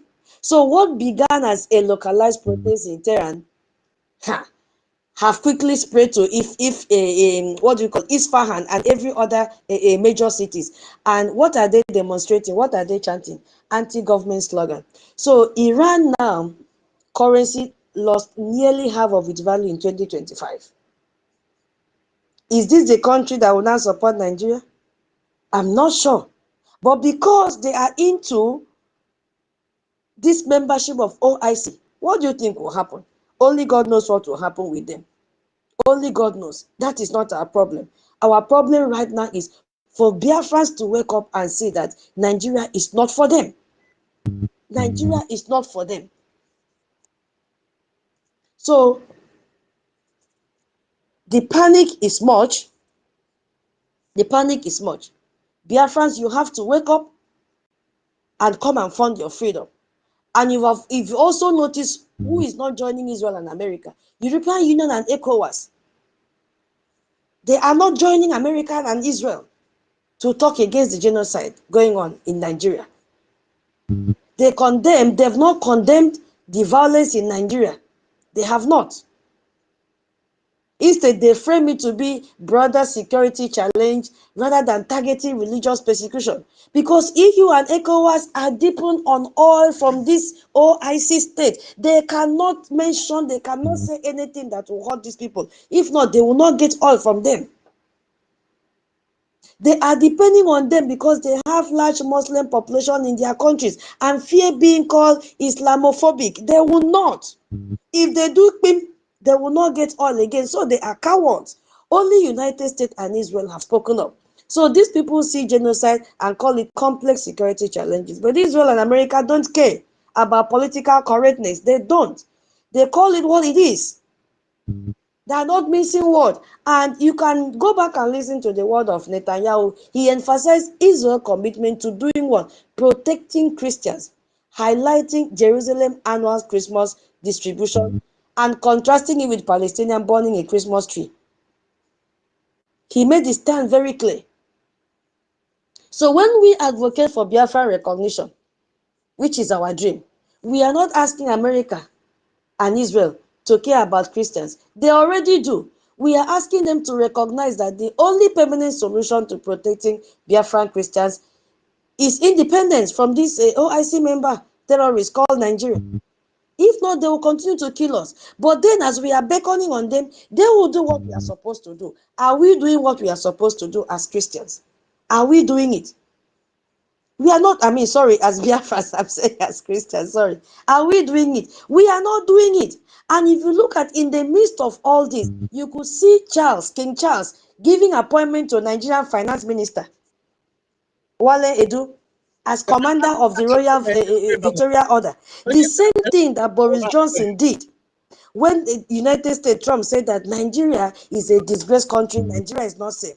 Boris Johnson came immediately to counter it, going to Imo State. That same time, December 30th was the only time that King Charles could, have the privilege to give award to Wale Edu. Wale Edu is the Nigerian finance minister. And according to the research with this one, those of you that stay in the UK, this word, Royal Victorian Order, is normally given to, given by British monarch to people who have rendered distinguished service to the monarchy or royal family. And they used to have like 1,200 people on the list to honor it. And this man only saw Wale Ado to give this award, one of the 5 levels. Why is he giving this award to Nigeria finance minister? Because the official citation said it was in recognition. It was in recognition of his long-standing work with the Duke of Edinburgh International Award, supposedly a youth development program. And I said, but the timing is wrong because something has happened to us before. Something has happened with Boris Johnson. He came to counter that Nigeria was safe. He came to counter it. You see, immediately Trump designated Nigeria as CPC. He came and said Nigeria was safe. Now Charles is rewarding the Nigerian finance minister the same time. But over 200,000 Christians have been killed. He has not said anything. Churches have been destroyed. Charles did not say anything. Despite all these atrocities happening in a former British colony, in a country Britain has deep ties with, Charles never said anything publicly condemning the Christian genocide in Nigeria, not even once. But he condemned Australia. He was very fast to condemn the terror in Australia. So Charles can be confronted about genocide that happened 200 years ago under previous monarch, but he says nothing about genocide happening right now in Nigeria. And he's honoring the Nigerian finance minister because this man have to make returns to UK because Britain is the company for Nigeria. The same minister overseeing an economy built on terror. The same minister securing vote scam. The same minister receiving ransom payments and weapon procurement. The minister serving under Tinubu who fled to Europe after US strike and belonged to OIC. Something is fishing somewhere. Because this award is not about youth development. It is about maintaining British control and resource extraction. They just say, okay, let me find something and give to Nigerian person so that we continue to extract their oil from them. We continue to extract their resources. While the Christians are being slaughtered, Britain honors the finance minister managing the terror company for them. So the message is very, very clear. As long as Nigeria maintains British economic interests and allow resource extraction, Britain will continue to ignore any genocide. This is why we have to come together and fund our freedom so that they will stop stealing our resources for free. I will yield my mic here because it's paining me. Let me yield my mic here. My co-host, you have the mic, please. Anyway, the long and short of it, all this analysis that Tutos is explaining to you people, the long and short of it is that the only hope we have is our Biafra. That's it. And luckily, if United States and Israel, if they form this something like this separate United Nations that they want to form, people that will fight terrorism and countries will like to join, it will be very, very, very good. Because the United Nations that is in Europe, that those ones are quarreling with Trump at the moment, and you can see they're towing the line of Islam.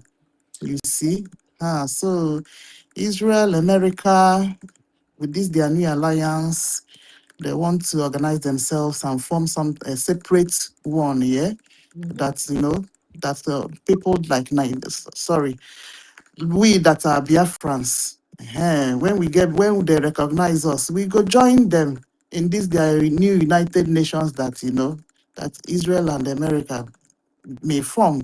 So it's a very welcoming idea if they'll go ahead and do that. So the long and short of it, my people, is that yes, because the benefits if they're tackling ISIS, it's for the benefit of Nigeria as a whole. Yeah, but it's not talking about our Biafra, you see. Yeah, but what we want is that thing that they want to do there. Let them start it from our own side first, you see. So we believe that our APM, they know the way they talk to to congressmen and table all those things before them, because it still boils down to lobbying, and we'll always present the one that affects us. Yeah, for the time being, it's Nigeria, that the Christians in Nigeria, that just treating Nigeria as a whole. Yeah, but we are Biafrans, exactly, in as much as it will help us in a way as well, but we will still not forget that we want to leave Nigeria. Yes, so, and we will always advocate for that will favor us and favor America, and eventually will favor Israel as well. So, my dear people, all these things that is being said, that tutors have told us, is for us to sit up. Yes, Nigeria will never get better. They are towing the likes of line of Iran, Pakistan, Palestine, and all these terrorist countries. No, no, no, no, no, no, no, no. You see, so that is just what we are talking about on this space. And then there's one thing that I also like to add in the 57 states of OIC. You see, yeah, UAE is there. And then we learn from each other actually. Yeah, but I just want to point it out. Yeah, UAE is part of OIC, this Islamic blah blah blah. Yeah, but UAE is also in Abraham Accord. Yeah, that UAE, that terrorism, they know they like you see. So they went and signed Abraham Accord as well with Israel. And then there's one other country that is inside that Abraham Accord, and that Abraham Accord is to guard against terrorism somehow. So, but the thing is that it's somehow clashing with the OIC stuff. I'm talking about UAE. Yeah, so it's just peculiar situation that UAE is. UAE. United Arab Emirates, exactly. So they don't like terrorism, but at the same time they belong to the OIC. So it's a little bit of conflicting for them. You see, So, but it looks like they are managing it exactly because they don't want anything to do with Iran. Yeah, Iran remains a problem for. They don't like Iran. So that is just it, my people. So I don't want to Biafrans. meet, but Yeah, because I know that some after they'll cut it still come and listen. Yes, we all need to sit up. We need to sit up, yes, and do the needful this year. We need to come together and donate money so that we will accomplish what we want. We don't want to go beyond 2027 to get our Biafra. That is what we are saying, my people. All right. Because thank you so much. Can we move the mic? Okay. Dr. David is here. All right. Mazenko the number. Ikachi, welcome. Yeah, thank you so much. Okay. Do I have the mic? You can go ahead. Okay, thank you so much, my lady. Greetings, Biafrans. All protocol observed. Biafrans, everything has been said. Why we cannot keep quiet is because we know that Nigerian system has actually destroyed our people's return ability to reason. That is why our Prime Minister once said that those who are in abroad, we are reasoning for, we help our people who are at home to reason. Yes, and I begin to see that everything he said, they are very, very true. And when he said, if you want peace, prepare for war, some people misunderstood that. But when you are reasonable, you understand that yes, if you want peace, you prepare for war. Preparing for war means that yes, you want to be free, you want peace. Because when you have what your enemy have, the next thing is to sue for peace. But when your enemy are still killing you, you are shouting, hey, they're killing us, so they will continue killing you until they finish you. So if you want peace, you prepare for war. Today, you see Uti. Some of our people, Uti doing you, the more you look, the less you see. Anybody who is doing whatever he's doing for you, yes, you refuse to follow this saying that says the priority of every leader is security of life and property. But it only to be security of property, not life again, first. That person is not doing you a favor. Okay? Iran is the sponsor of Hamas, which is the #1 terrorist that actually want to Islamize everywhere in the world, all part of the world. They want to Islamize you. Turkey is one of the countries that sponsors terrorism, and the Houthi is fighting Turkey. Hope Uzodema is fighting Iran in our land. They are underground impoverishing our people in order to use you, economic jihad, to trick you into Islam. We are warning you, some of you who are foolish. No apology for using this language. If you fail to reason and put your self-interest first without considering the damage it will cost your people, we are not going to forgive you when we are going to handle you. And this time around, we have seen that Chukwu Okike is doing his own job by using others who have power to do what we cannot do. The ones we are going to do it. We can't sit back and allow them to be doing, we're supposed to be doing the one we're going to do.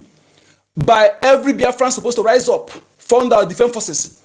Because, for example, when Obunigbe, it is our defense forces will go and make sure that that particular place, enemy did not take that place back again. Example, I give you example.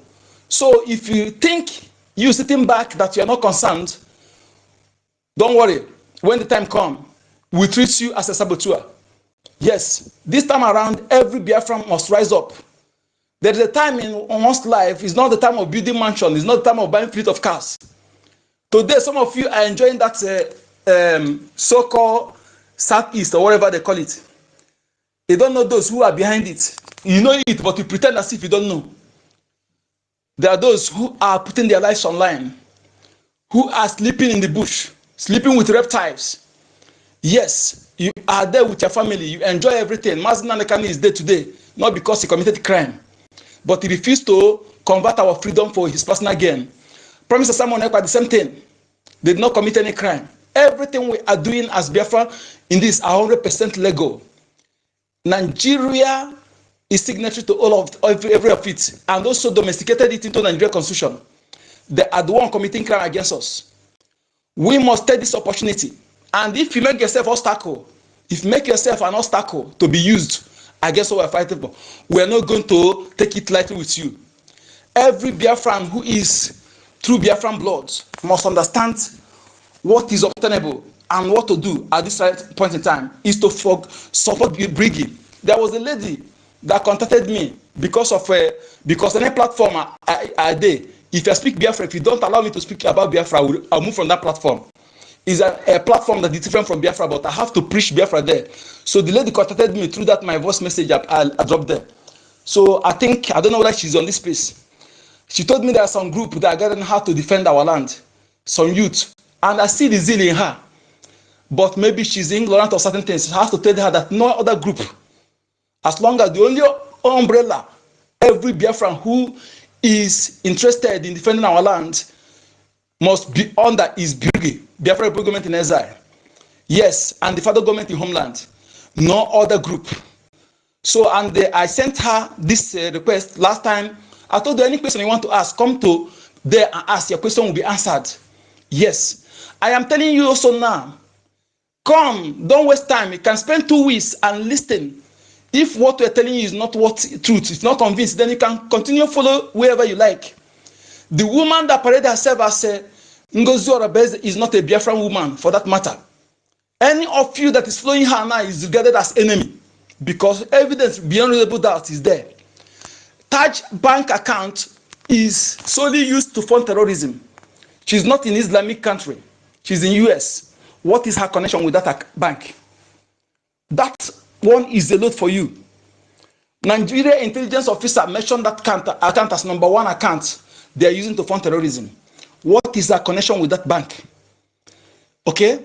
We have given every evidences for you to stop using her picture to join with that of our leader, Mazi Nnamdi Kanu Simon Ekpa. It's an insult to use the picture of a terrorist woman, enemy of Biafra, who has killed many Biafrans, to join it with unbribable and incorruptible men. If you are the one doing that, let me tell you, your hand will paralyze if you don't stop. Your hand will paralyze. Really paralyze you, if you continue trying it, if you think we're joking. Rise up and fund your freedom, fund your liberation, support those who are fighting to save you. Whatever you are doing in this Biafra liberation is for your interest. You're not doing it for anybody, you're doing it for your children and unborn generations. Yes, also me. Why we need to come together is to enable us to do this faster. Delay is jeopardizing the life of innocent Biafrans. But as we do it together, activating the Bebike spirit, the unity of purpose. What is the unity of purpose? Let me explain for some people, because our leader Mazi Nnamdi Kanu tell us about this.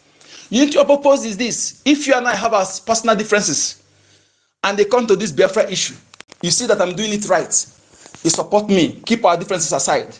you support me to achieve it. After much more, we can still we can still tackle our face off. But as long as you come for this general interest, which is Biafra first, and you are doing it right, I am obligated to support you to make sure that you succeed. As long as you are doing it right, that come to where our APM is.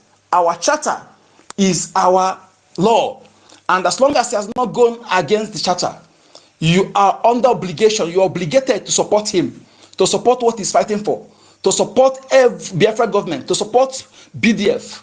Yes, if whatever you have with him, after much, you can settle with him. But when it comes to this Biafra first, which is general interest, you are obligated to support what the person that is doing right thing is doing. I put interests as in 4 categories: personal interest, family interest, group interest, and general interest. In these 4 interests, 3 other interests are inside general interest. Yes, but general interest is not in that other 3 interests. So when you are supporting general interest, you are supporting other interests as well. Therefore, when general interest, which is Biafra first, is on the table, other interests must be kept down without minding whose source is God. Thank you so much. Thank you, Tutor, for this teaching. Thank you, everyone. We must continue doing what we're doing. This opportunity is our own. This year is our year, as our master spoken, is our year.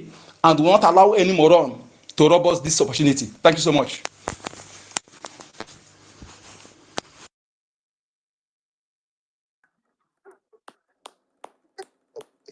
Yes, sir.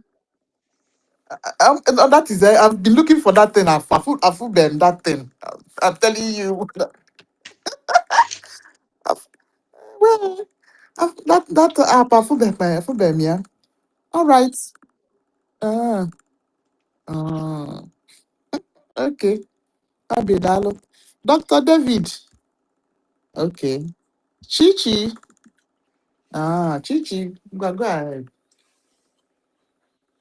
Mazi, only dalo. Yes, so Thank you good for evening, my coming. people. Happy New Good Year, evening, Chi. Monday. Oh. Yes, so YouTube. Happy New Year to everyone.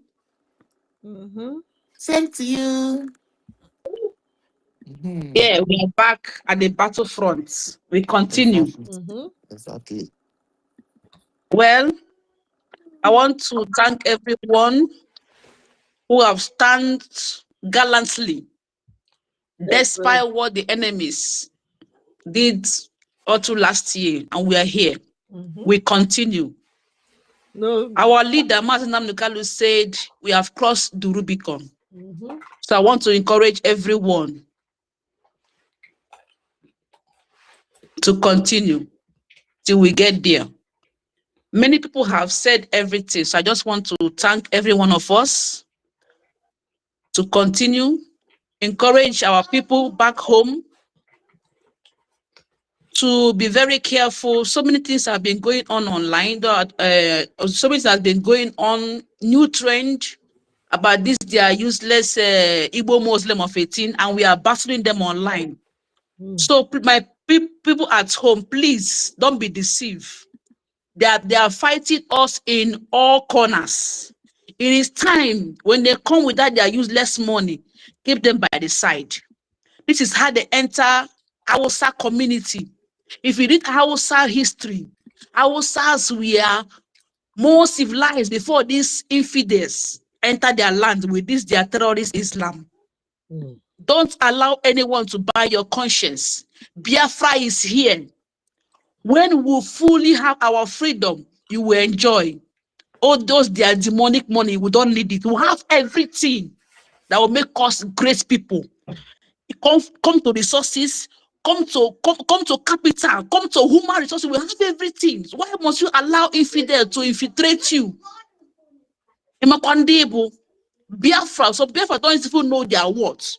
Some Igbos don't even know their words. That's why when I see these politicians, how they misbehave, I grow angry. How they allow but very soon we'll clear them. We'll sanitize our land. We'll sanitize our people. We'll come back to who we are. So I want to encourage everyone to support our men. May God bless us.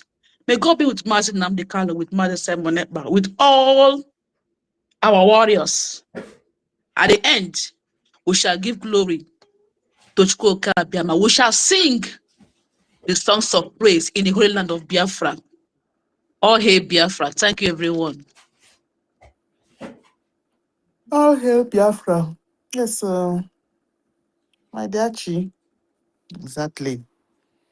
Biafra is here for people that have not heard the news. Yes, so it's a general news. Biafra is here. Yes, and we believe in it. We grab it and we walk towards it. Yes, so it's not a matter of saying it's believing. This one we are believing in it. All right. Where is Chibuko? Yeah. Okay, Titus. Yeah. Chibuko, please, 1 minute, please, don't be Okay. angry. Yeah, after Chibuko, I think we'll call it a day. After 11 p.m. here, I need to. Yeah, so Continue I think another it's the day. last person. I don't know where King David is. So oh, sorry. Chi, go ahead. Where is he, sir? Go ahead, please. Yeah, I'm here. Ndewo, Umu Biafra. Ndewo Chibuko. First of all, I greet everyone in the space. I just want to, give some courage to all Biafrans, and I'm wishing everyone a happy New Year. Sister Anki, Sister Tutos, I greet every one of you. Uh, anyway, I don't want to waste time. I just want to, use 10,000 AJ to, encourage all of you for the good advice and good thought that you are giving to us, because we are listening to you guys every day. So record 10,000 AJ for me. Then All tomorrow right. fundraising, I will come and round up everything. Okay. Thank you Day so one. much. Ndewo Yeah, we'll Chibuko. keep listening. Chibuko. Chibuko daalụ rinne. Oh, thank you for the money. Yeah, day one. Okay. Chibuko or Chibike. I'm sorry if I've murdered your name. Thank you so much. You see, those of you in Biafra land, we are here because of you. Do your evangelism, but watch your back as well. Oh, God bless you. Child, it's not easy. God bless you. God bless you. God bless you. Oh, my co-host, we never see King David. Oh, Abi is in the other. Yeah.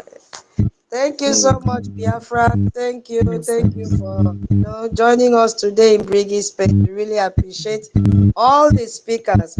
And I want to thank my co-host today, Madam. Can you hear me? Ewo. King David, take time. Oh. Are you back from the other room? Oh yeah, you get the you are wanting Sorry. to end this space. No. Sorry, my darling sister. Sorry. Thank you so much. Greetings from here and Happy New Year to every one of you. Thank you so much, our sister Tutos. Biafrans, Happy New Year to you. I see White Lion. I see Gaddafi. Gaddafi, welcome back. I also, in the earlier stage, I saw Ugochukwu. I saw some of those who break away Biafrans, but you all are welcome. This is Biafran community. Do well to share this community and invite other people to come as well, because what we are fighting is one common cause, Biafra. And Biafra we shall get. It is very important that this is a new year, 2026, and every hands must be on deck to make sure that we get our freedom, irrespective of whatever is whatever is the issues in the past. Let it remain in the past. We want to be free. When we get to Biafra, we can be able to resolve some domestic issues. Very, very important. So forget Ogechukwu Nkere. Ogechukwu Nkere is the face of Biafra. Ogechukwu Nkere is representing Mazi NNAMDI KANU. So Ogechukwu Nkere is not the Biafra you are fighting. Neither is Tutos Nkiru. Minister Betty, or each and any one of us, we are not the problem that you have. We have one common enemy, which is the terrorist Nigerian state and those who are cohorts who are supporting them. But we are trying to be free, to make sure that our people are free out of Nigeria. So we welcome everybody back, those who are willing to come back to fight for this freedom, not those who are Nigerian agents who will come back and try to be a stumbling block to what we are doing. We are not going to accept that. So any one of you that wants to come back, as long as you come and join in the funding of your freedom, you are welcome. It is a welcome idea. So, and those who are listening from the anonymous section, Biafra is for each and every one of us. Nobody is more Biafran than another. Mazi NNAMDI KANU is there because of us. Mazi NNAMDI KANU did not consider those who tried to, discourage him, even those who urinated upon him. He is still fighting for them. That is the spirit of Biafra. Mazi Simon Ekpanjoku is still doing his bit. We that are outside should do everything humanly possible to make sure that our leaders who are being incarcerated are free as well. So this 2026 is a year of victory, a year of freedom for the Biafran nation. And it should be a collective effort for each and every one of us. The United States strike have shaken the economy, the terror, their economy, their backbone, their foundation. Yes, US is an ally of Biafra, and we welcome the airstrike against the terrorist enclave. Their economy is being shaken. Yes, it's being threatened.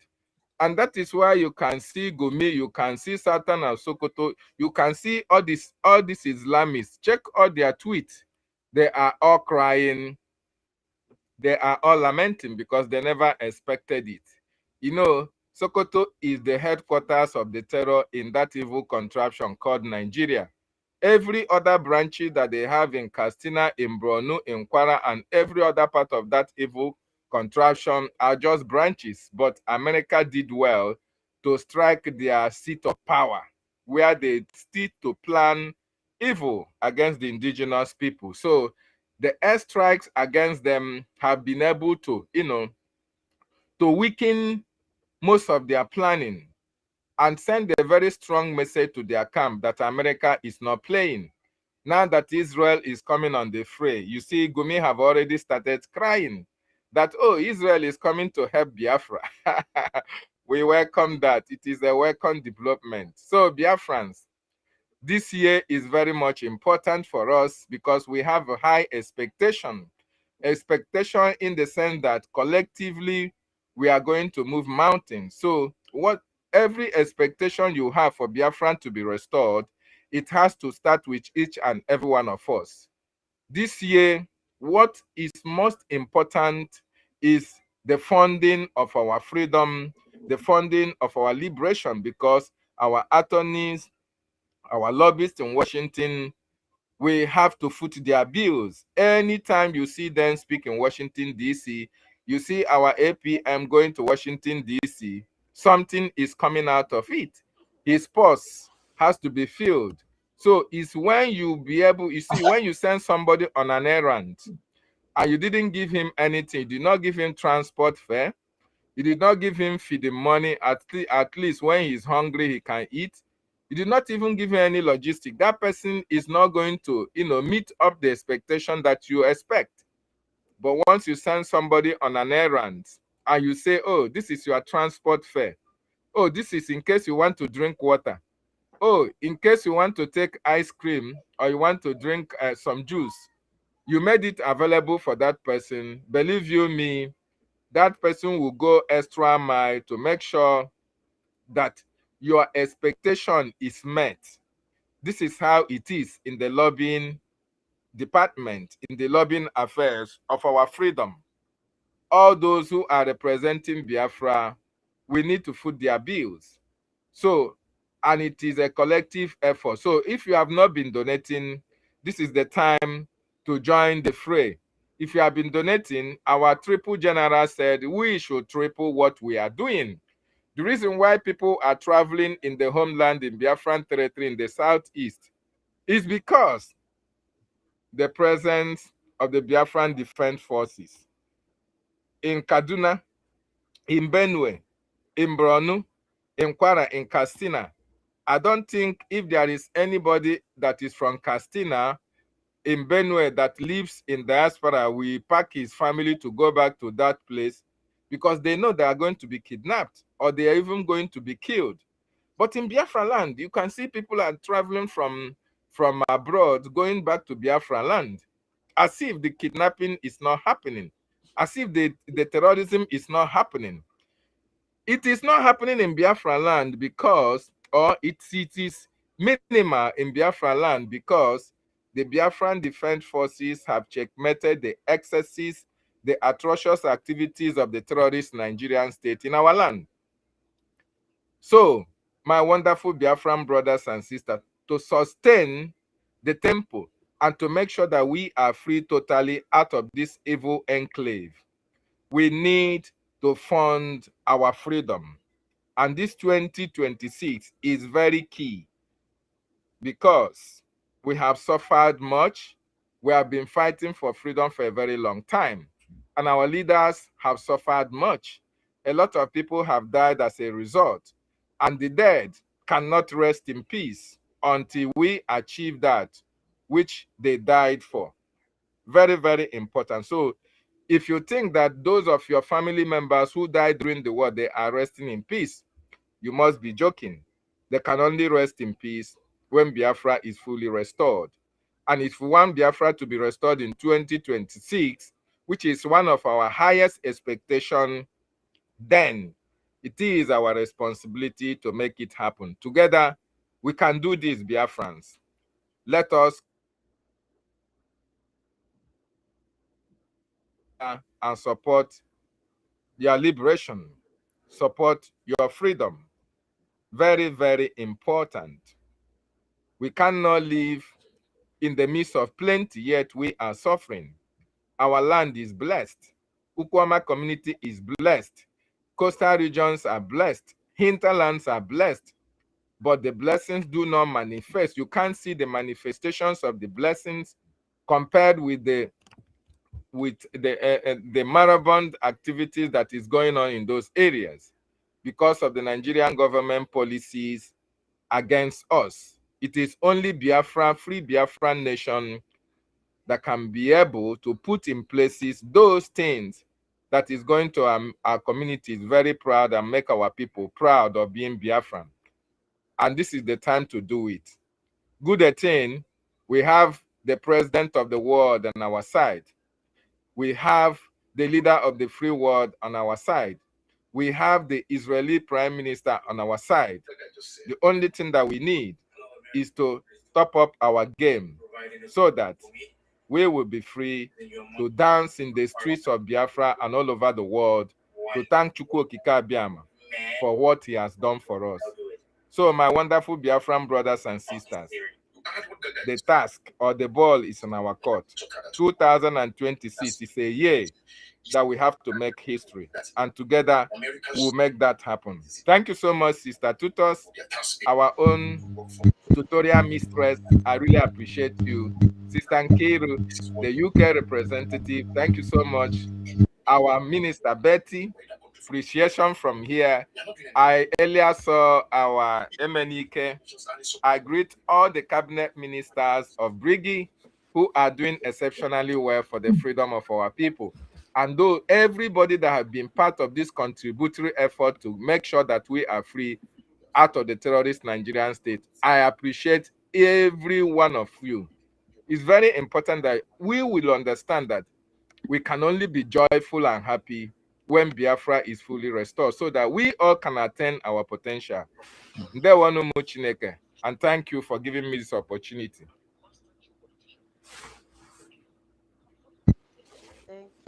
Thank you, King David. We were waiting for you. God bless you for your closing submission and also closing remark for Biafrans. Yeah, I will give the mic to my co-host to give her closing remark, and then we'll end the space. Thank you so much, Madam K. You have the mic. All right. So it has been a very interesting space today. We have learned a lot from tutors. Yeah, we didn't finish. I'm sure tutors will still have topics. Maybe she will rebook it and finish another time.